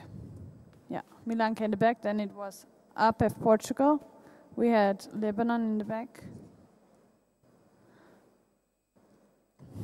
Then there's the technical from NAPS Australia and from CACIF Brazil. Can we first have the technical in the front, please?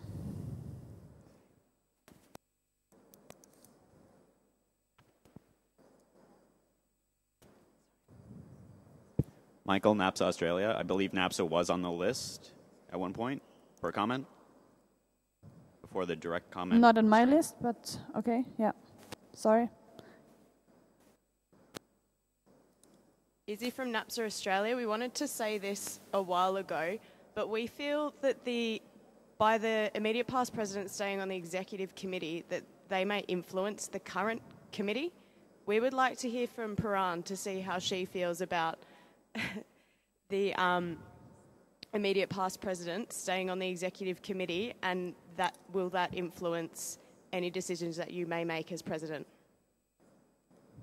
Parand, do you want to comment?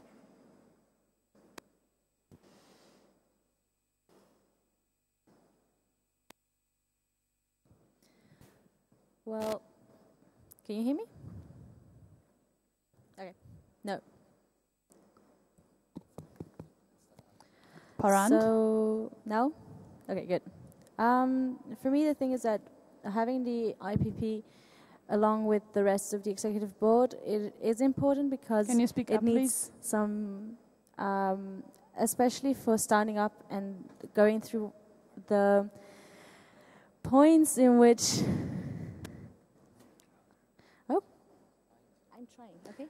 Can you speak up, please? Can you guys hear me now in the back? Perfect. Okay, so I think the IPP should be on the executive board, co-opted. That way, still any decisions that is made by the executive, the current executive, and keeping on until the 1st of January means that you have someone there to help you through the first months, and also the preparations for the first WHO event, which happens in the end of January, beginning of February. So I think having them co-opted is a good idea, just to make sure that that transition for UN structures is well defined. Direct comment from NAPS Australia.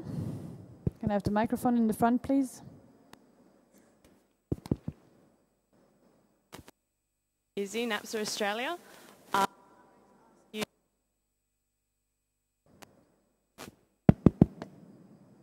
Yes or no? Do you think that the IPP will directly influence any decisions that you will make as president? No, I don't. Thank you. We had Milanka in the back, followed by APEF Portugal. Milanka in the back first.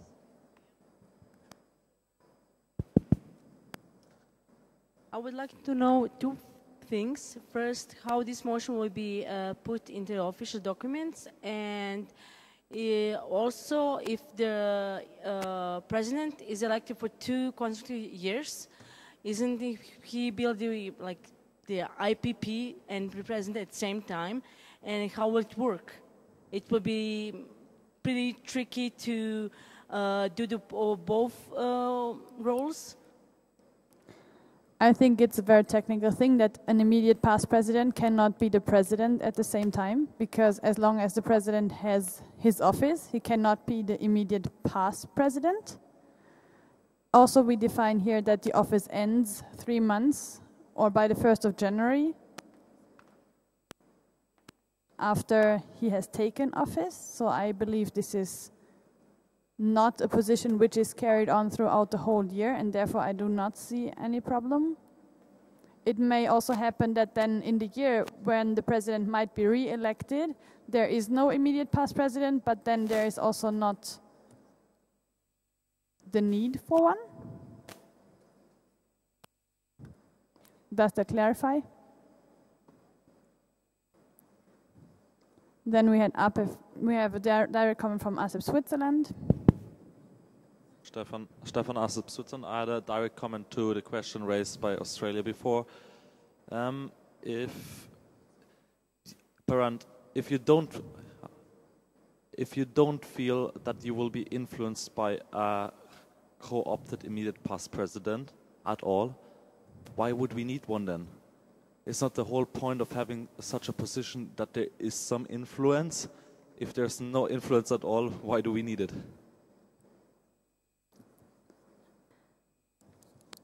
It really depends on how do you want to define influence. If it's influence in the matter of changing the position of an executive committee to not go ahead with their own agenda, or influence in the way that he's helping to make, he or her is helping to make a decision based on past experience. Maybe a technical addition. I believe that every position in the IPSF team can influence the decision because, and so can every member, because everyone can approach the executive committee, everyone can communicate with the executive committee. So I do not really see a problem with the influence of an immediate past president, as I do not see the problem of the influence of any person speaking to the executive committee, because the vote is exclusive to the elected members of the executive committee, and therefore decisions will be taken independently from any, or as dependent as from every other influence. Radek has a direct comment. I just have one point of clarification, because I feel like in the room we're talking about different agendas of different people. In an ideal situation, there's just one agenda that the organization has that should be defined by its vision, mission, and strategic plan. So this is really why I am having a big trouble here understanding what we really do understand by influence on decision making. Just my comment, I think, for clarification. We do all have one agenda. We work together for towards the same goal, which is the betterment of the federation. Thank you. This was Milanka's comment, followed by the direct comment from ASEP Switzerland. Then we have APEF Portugal. Steve, APEF Portugal. Our problem is not for the next mandate. It's more for longer term, because if we are accepting this motion, we cannot predict in the future if both presidents will have good relations. So I think that we should add somehow that the president has the option to dispense the immediate. Maybe a technical comment. The co-option will also be subject of approval by the General Assembly. This means if the General Assembly has any doubts in the qualities of the president, they are not obliged to accept this amendment. Maybe before I take a direct comment, it is also a very personal relationship that you are discussing here, and I think we should keep it more on the continuity of the goals that we want to achieve as a federation. I don't think that the GA can judge the personal relationship. It's not the GA, it's the president, the elected president. I think that he should have the option to decide if he wants to work with the immediate past president or not. We cannot predict in the future. It's just a matter of, to give the president the option.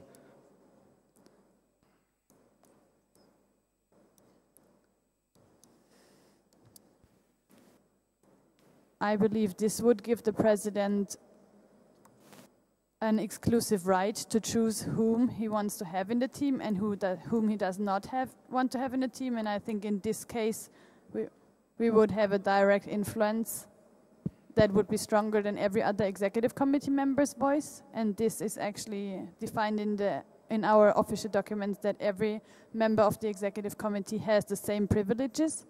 and also the same duties regarding decision making. Technical from Radek. Just a point of explanation, also the way things are run within the executive committee gives the executive committee the right to deal with problems if they occur.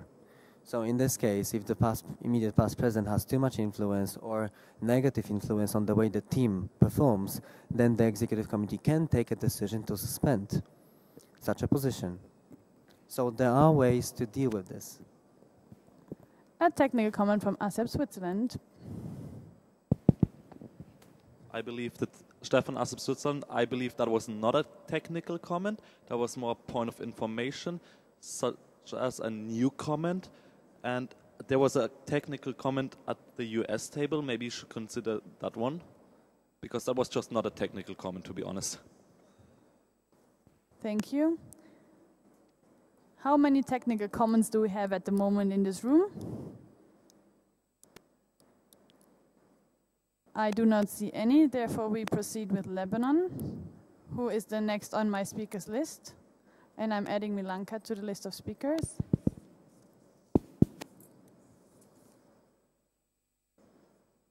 Diana, LPSA Lebanon. I just wanted to comment on changing the date to the 1st of January, as the president said that if he is going to have any advisory role, there won't be much to do on the first 3 months. So the 6th month is more logical.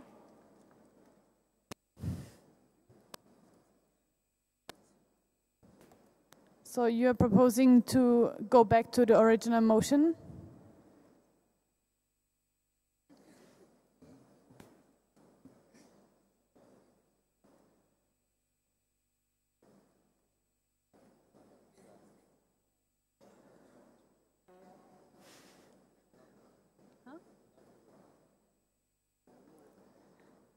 The executive committee has taken their decision. This means if there is a second to this proposal of the amendment, then we're going to start the discussion on the amendment of the motion. After this, we will have a decision on the amendment, and if this is carried, we will move on to the discussion on the amended motion, followed by the decision if this motion might be carried or not carried. Is this procedure clear to everyone? Any technical comment? Technical? No? Okay, then I have Milanka in the back, followed by ASEP Switzerland and Kasif.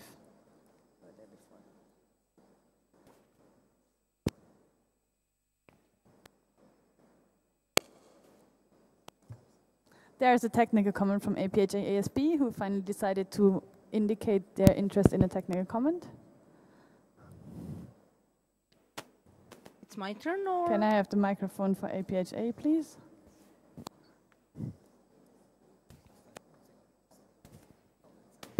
Sorry. Adrian, APHA ASP USA. I would like to clarify the process, the procedure to determine whether this amendment, which has been seconded, can be voted on as soon as discussion completes. Okay. Do you have a Congress? Before a second amendment is proposed. Is that the procedure? Okay, thank you. So I see there is the need to clarify the procedure on the amendment. In your Congress folder, you are distributed a chart. Do you have that open? I think this might help to follow the explanation that was just provided. I think it is important that everyone in the room understands the procedure, otherwise there might be more confusion. Can somebody please help me find the page on which they can find it? I believe it's in the first part of the Congress folder, page 12.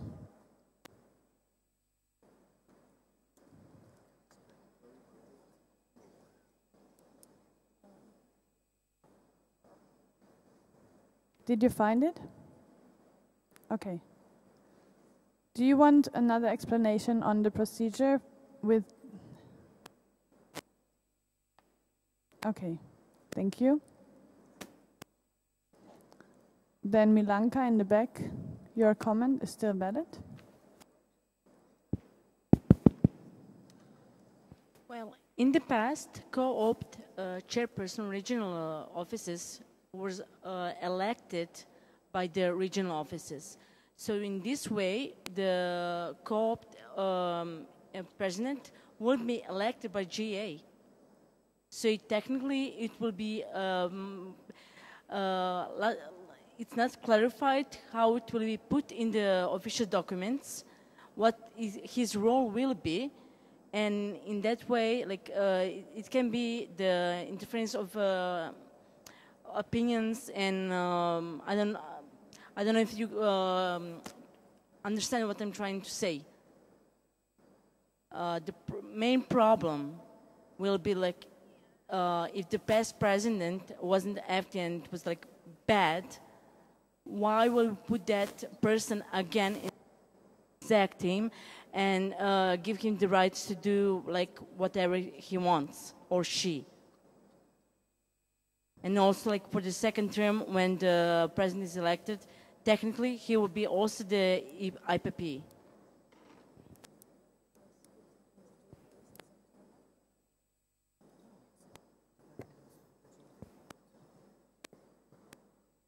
Radek wants to give explanation. Milanka, I don't know if I understand what you're saying. However, this is the decision of the General Assembly to co-opt the outgoing president to the executive committee as an immediate past president. So every single General Assembly, there should be a motion to do so. If the GA does not find confidence in the outgoing president to serve for another few months as immediate past president formally, then the GA may just not approve the motion. If you were here in the morning, we took that motion for the chairperson of the upcoming World Congress in India. However, if the GA would not find confidence in Neha, particularly this morning, then the GA could have not approved that motion. Then she would not be a co-opted member of the executive committee. Same procedure will be applicable to the immediate past president. So it is well defined in the official documents. Thank you. A technical comment. The delegate of GPSA Ghana has just left his table. Therefore, they are losing their voting right for until the next roll call is being performed. Thank you. Parand.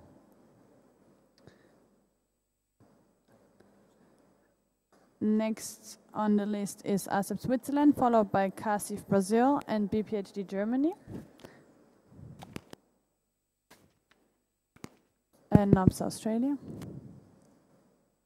Stefan, ASEP Switzerland. First of all, just a clarification.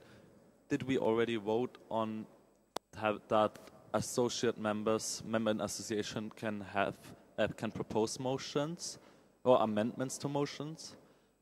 You mean members in association? Yes, yes. Yes, and it was accepted in the morning. Okay, great, thank you. Then I think we have had a lot of motivation for this proposal. So I want to close the floor for discussion now. There is a proposal to close the floor of discussion.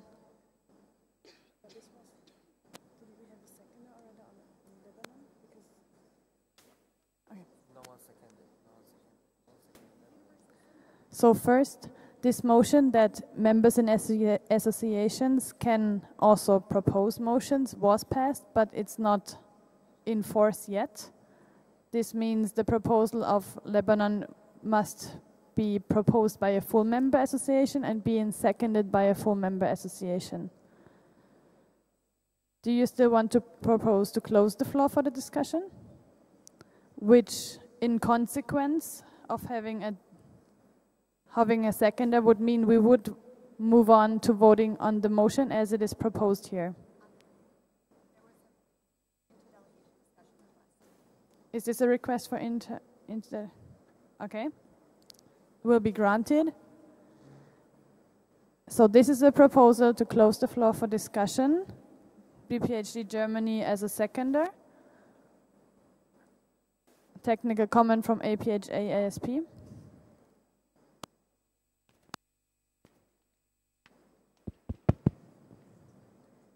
Ashley Potter, APHA ASP. We just want to clarify, so at the moment, after closing discussion, are we voting on the word changes to this motion? So we're voting on the amendment, or are we voting on the actual motion itself? We are currently in the discussion on this motion, since the amendment was proposed by a member in association who has not the power to amend the motion.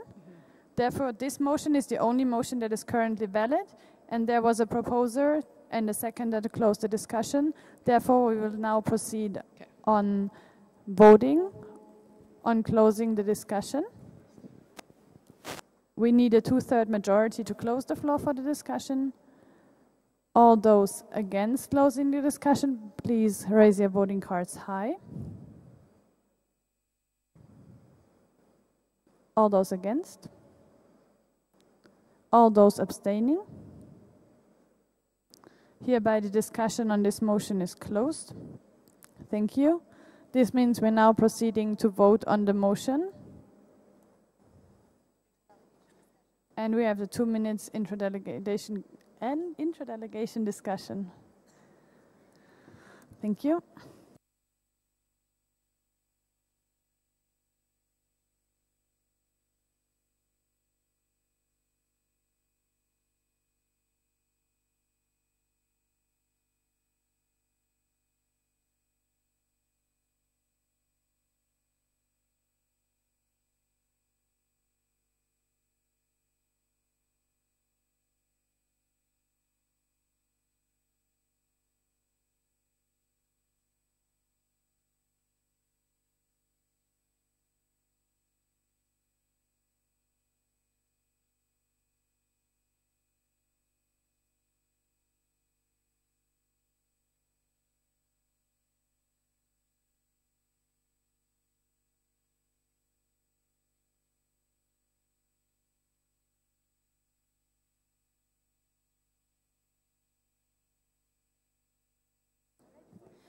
ASEP Switzerland, you're not allowed to talk to Lebanon.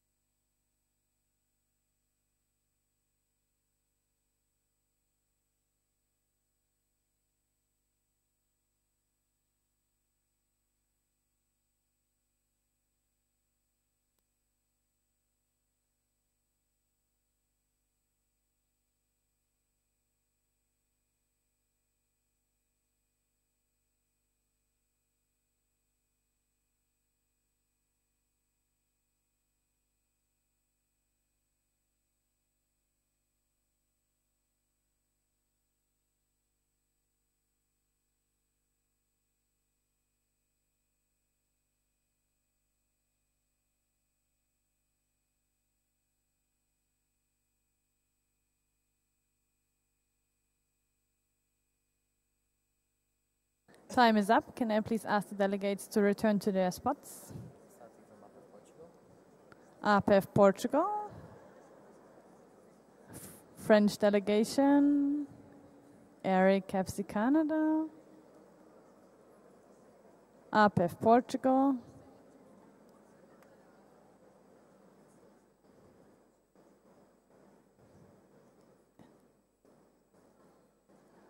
APHA.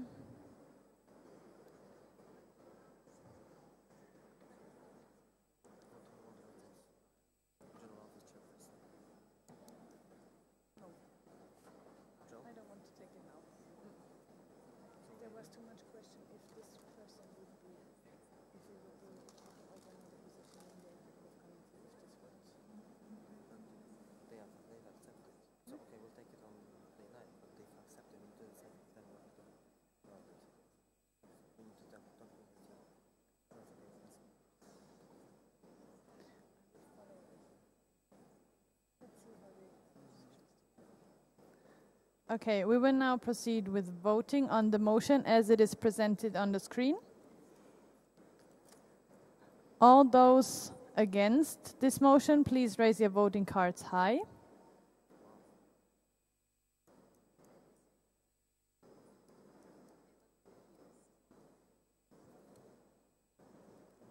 Scrutineers, can you please help counting? Please still raise your voting cards.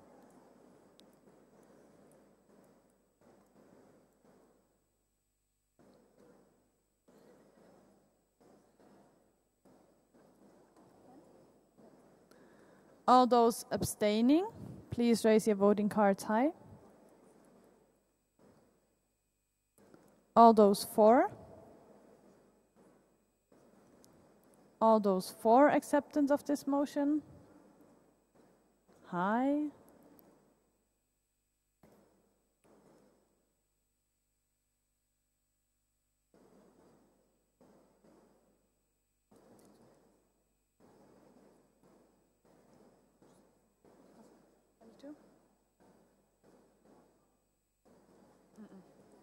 Doesn't work.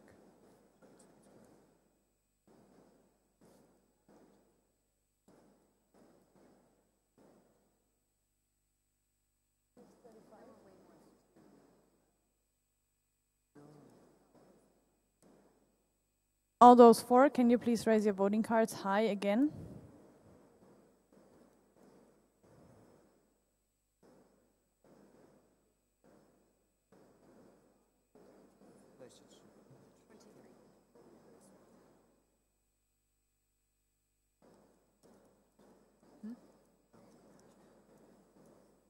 It's not 35. It's 35. But Ghana left. So it's one less. No, that's two less, and it was 37, and it's now 35 because they had two cards. So let's redo it. Okay, we have to repeat because it doesn't add up. All those against acceptance of the motion, please raise your voting cards up high now.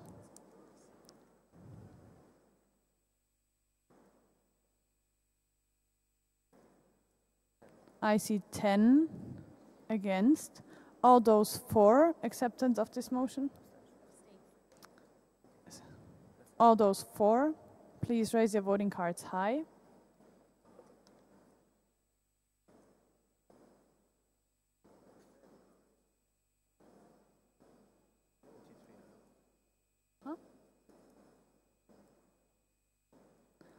All those abstaining?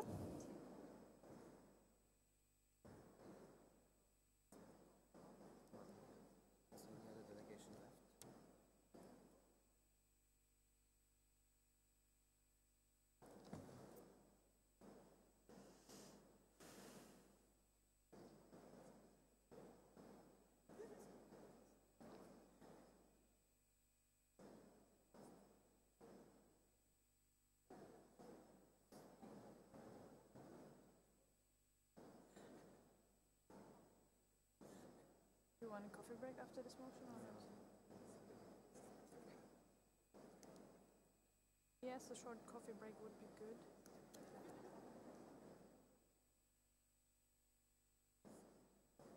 Iran, Japan, Kenya,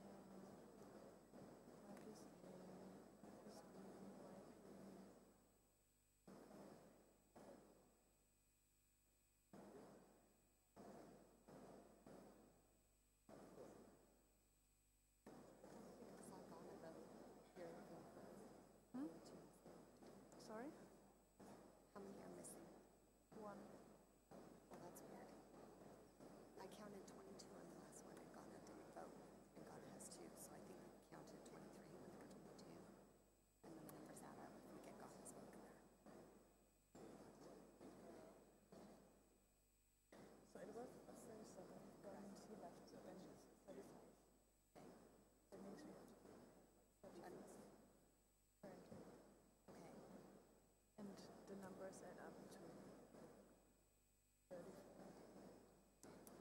was 22. I counted 22. You guys counted 23. And Ghana didn't vote. Ghana had 2 votes. We counted like 4 times with them, But and Ghana, it was 23 for us. did you count Ghana twice? No, we didn't because they None lost at the all. voting. None. They don't have any votes. Yeah. Okay, that's what I'm.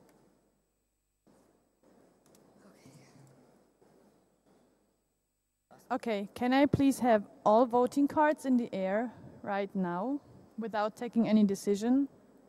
Just to recount all the voting cards in the room. The voting cards from Ghana have been taken back here to the stage. They are here as well as South Africa.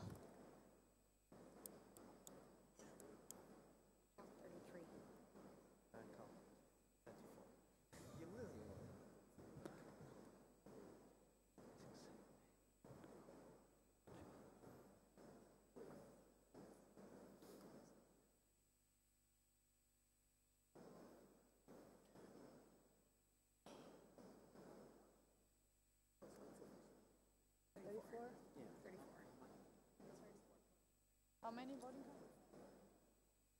Okay. Where's the mistake?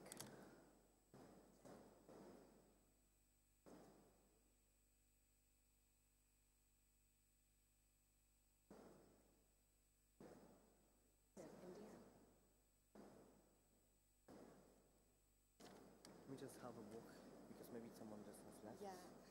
And without notification. No? To look for It's either India, Cufus. ASEPA is here. ASEPA, NAPSA, AFIP, CAPSI, CPSA, CPSA, SOP, EPSF, Egypt, Jordan. Romanian. No.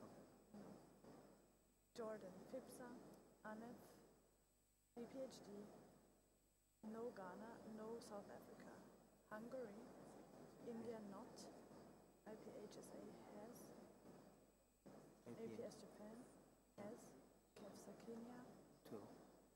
and Zimbabwe, and YPSA Malaysia, and KMPSV, and YP, APIF Portugal, no QFUS, No Kufus, yeah. Kinaps, Pasman, Romania. no, nothing. none for Romania. NAPSA has 1. Singapore has 1. No, Singapore is has not none. Slovakia has none. Yeah. Czechoslovakia has none. That's It has 1. Spain has 1. Sudan has 1. Snap Sweden. Yes. Switzerland. Yes. PSUT. Tunisia. Yes. Tunisia, do they have 1? Tunisia, yes. Okay, it's right there. I mean, he's there, but does he have a voting card? Tunisia? Yes, he raised it. Do you have a voting card? He has it, yeah. We counted it. Yeah, he's got it.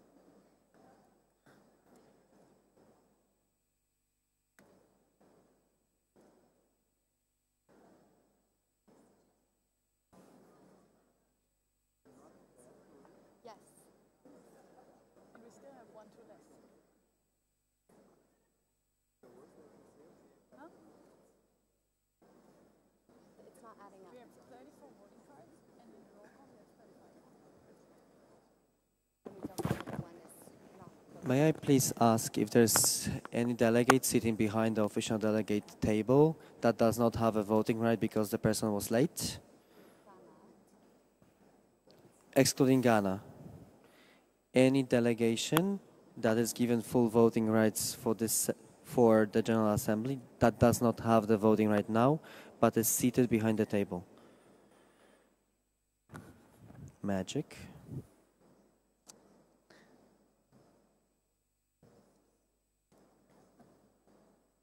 Proposal to make a roll call? Or break.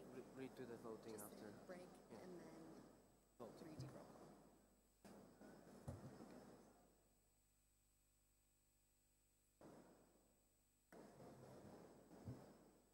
Pass the chair back to me, and then you can perform the voting. I am passing the chair back to Radek. As there is something wrong, we will now suggest to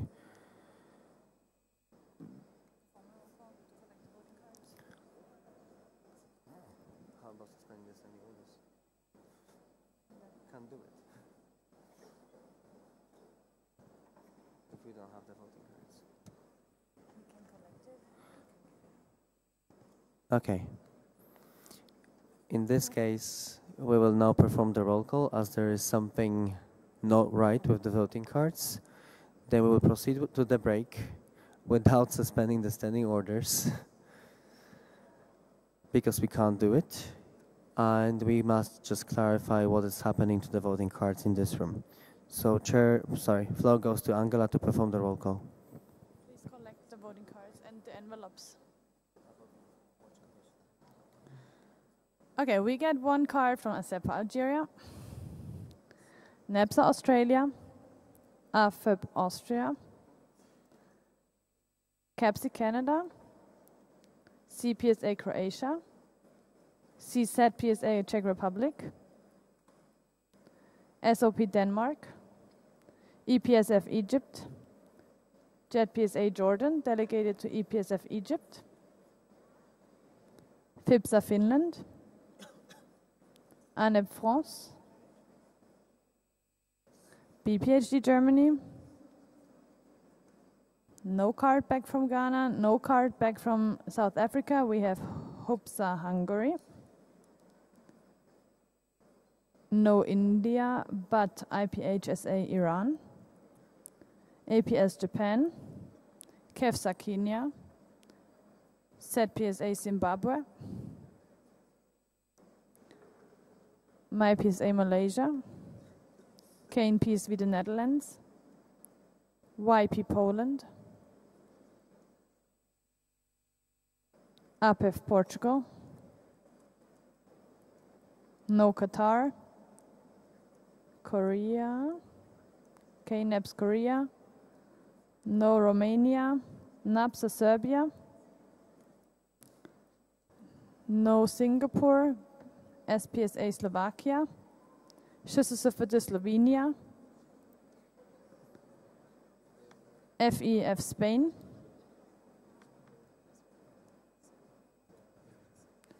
FPSA Sudan, SNAP Sweden, ASEP Switzerland, PSUT Thailand, ATEP Tunisia, TPAYC Turkey, BPSA United Kingdom, APHA ASP USA, and FERC of Costa Rica, delegated to APHA ASP USA. Technical comment from KNPSV. Simone, KNPSV, the Netherlands. We already casted our votes and we're now going into the break. Maybe some people will change their votes. I don't know, somehow I feel like that's not the proper way to handle this.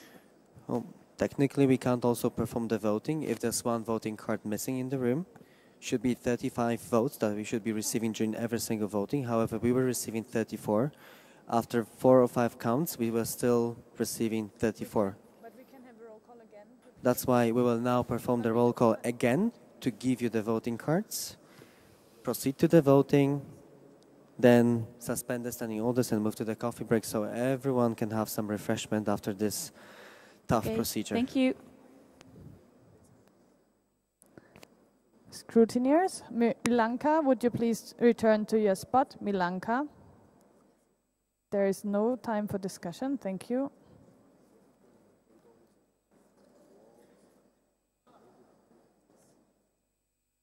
There is a technical from FIPSA Finland in the back.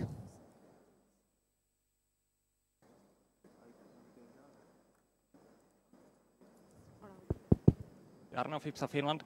I just want to ask, because you now made the roll call during the voting process, is the voting rights is now given to Ghana or not? You mean to Ghana, for example? Yeah. They are given the voting rights? Because they doesn't have the voting rights during that voting process, and now they are here. It will mess these votings, what you just done. If a delegate is leaving his spot, he loses his voting rights until the performance of the next roll call, which is this one, which is being performed now. The voting that we had before.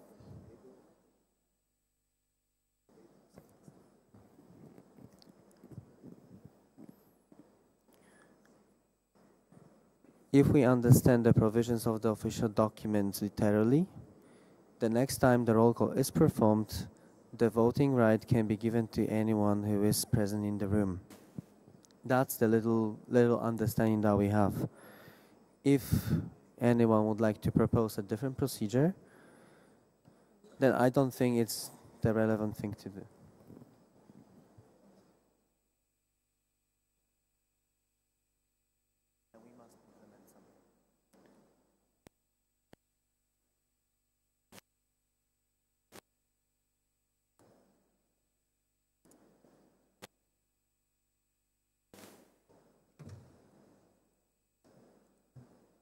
Can I have a microphone to Jarno Fipsa, Finland, who may please go back to his seat also and leave the area of the official delegates? Okay. But you are still repeating that voting, and when you repeat your vote, it's supposed to be as many votes that was before. You are still that same voting position. You don't supposed to have more votes now than last time.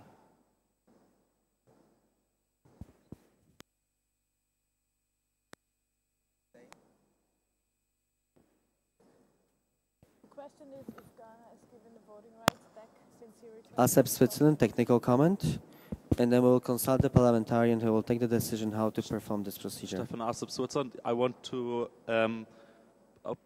express my opinion on that one as well, because you never close down the vote. We are still in the vote. You can't just go to the roll call. I understand that if you perform a new roll call, everyone who is present gets a voting card. But you can't just perform a new roll call because we are still in the vote.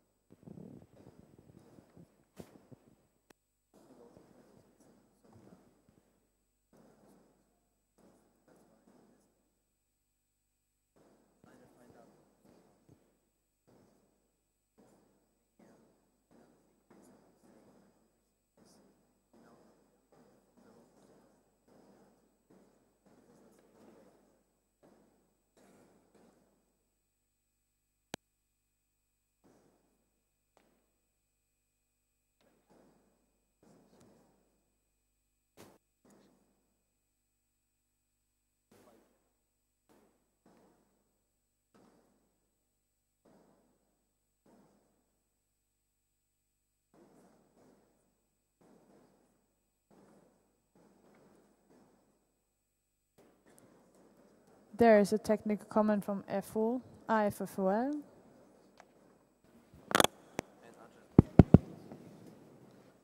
Eduardo, AFFOL Portugal. Would it be possible to go on with the roll call and then someone will present a procedural motion to stop Ghana from voting? So, some clarification. We obviously know that we did not follow parliamentary procedure. There are many different ways that we could have done things, and we could sit here and debate on what we could have and should have done.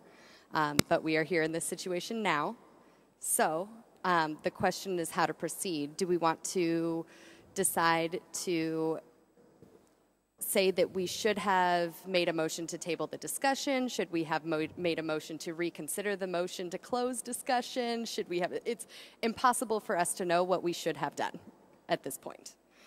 So the only thing to do is go forward, and then I would say our option is to take a break, redo roll call, and vote on the current motion as it should have been, discounting Ghana because he wasn't here during the start of the previous roll call, or to totally do a new roll call considering the delegates that are present and vote. It's that there are many options. Is trying to figure out how do we proceed right now and just pretend like that mess never happened.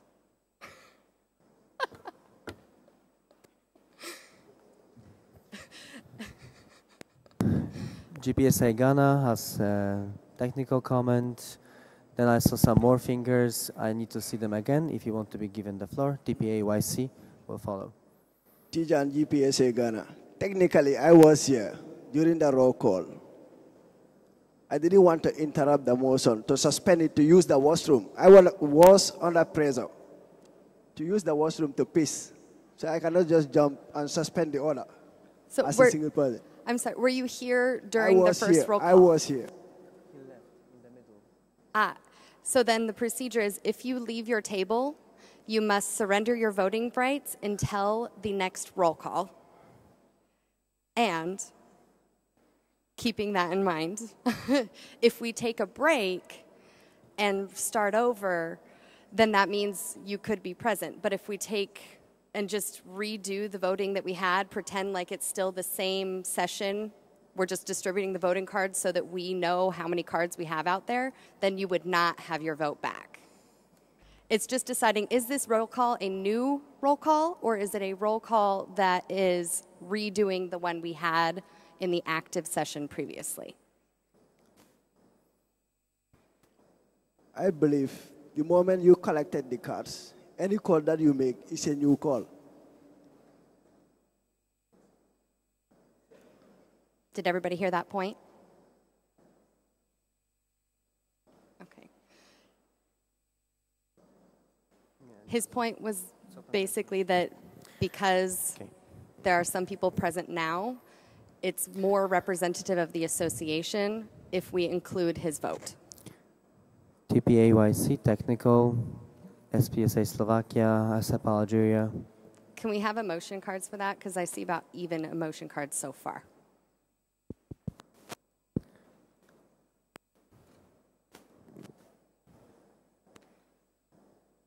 Basically, do we want to follow procedure and state that he does not have his vote, or do we want to include his vote in the interest of having a more representative vote?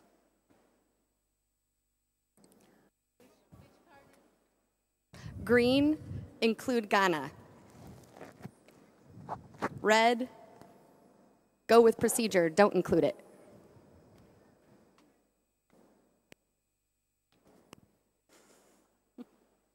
Can you understand? Okay, in this case it's half-half, and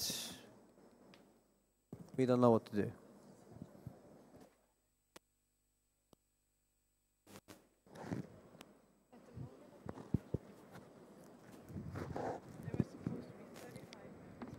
Yes.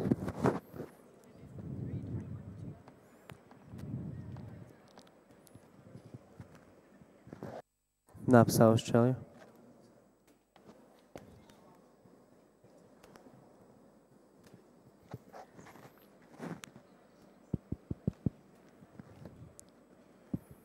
Hello. Michael, NAPSA Australia. Can everybody hear me? Michael, NAPSA Australia. I feel like the only way we'd be able to proceed according to the rules would be to reallocate the votes and ask Gannett to leave the room. If he's unable to do that, or unwilling to do that, then we would have to break code and just reallocate the votes as is, or pretend he's not here and we didn't do this break. I'm just saying that was how we would have to proceed, and I'm not asking you to leave the room. I'm not. I'm just saying that's how we would have to proceed if we wanted to stick by the rules. Nothing personal.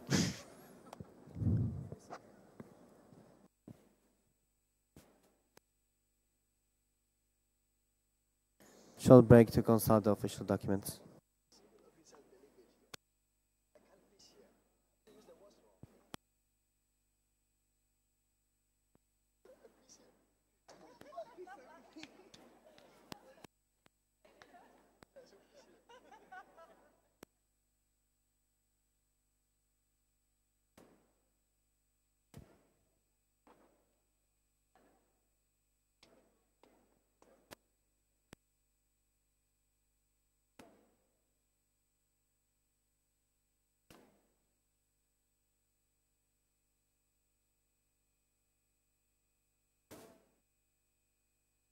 Please wait a second.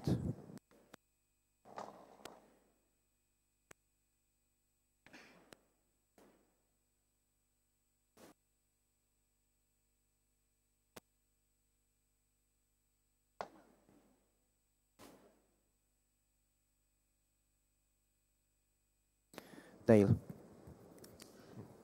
So, looking at Article 3.2 of voting procedures on the standing orders, if you look at point B, point C, full members are entitled to voting privileges, blah, blah, blah, and present at the roll call at the beginning of that respective General Assembly session, which Ghana was present.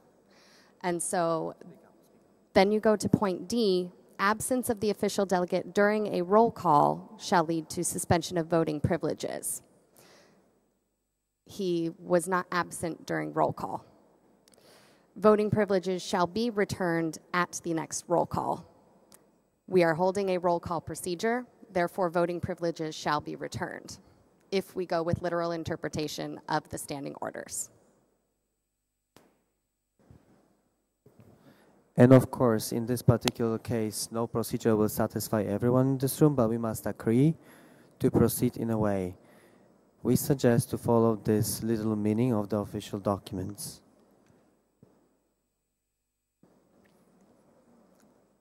And I hope everyone is tired enough to agree to this, including KNPSV, otherwise no coffee break will ever happen. Okay. We'll proceed with the roll call. Scrutineers, if you could please hand out the voting cards and the envelopes.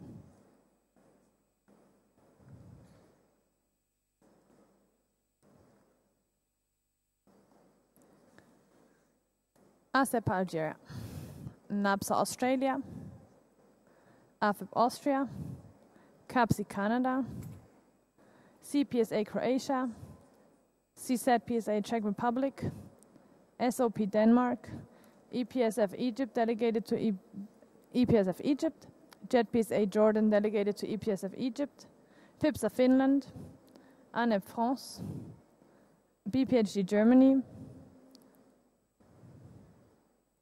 GPSA Ghana, SAPS South Africa delegated to GPSA Ghana, HUPSA Hungary, IPASF India, IPHSA India not present, IPHSA Iran, APS Japan, KEFSA Kenya, ZPSA Zimbabwe delegated to KEFSA Kenya, MyPSA Malaysia, KNPSV the Netherlands, YP Poland, APEF Portugal, QFUS Qatar not present, KNEPS Republic of Korea, FASFA Romania not present, NAPSA Serbia, NUPSA Singapore not present, SPSA Slovakia, SHSFD Slovenia, FEF Spain, FPSA Sudan, SNAP Sweden, ASEP Switzerland, PSUT Thailand, ATEP Tunisia, TPAYC Turkey, BPSA United Kingdom, APHA ASP USA, and FERCOF Costa Rica, APHA ASP USA.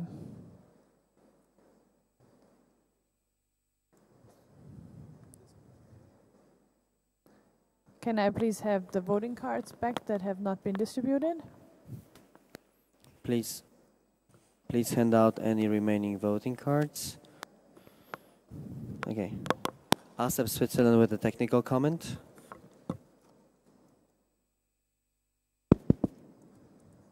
Stefan, ASEP Switzerland.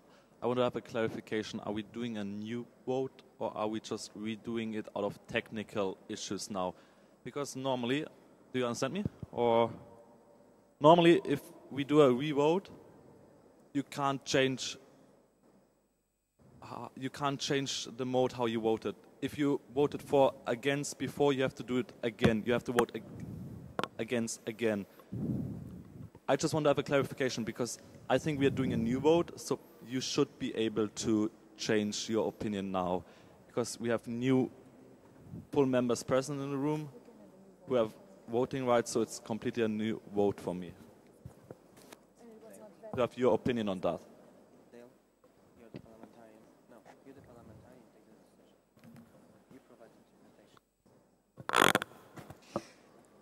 So because this is a new roll call, we have different countries now in or out.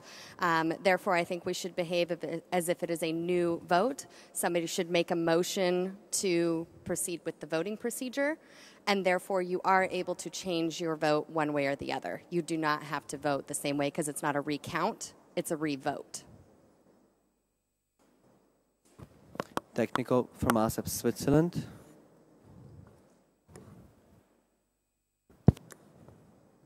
So then we would like to propose a motion to re-vote on that motion, our procedural motion, because we have to propose one. Technical from IPHSA Iran, before we proceed with this procedural motion.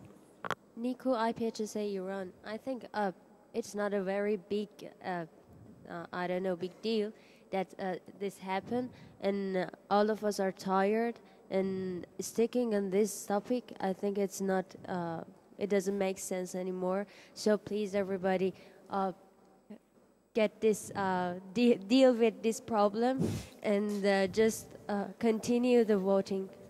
Thank you.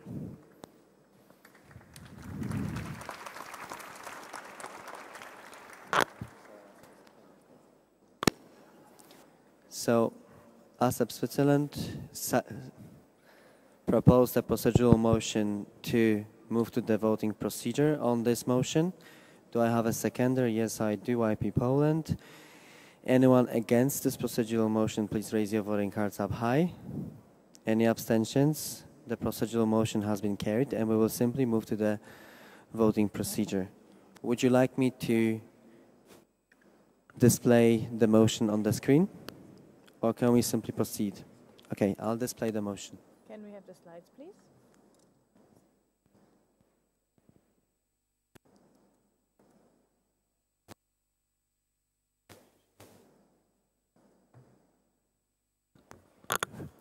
I've also not finished my roll call, by the way, because I was not given the opportunity to share the number of full members present. Angela has a formal announcement. 37 full members present and voting. Thank you. I will now read the motion. This, the 60th IPSF General Assembly, mandates the Executive Committee to amend the official documents to co-opt the immediate past president onto the Executive Committee until the 1st of January, starting in accordance with the term of office of the IPSF Executive Committee. This shall be achieved by the 1st of October 2014. This motion shall be reviewed by the 61st IPSF General Assembly. All those against this motion, please raise your voting cards up high.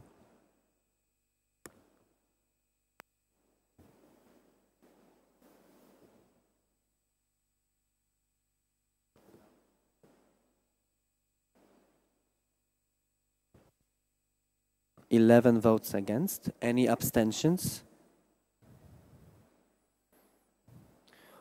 All those in favor, please raise your voting cards up high.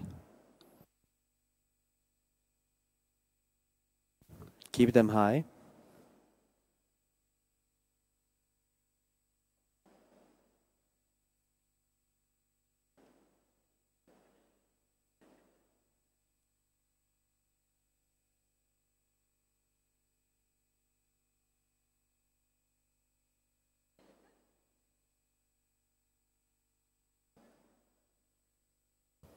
Keep them up high. I'll recount.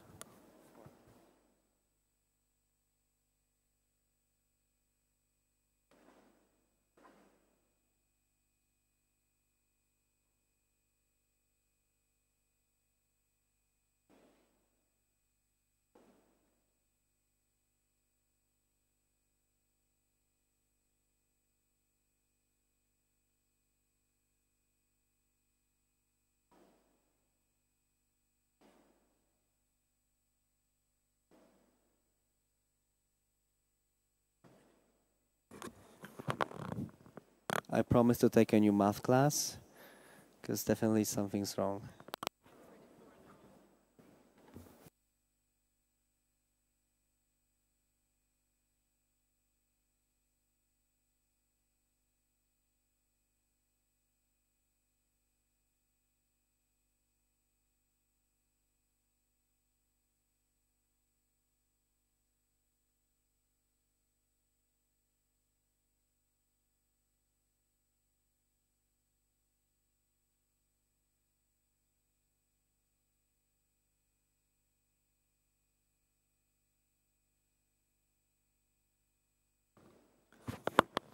Okay.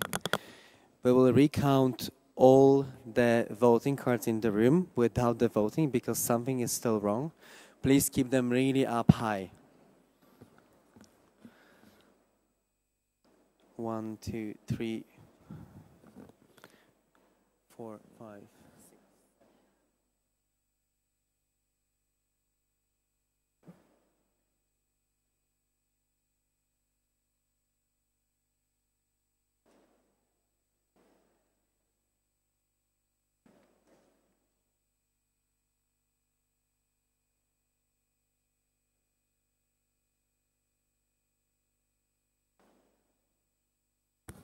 Okay, we confirmed that the number counted in the roll call is in accordance with the number of voting cards which are currently in the air.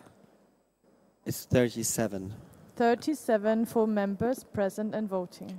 And now we will proceed to the voting again. Please make sure that I can see the front of your card with the stamp on it. So I don't want to see a back of your voting card. Always to the front with the front of the card. All those against this motion, please raise your voting cards up high.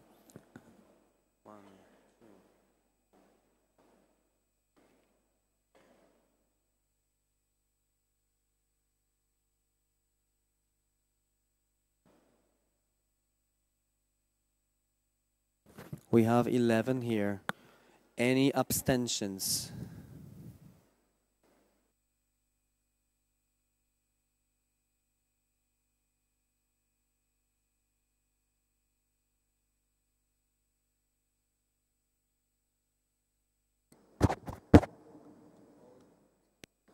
All those in favor?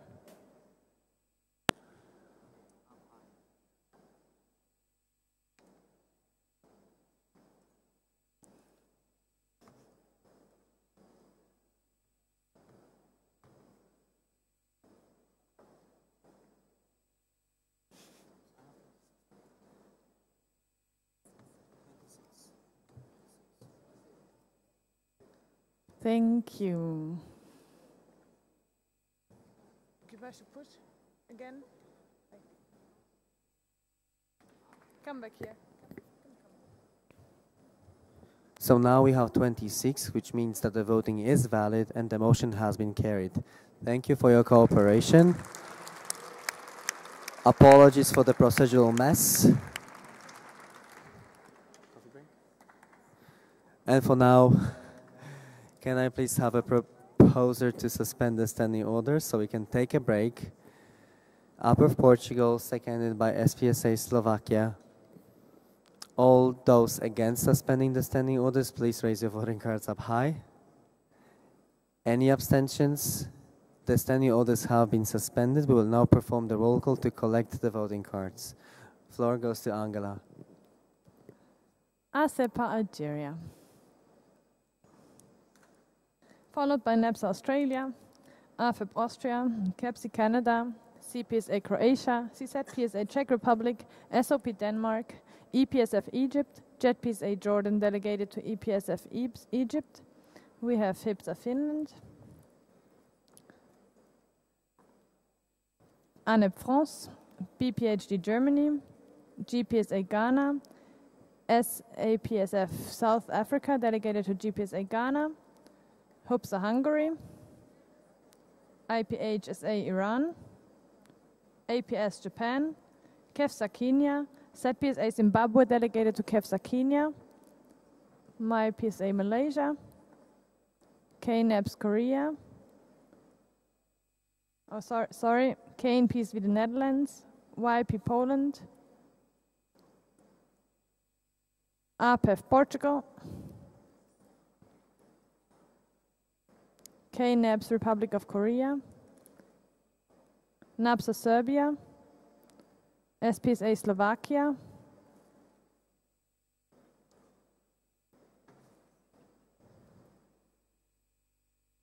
SHISSF de Slovenia, FEF Spain, FPSA Sudan, SNAP Sweden, ASEP Switzerland, PSUT Thailand, ATEP Tunisia, TPAYC Turkey, BPSA United Kingdom, APHA ASP USA, and FERC of Costa Rica, APHA ASP USA.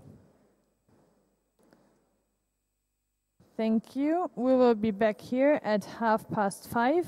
Please have a deep breath. The next agenda points will be as much fun as this one. Thank you.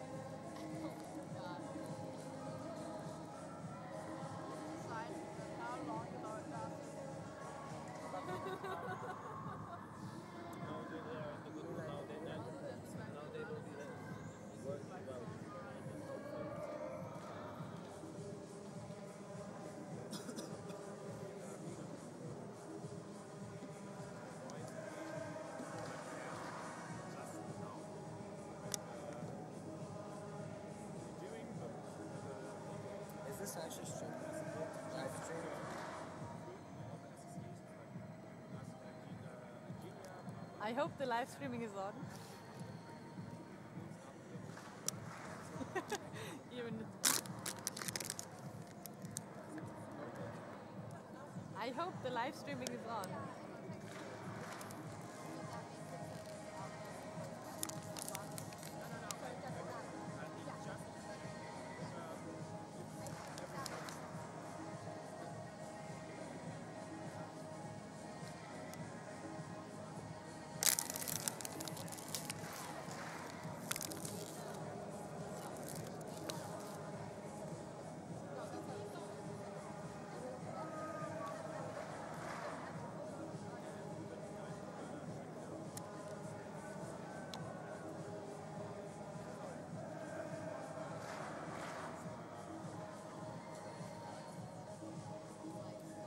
Josezinho, can you please come back to the agenda?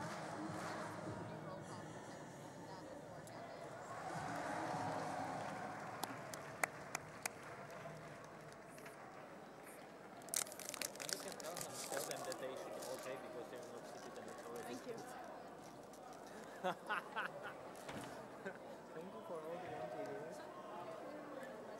Thank you for entertaining the entire internet. Should I say this?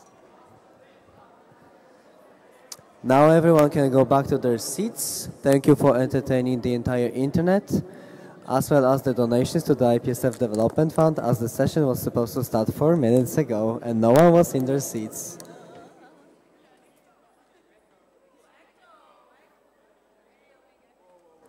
Why? Whoa. This is interesting.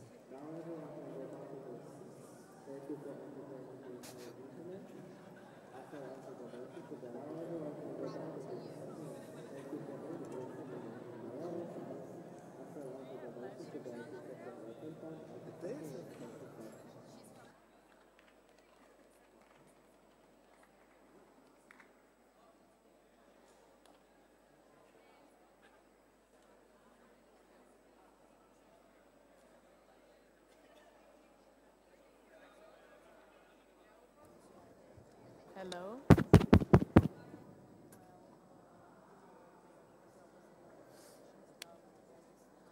Let's go. Got discussion on the official documents, right?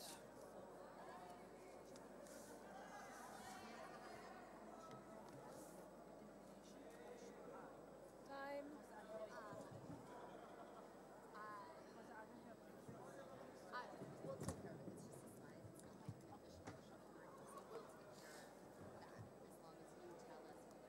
You start? Just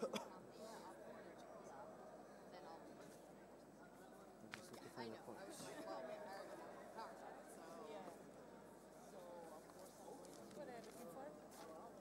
Just in the agenda, which point it is really? Oh yeah, so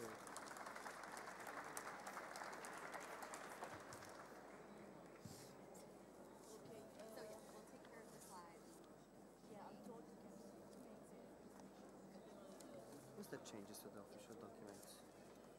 Oh, here. Oh, 713. Welcome back. During this session, we will continue our discussion on the IPSF official documents as a whole. That's the point 7.1.3 of the agenda. We will take it entirely as a whole. So get ready. We will first of all start with the roll call. So floor goes to Angela.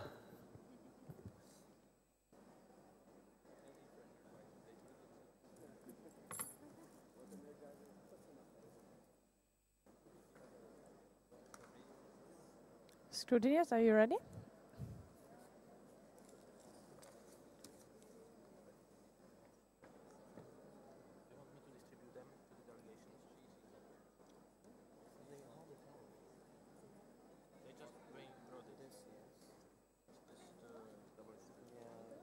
No, thank you. So I will distribute it. That's very kind, Dora.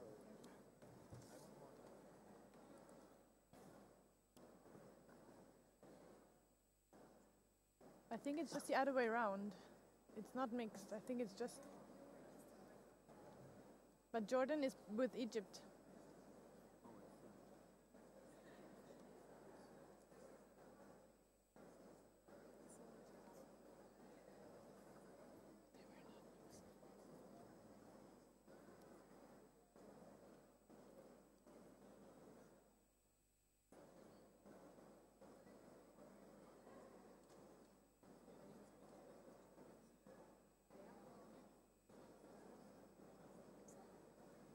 South Africa goes with Ghana. And Zimbabwe with Kenya.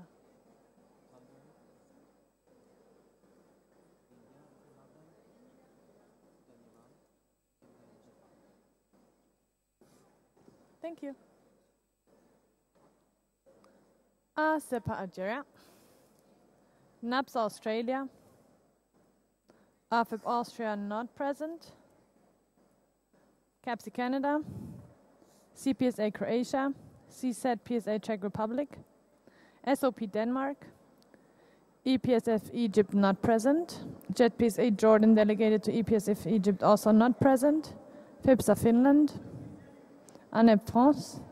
BPHD Germany.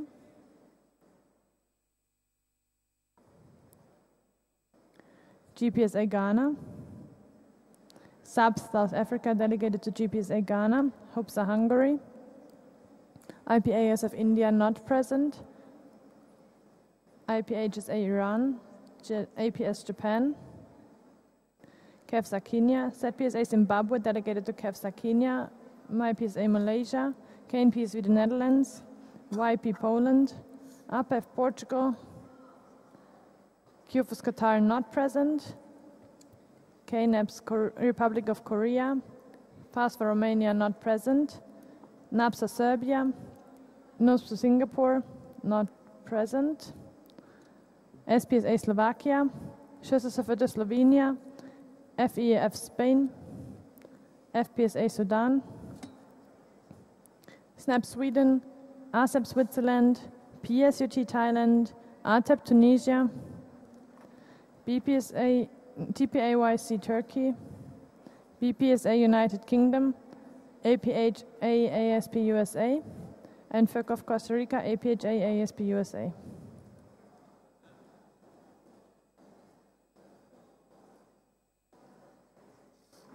Please, all voting cards back to the stage.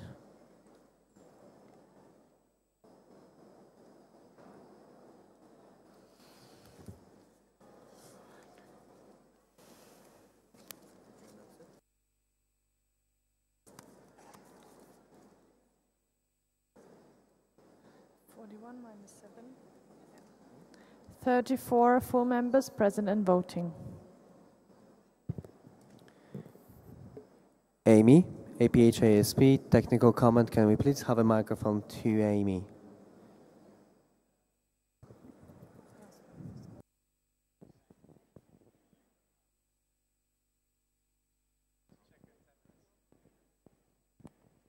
Amy Howard, APHA ASP. Just to clarify going forth, since we had some technical issues with interpretation of the rules, should anything like that happen in the future, just to let you know, the following point that was not read was that in the event that all official delegates of a particular delegation must leave the assembly during an active session, the chairperson must be informed through a point of order, and voting privileges shall be suspended until the next roll call.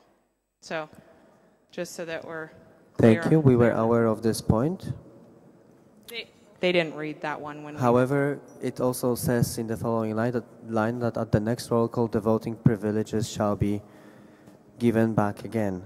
Also, the problem at that voting was that there was one particular delegation that was not voting, and we could not identify which one that was. In this case, if we are unable to identify, if we have one missing voting card in the room, we can't really proceed with any voting until we figure out what the problem is. That's why we experienced so much of a mess. I do apologize for that. Sometimes, however, it's also a little bit independent from what we can see from the stage in here. We did our best. I hope that the GA can accept our apologies.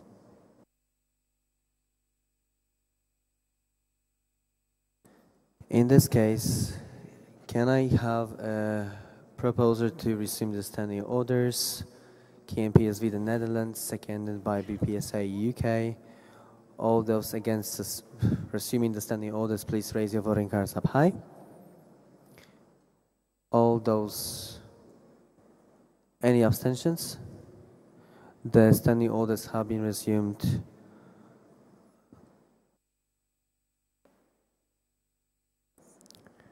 EPSA, as you are given official seats, please also refrain from inviting anyone else to the table. Please take your seats so we can start off with the session.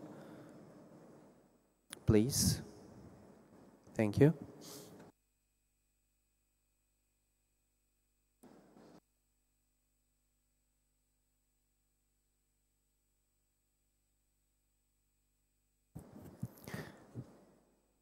Can I have the slides on the screen, please?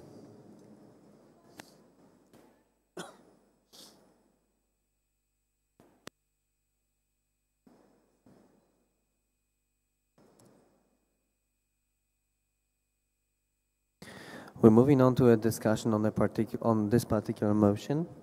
This is the 60th IPSF General Assembly accepts the changes to the Constitution as proposed by the 60th IPSF Executive Committee. This shall be achieved upon the conclusion of the 60th General Assembly. This motion shall be reviewed at the 61st IPSF General Assembly. Before we proceed any further with any other official documents, I would like to give floor to Angela so she can explain how we're going to approach this very, very big issue. Angela. Thank you. Okay, this requires that we all have a deep breath because this is going to be one of the major changes that we are discussing in this assembly. Prior to today's sessions, we had a few side meetings during the first days of the Congress where we came up with a few points how this proposal that was distributed initially in the Congress folder should be amended. You were given copies of a summary of these changes before the beginning of the last session. It is the document which has the slides, always 6 slides per page. Do you all have it? Green cards, please. Red cards if you don't have the document. Thank you. As a small recap, we have been working on these changes proposed to the Constitution, to the domestic rules, and to the standing orders now for almost 2 years, with also 2 different executive committees. Already in the last year, the changes proposed to the Constitution were submitted to all members about 1 to 2 months prior to the General Assembly. During the General Assembly, we had an informal session on the changes to the Constitution as well as the domestic rules, where we received a lot of feedback. Also, prior to this General Assembly, 2 months before the Assembly, the proposal to change the Constitution was submitted, and almost 1 month before this Assembly, all the changes were submitted to all the members. We have not received any comments before the beginning of this Assembly. Still, the feedback that we received in the informal sessions is very valuable to us. We also know that with this proposal, as it is presented on the screen, there might be still some little changes or some little mistakes in these documents, but I also believe that the documents as we have them now, they are also not 100% perfect. What is important to me is that if we decide to accept the official documents, we need to have a final official documents version which does not contradict in itself and which has actually, with which we can work.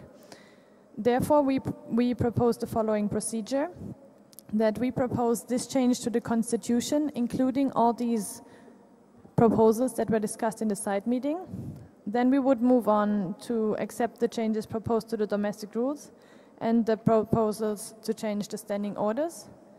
After these 3 parts may have been accepted, we would still accept amendments from your end to allow minor changes, but it is very important for us that we either accept none of these parts or the whole proposal. Are there any questions?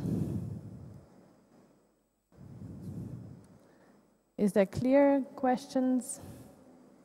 Green card if you think this is clear. Red cards if you have any, if this is not clear. Thank you.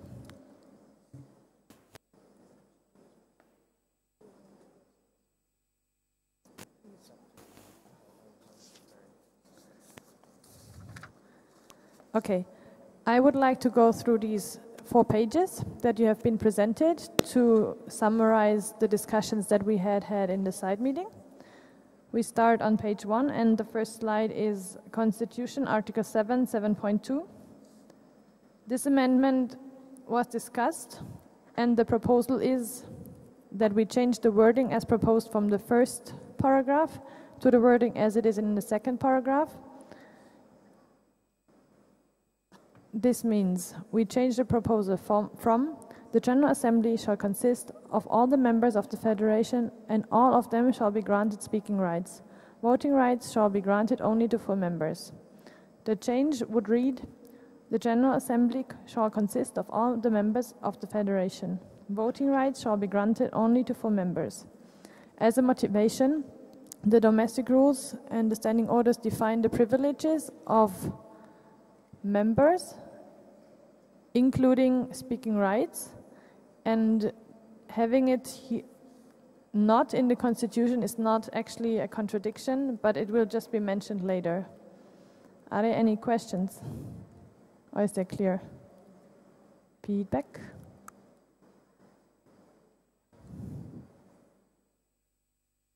Feedback? More feedback? Thank you.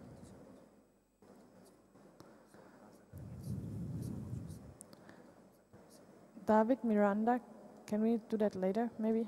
Because it's a bit distractive. Thank you.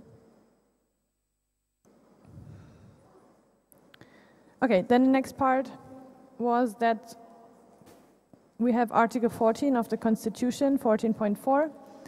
This is basically a comment on the part where when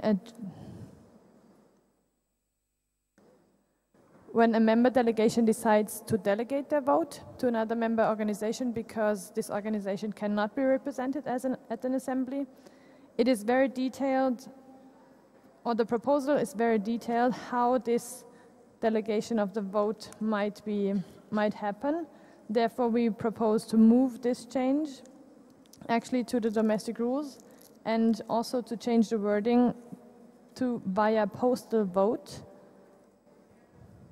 instead of registered letter or scanned and signed electronic letter, because we believe that the Secretary General and the Executive Committee are capable to decide which way of accreditation to as official delegates is applicable and which is sufficient. Any questions? Feedback? So the proposal is to change this, to move this article to the domestic rules from the Constitution, since it is very detailed. Feedback? Do you agree? Do you disagree?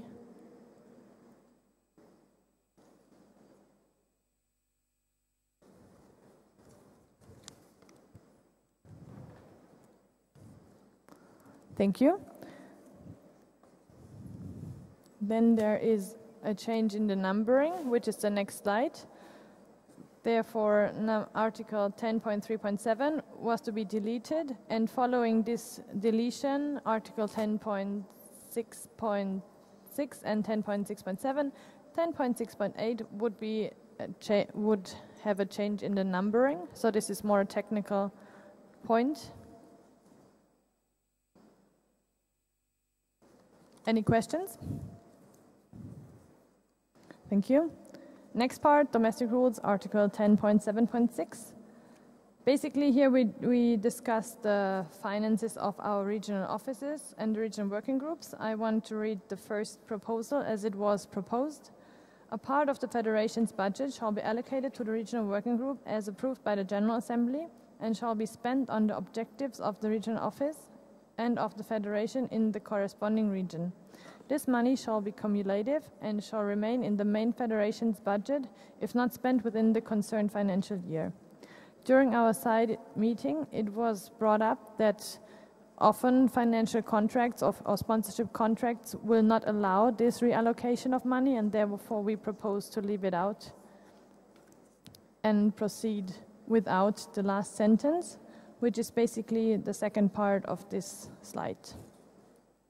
Any questions? Feedback? Is that positive for you or negative? Chris, BPHD Germany.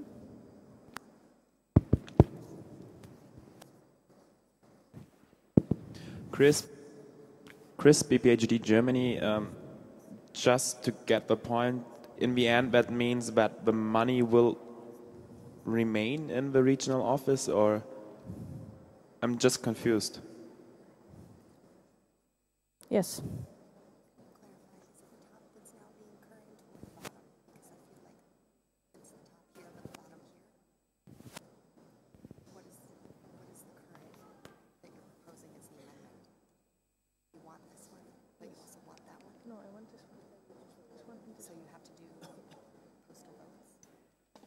Which is a flexible term. It does not mean I have to have a letter. This is constitution. Okay, this is saying that you can't accept electronic means to get Costa Rica's vote to the U.S., etc. That's why we have register scan inside electronic. But this is very detailed. It does not. Postal vote means it must be snail mail sent via post, which will get lost. So you actually want it. You're going to not get any votes by people in Africa and are full members. Never going to get to 2 months.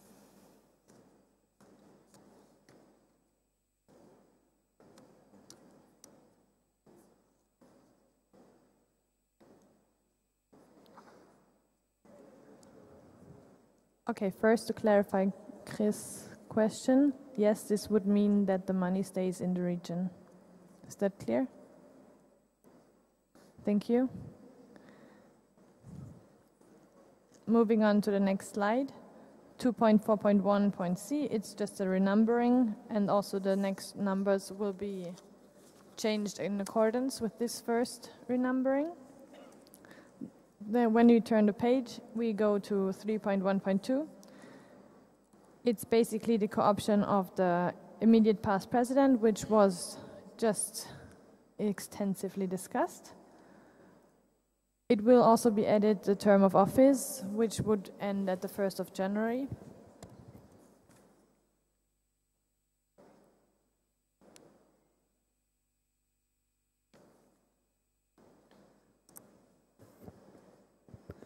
The whole article 3.1.2 would then read, the executive committee shall consist of the following co-opted members: immediate past president, B, chairperson of the reception committee of the upcoming World Congress. There is a change in the wording, since in the informal meeting we decided that this is more clear than the name Next World Congress. Any comments?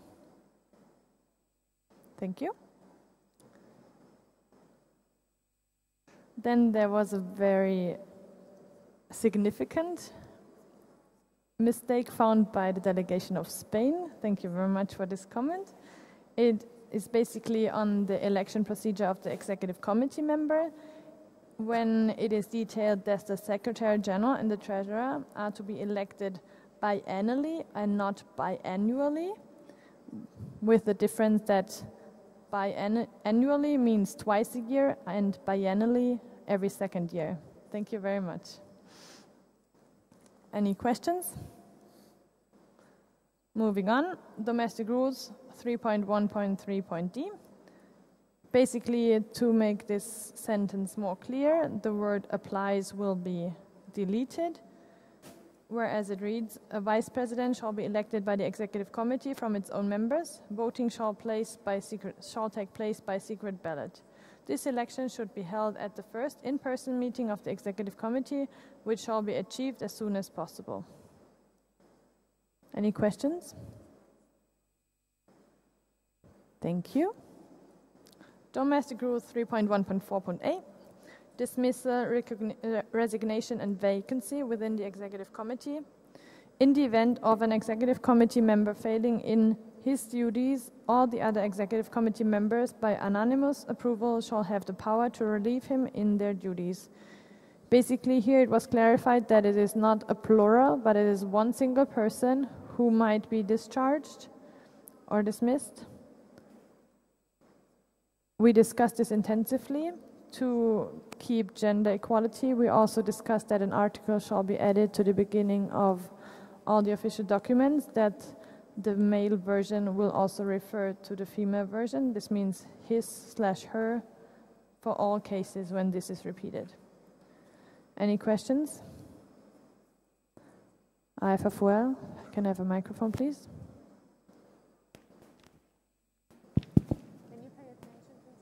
Eduardo, FFUL Portugal.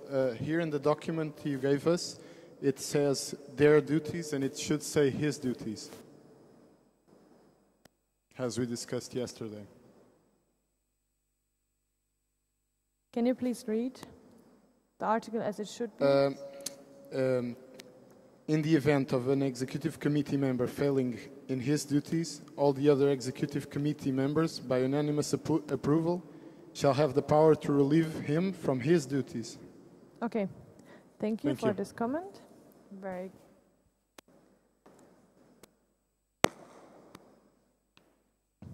There is NAPS Australia.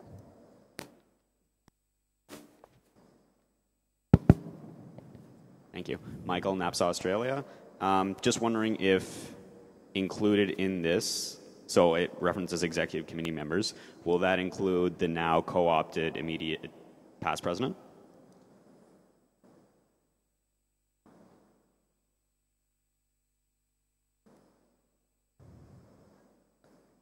The position that can be dismissed or voting on it, on the dismissal? No, the position that may be dismissed. So would the immediate past president, if they are not fulfilling their duties, fall under this criteria, be able to be voted out by a vote of the executive members? Yes? Yes, it's also not only to the executive committee, but basically all the team members. Okay, thank you. Yeah. Thank you. Any more comments on this slide? Thank you. Then we move on Domestic Rules 3.2.2. At executive committee meetings, a quorum shall consist of at least half of the members mentioned in Article 3.1.1 of the Domestic Rules. This is a change of content because in the old version of the official documents, 5 members, the presence of 5 members was needed to have a quorum, even though the executive committee board has been extended to 15. That means, according to the current domestic rules, a quorum would only be 5 out of 15 people. Is that clear? Thank you. Moving on, Domestic Rules Article 9. This is the inclusion of working statements. It basically reads the General Assembly and Regional Assembly. Working statements. All motions discussed under agenda point incoming motions of the General Assembly, excluding procedural motions, shall become the working statements of the Federation and be put on the motions list of the Federation. Other motions discussed at the General Assembly may also become working statements if specified in the General Assembly. This is basically the wording for a procedure that we already had, that we collect all the motions just to specify that there are working statements which shall be achieved continuously and others which are basically the duties or the tasks for the upcoming year. Questions? Thank you. Svetlana. Svetlana Epps, the president. I was just wondering, because I saw in the agenda that you have working statements and motions in force. What is the difference and what is the definition of the motion in force then? And should it be in the regulations as well? Thank you.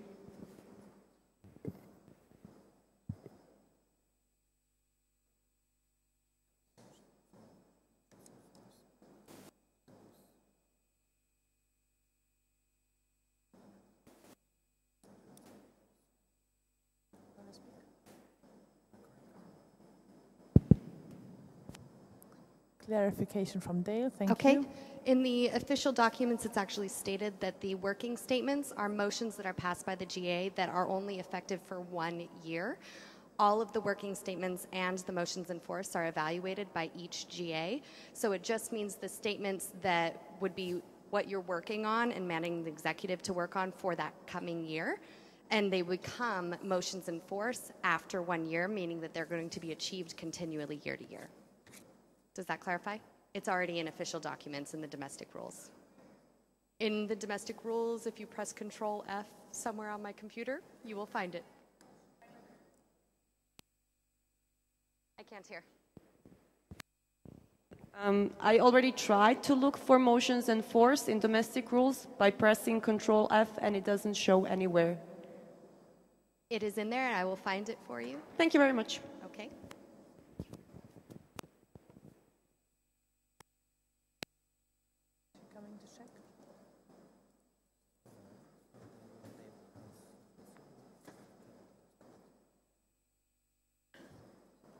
We will come back to this comment when Dale has proposed a solution.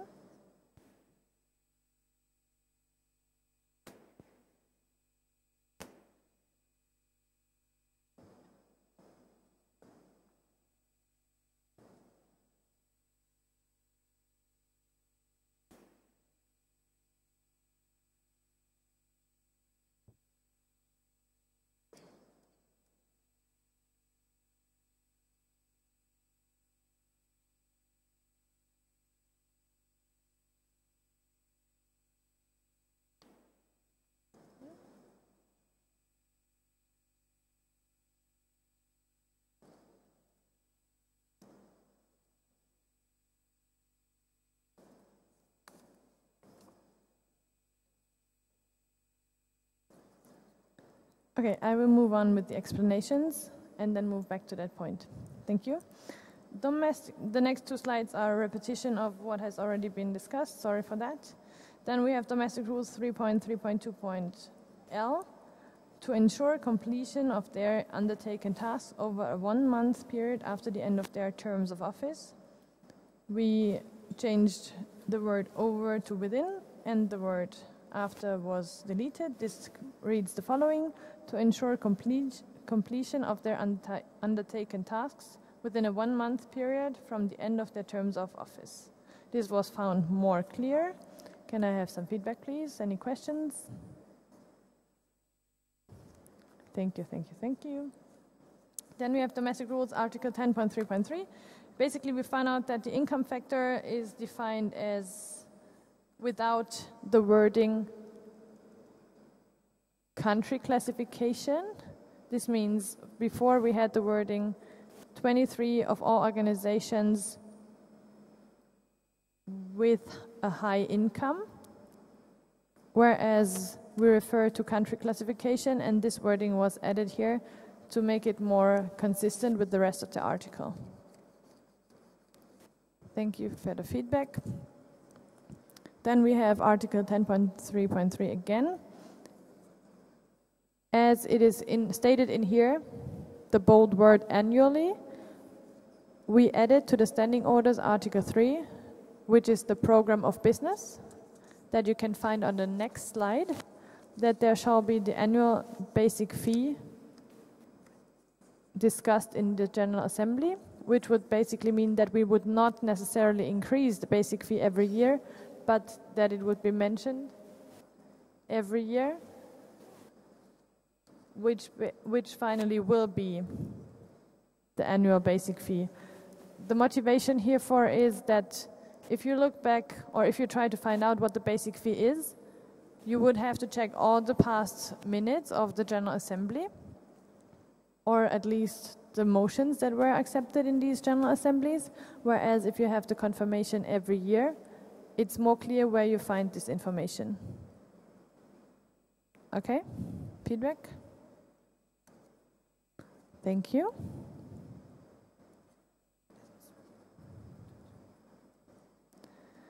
And then Article 10.3.3, the last part, basically in the deletion as it was proposed, the word article was not deleted, and we propose the deletion of the whole article and not to forget one single word. And then there was one more comment brought up last night, and this was Domestic Rules Appendix 4, which is dealing with the Student Exchange Program regulations. There is this point. The Student Exchange Program domestic rules must be reviewed annually by the Student Exchange Committee and the Constitutional Working Committee. At the end of the Student Exchange Program year. This was the change that was proposed. Any changes to the Student Exchange Program regulations must be approved by the General Assembly. There was attention drawn to this point that this might actually lead to a more flexible way to change the change the Student Exchange Program regulations, which is actually not the case because all the changes to our official documents require the approval by the General Assembly. Therefore, having this information here would just duplicate our procedure.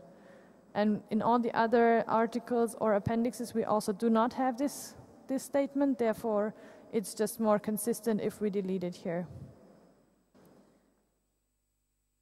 Do you agree, disagree?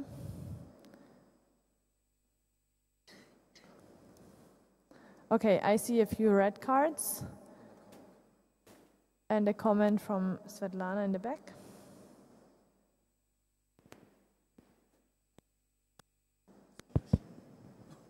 Yeah, Svetlana, EPSA president. Actually, we were the ones bringing this up yesterday at the meeting, only because we don't find anything in domestic rules on the explanation of the procedure of how domestic rules are changed.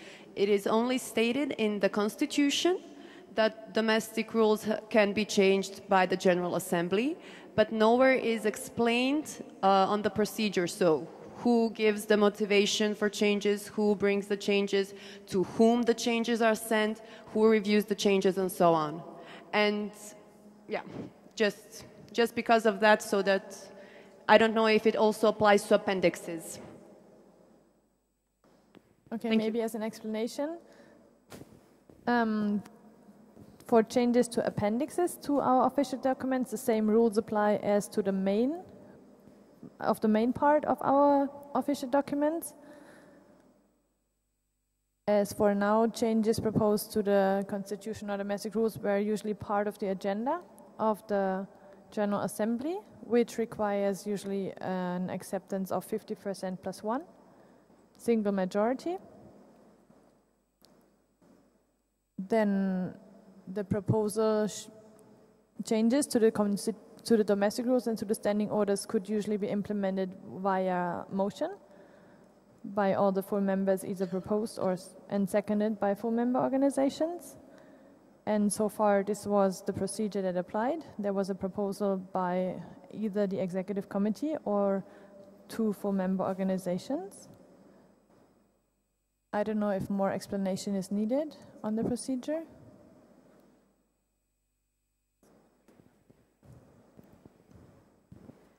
I understand that, but my concern is that since it is not written anywhere, nobody coming outside of the known procedures in the GA can understand how the procedures work. That's why I raised the question, because I cannot find the answer in the documents where I should be finding it. Thank you.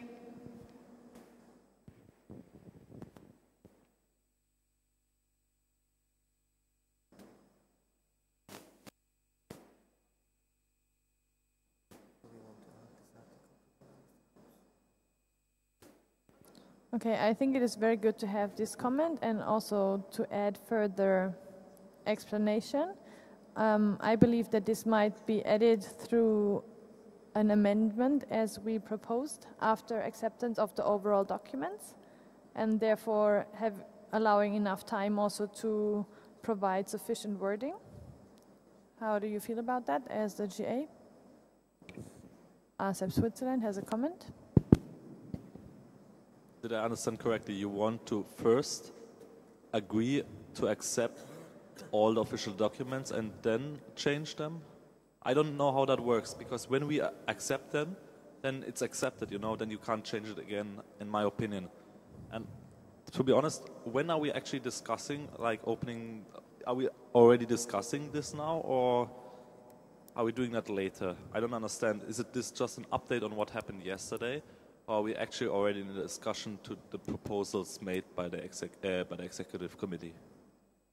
So basically, this is still the motivation, which is provided by the executive committee by giving you all the updates that on the discussion. We will, after this, read the motion again, which includes acceptance of all the changes to the constitution and an open the floor for discussion. Okay?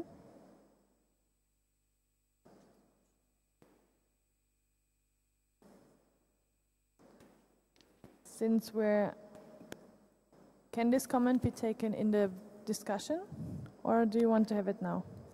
Because otherwise I would go back to Dale, ask for her comment, and on the previous question of Svetlana, finish this point and then come back to you. Thank you. Dale? All right, if you're looking actually under domestic rules, I'm trying to have my computer cooperate. Article 9.1 on working statements, and 9.1.1 says all motions discussed under the agenda point incoming motions, excluding procedural motions, shall become the working statements and be put on the motions list, which we know by practice is motions in force, and those will become part of the federation. Other motions discussed at the General Assembly may also become the working statements if specified by the General Assembly. And then further on at 9.1.3, it says these motions shall be reviewed and adopted annually by the General Assembly and may be included as an appendix of the minutes. So the motions in force list is defined in there, even though it's not that specific wording, and we understand that the wording is incorrect, which is why there is also an addendum that is going to be proposed that has already been situated, saying that all carried motions discussed under agenda point incoming motions shall become the working statements of the Federation and be put on the working statements list. So therefore, the working statements list is going to be defined more clearly because we did recognize that it was not quite as clear as it should have been. So taken care of.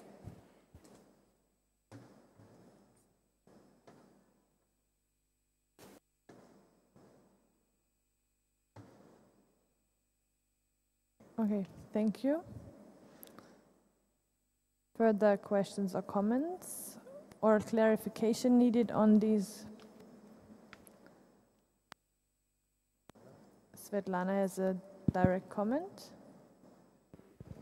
Then direct to that, if you are not having a motions on force list, but only working statements list, then that should also be excluded from the agenda in the standing orders. Because I think it is included.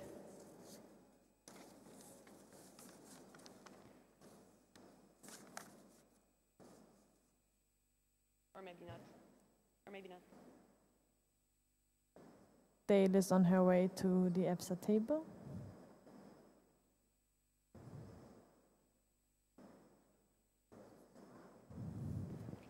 This has also been addressed in the addendum that is still pending approval by the executive committee, but it is just a formality, and actually we would be suggesting adding approval of the list of working statements separately from approval of the list of motions in force. Anything else?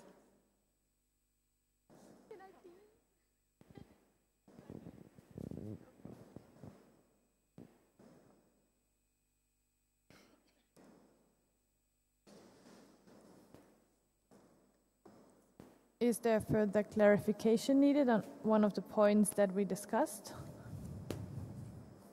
or that were just presented? Then I close my motivation. I pass the APHA ASP.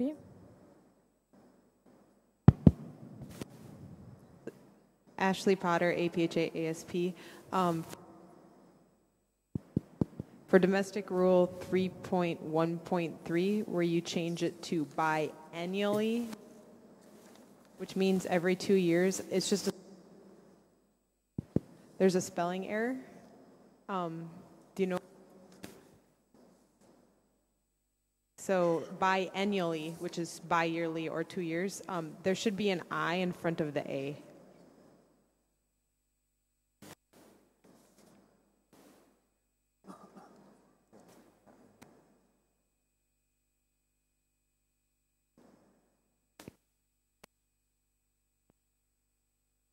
Thank you. Noted.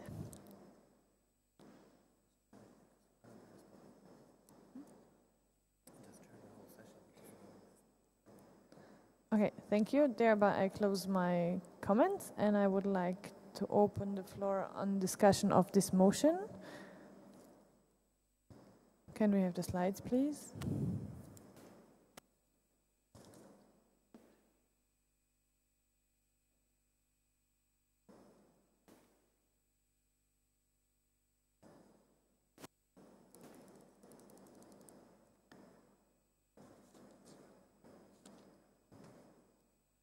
This, the 60th IPSF General Assembly, accepts the changes to the Constitution as proposed by the 60th IPSF by the 60th IPSF Executive Committee. This shall be achieved upon the conclusion of the 60th IPSF General Assembly. This motion shall be reviewed at the 61st IPSF General Assembly. I'm opening the floor for discussion. There is ASEP Switzerland. Stefan, ASEP Switzerland. Is in this motion, does it really state clearly that we accept also the changes which have been made in the last few days? Because as it stands now, it could also state that it's only the changes you proposed 2 months ago by email. Okay. Is that wording better? Yes, I guess. Can I see something like that? Feedback, please. We added the wording with amendments.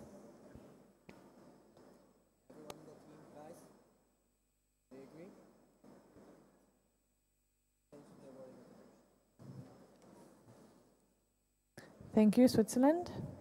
Any more comments?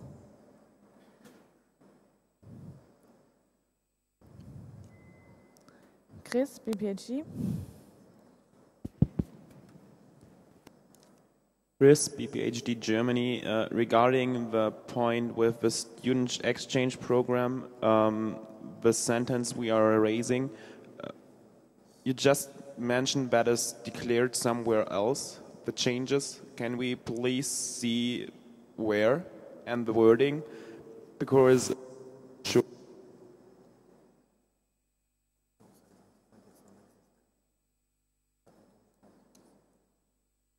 Radek wants to respond.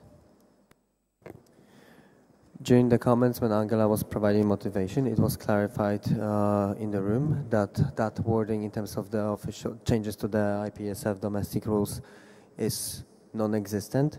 However, provided that the changes to the official documents, including the domestic rules, are accepted through a motion by the General Assembly, no one else but the General Assembly can overrule it. So it's still always exclusively the decision of the General Assembly to amend any of these documents. Is that clear? Of course, we may add this wording if that's the wish of the GA to have it explicitly in the document. Thank you, Radek. Next is Stefan, ASEP Switzerland. Stefan, ASEP Switzerland. I think we're just on a motion on the Constitution at the moment, so that belongs to the changes to the domestic rules, so we can have that discussion. Then I want to ask what happens if we accept the changes to the Constitution, because we moved parts to the domestic rules. What happens if we don't accept the domestic rules later? Then there are like a lot of parts just getting lost.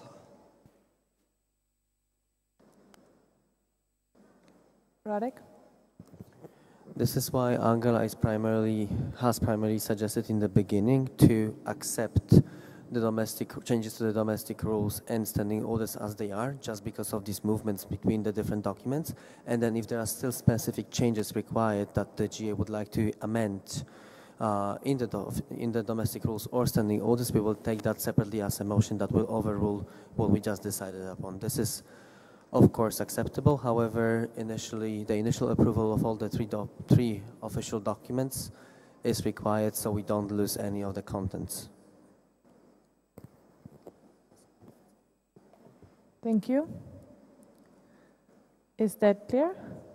Feedback, please. Thank you. Are there more questions or comments?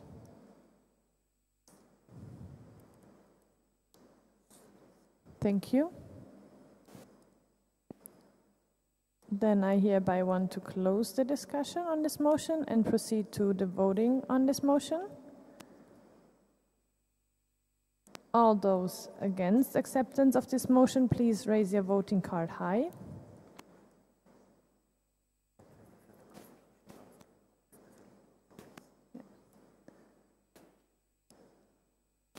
All those abstaining, please raise your voting card high. And since this is a very important motion, I also want to ask for a count on for acceptance of this motion. Please raise all your voting cards high. High. And front to the front, like this, that we can see clearly. Thank you.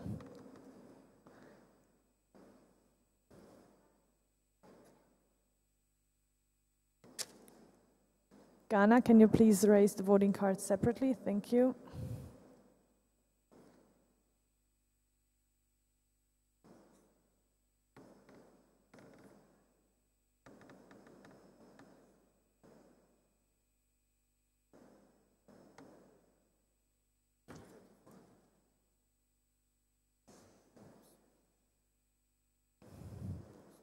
Hereby, this motion was carried unanimously. Thank you, everyone, for your contribution.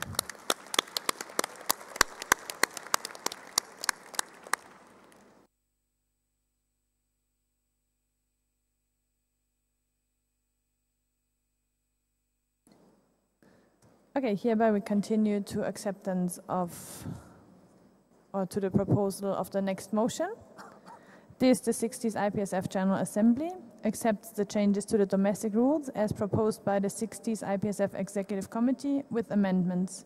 This shall be achieved upon the conclusion of the 60s General Assembly. This motion shall not be reviewed once it has been achieved. I hear a technical comment.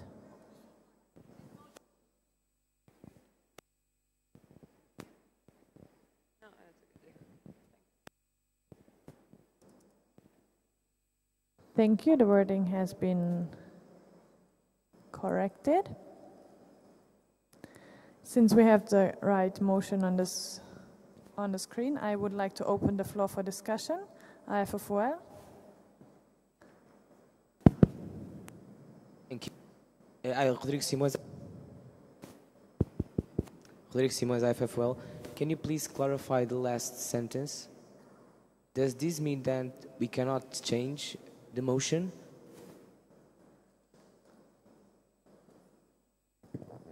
Radek? The last sentence basically states that it is not required to review at the next General Assembly whether the changes have been implemented. However, still it is possible to propose amendments and vote upon them. Thank you. Are there more questions or comments? ASEP Switzerland. Stefan, ASEP Switzerland. At the moment, I don't feel comfortable on voting on this, just because there's a lot of, as we saw in the consultative sessions, there's still a lot of work which has to be done. I know you want to do it like with separate motions afterwards, but I just don't feel comfortable on voting on this big pile of changes right now, because they're like, for example, the sentence with the student exchange program, in my opinion, that shouldn't be removed, even though, you know, you stated it's kind of practice, but there are like just too many unclear situations at the moment, and I would like to raise awareness that there are parts to those changes which there's no common ground at the moment, I think. Thank you. Can I see emotion cards on this, please?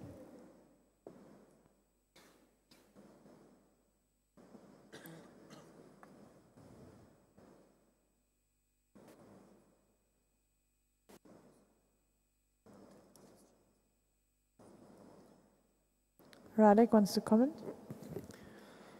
Just as Angela said in the beginning, the entire change as proposed today to the IPSF domestic rules was presented and consulted a year ago with quite a broad group of representatives from the General Assembly. At that certain point of time, I myself specifically requested that the official delegates from the previous General Assembly review what was presented and suggest the necessary changes and improvements to the executive committee, so throughout the whole year we can work over them. As until today, we've not received any comments, any amendments, and any suggestions other than the ones at the sessions on the evenings during this World Congress. For now, what we must think of is the impact of the entire change. Whether it is really worth to postpone all these changes for another year, because I can guarantee that we will not be able to improve every single small detail by the end of the General Assembly. Thereby, it was suggested that we accept it as it is, just so we don't lose any content, because of course we are improving things, trying to improve things. Otherwise, we will have exactly the same mess as we used to have. And then, if time allows and the GA has such a willingness, we are very much open to discuss specific changes that you want to implement, because that's also within the concept of improving the documents that we have at the moment. Can we also have your feedback to this explanation? Is that also clear to everyone? Thank you so much for your support. Thank you. Are there more comments or questions?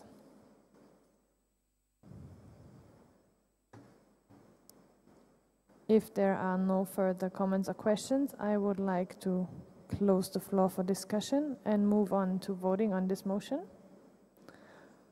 The 60s IPSF General Assembly accepts the changes to the domestic rules as proposed by the 60s IPSF Executive Committee with amendments. This shall be achieved upon the conclusion of the 60th General Assembly.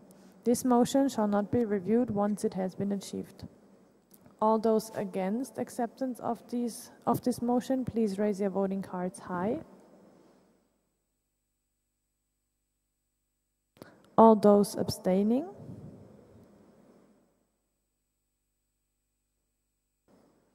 All those for, please raise your voting cards high. High.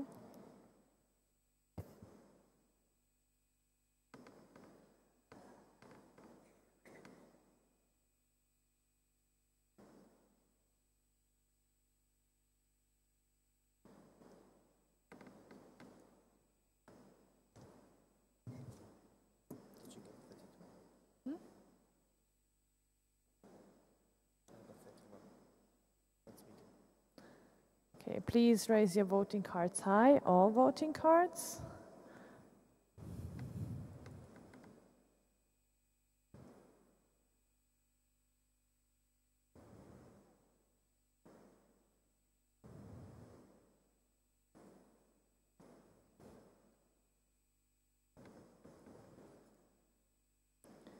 (32) Hereby this motion has been accepted. Thank you.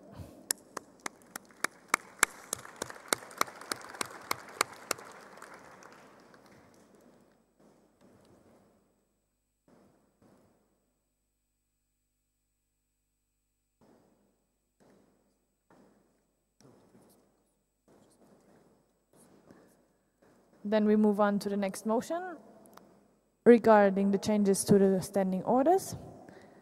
proposed by the Executive Committee.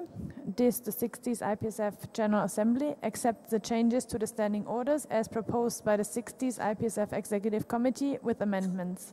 This shall be achieved upon the conclusion of the 60th General Assembly. This motion shall not be reviewed once it has been achieved. I open the floor for discussion. Are there any questions or comments? Thank you. If there are no questions or comments, I would like to close the floor for discussion and move on to voting on this motion. All those against acceptance of this motion, please raise your voting card high.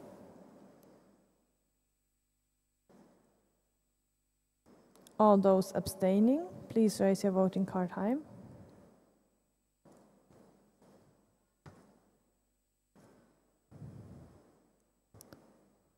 I see 2. All those for acceptance of this motion, please raise your voting card high.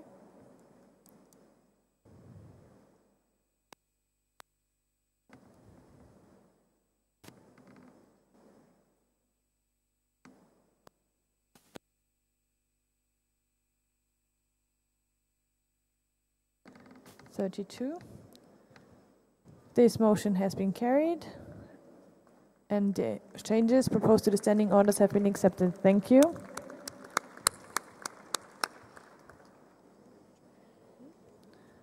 And hereby I'm giving the chair back to Radek.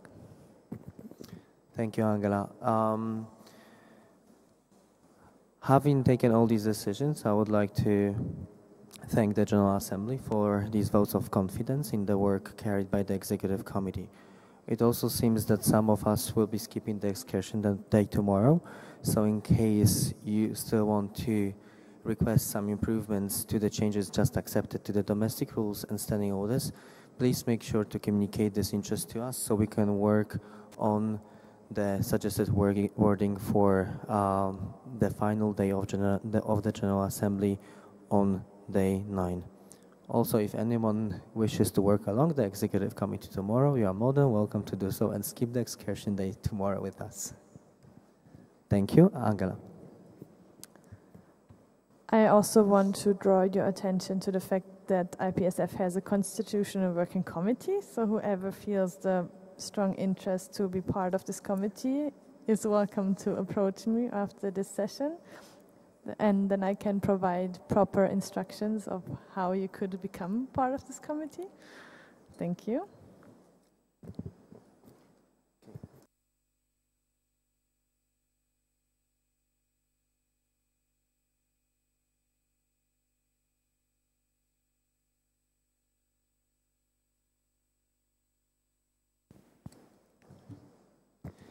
In this case, as it's been quite a lot,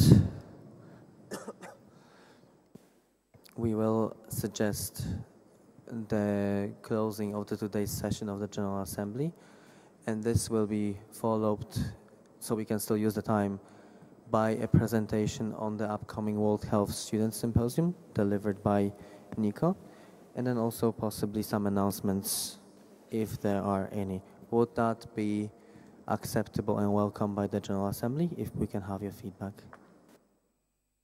Everyone? A little bit of energy, please. Yes, thank you. So this is what's gonna happen.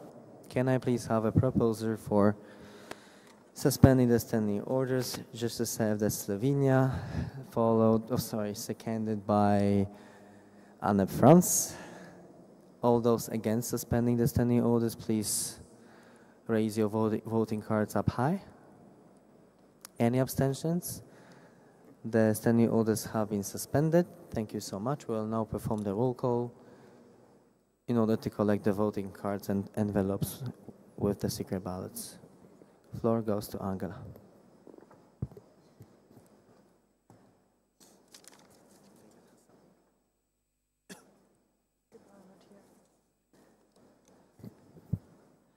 Dear scrutineers, last time for today are SEPA Algeria, NEPS Australia,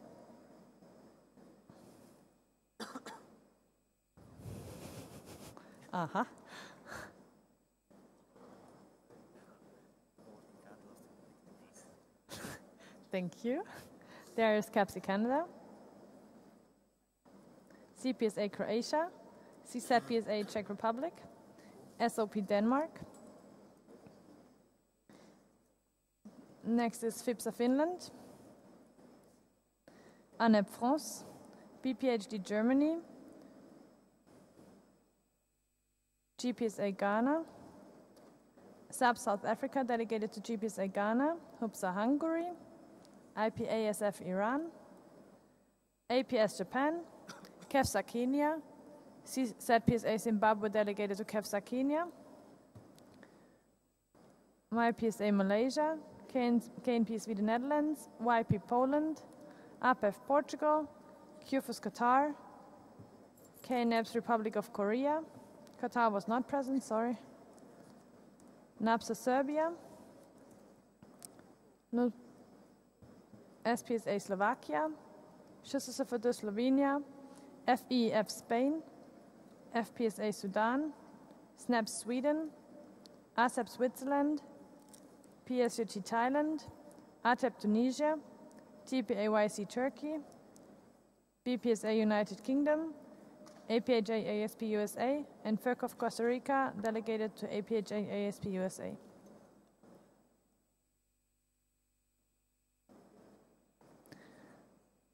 Thank you very much also for today's scrutineers,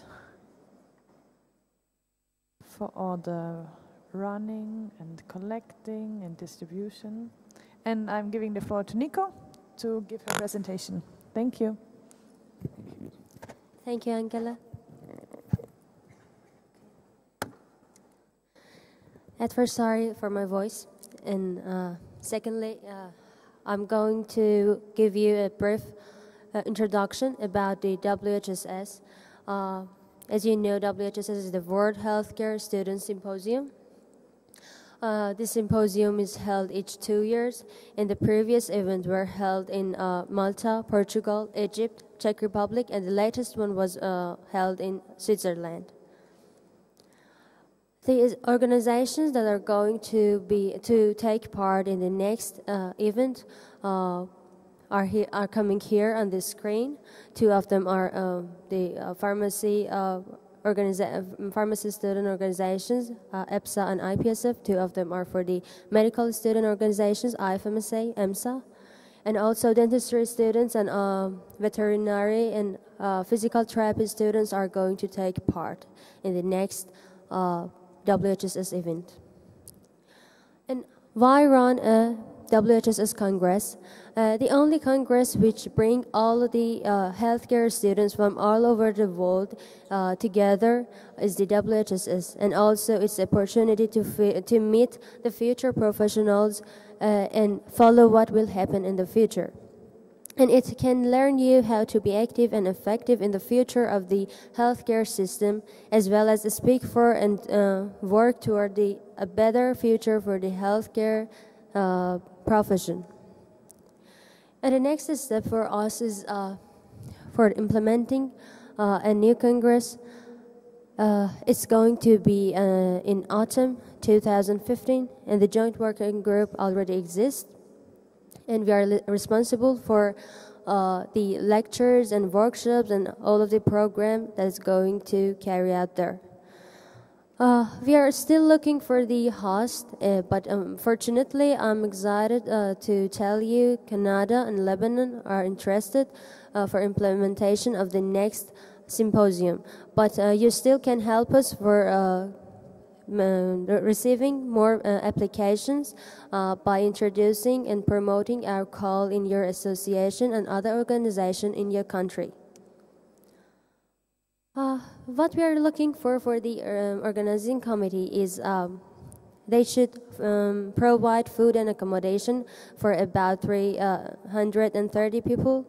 300 participants are going to participate in this event, and approximately we will have about 15 to 20 speakers and also the joint working members that should provide it with a lower or free fee.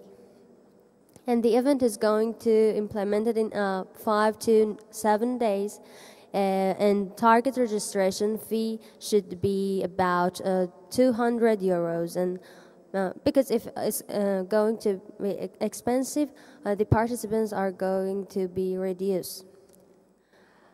So what's in it for you and your team? Being the host for WHSS provide you an opportunity to collaborate with a great organization in your country and also introduce your association and your country to all over the world students. And you can experience a great opportunity of working with the interprofessional cooperation, and also you can have the experience of organizing a widely respected event such as WHSS. And also you can show off your spirit to the all participants and all the speakers by your innovation and creativity. If you're interested, so you can easily write an email of interest to the whss@ipsf.org, which you can see the email on the screen, to obtain the information for how to proceed with the application. There will be just 2 steps: fill in the online application form and also send all the requested documents to this email that you can see on this screen. The deadline will be 15th of August. And this is an advertising card that which help you to promote the call in your association and in your country. I think we will put it on Facebook and we can send to your emails. Thanks for your attention.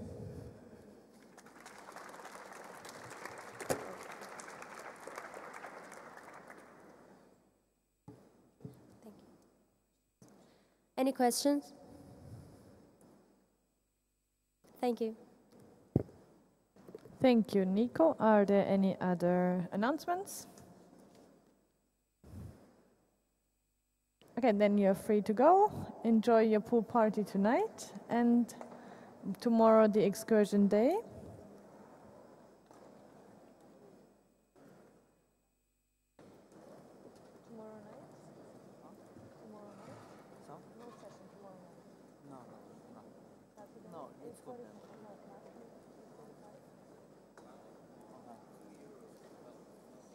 Didn't fall asleep. I was disturbed.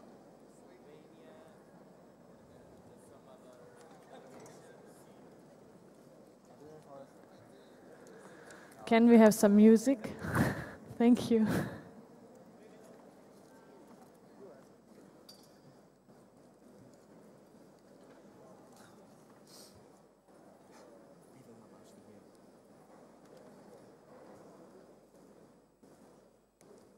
Here are trees.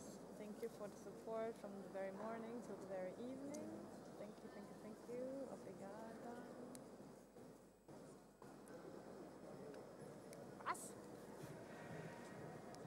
Thank you to all the RC members who were here from the morning till the evening. It's very much appreciated.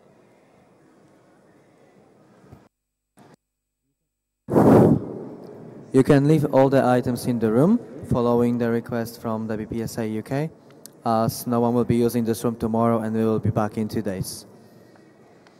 You can leave everything in this room on the tables. You don't have to take it with you. Clear message, clear message. Have fun.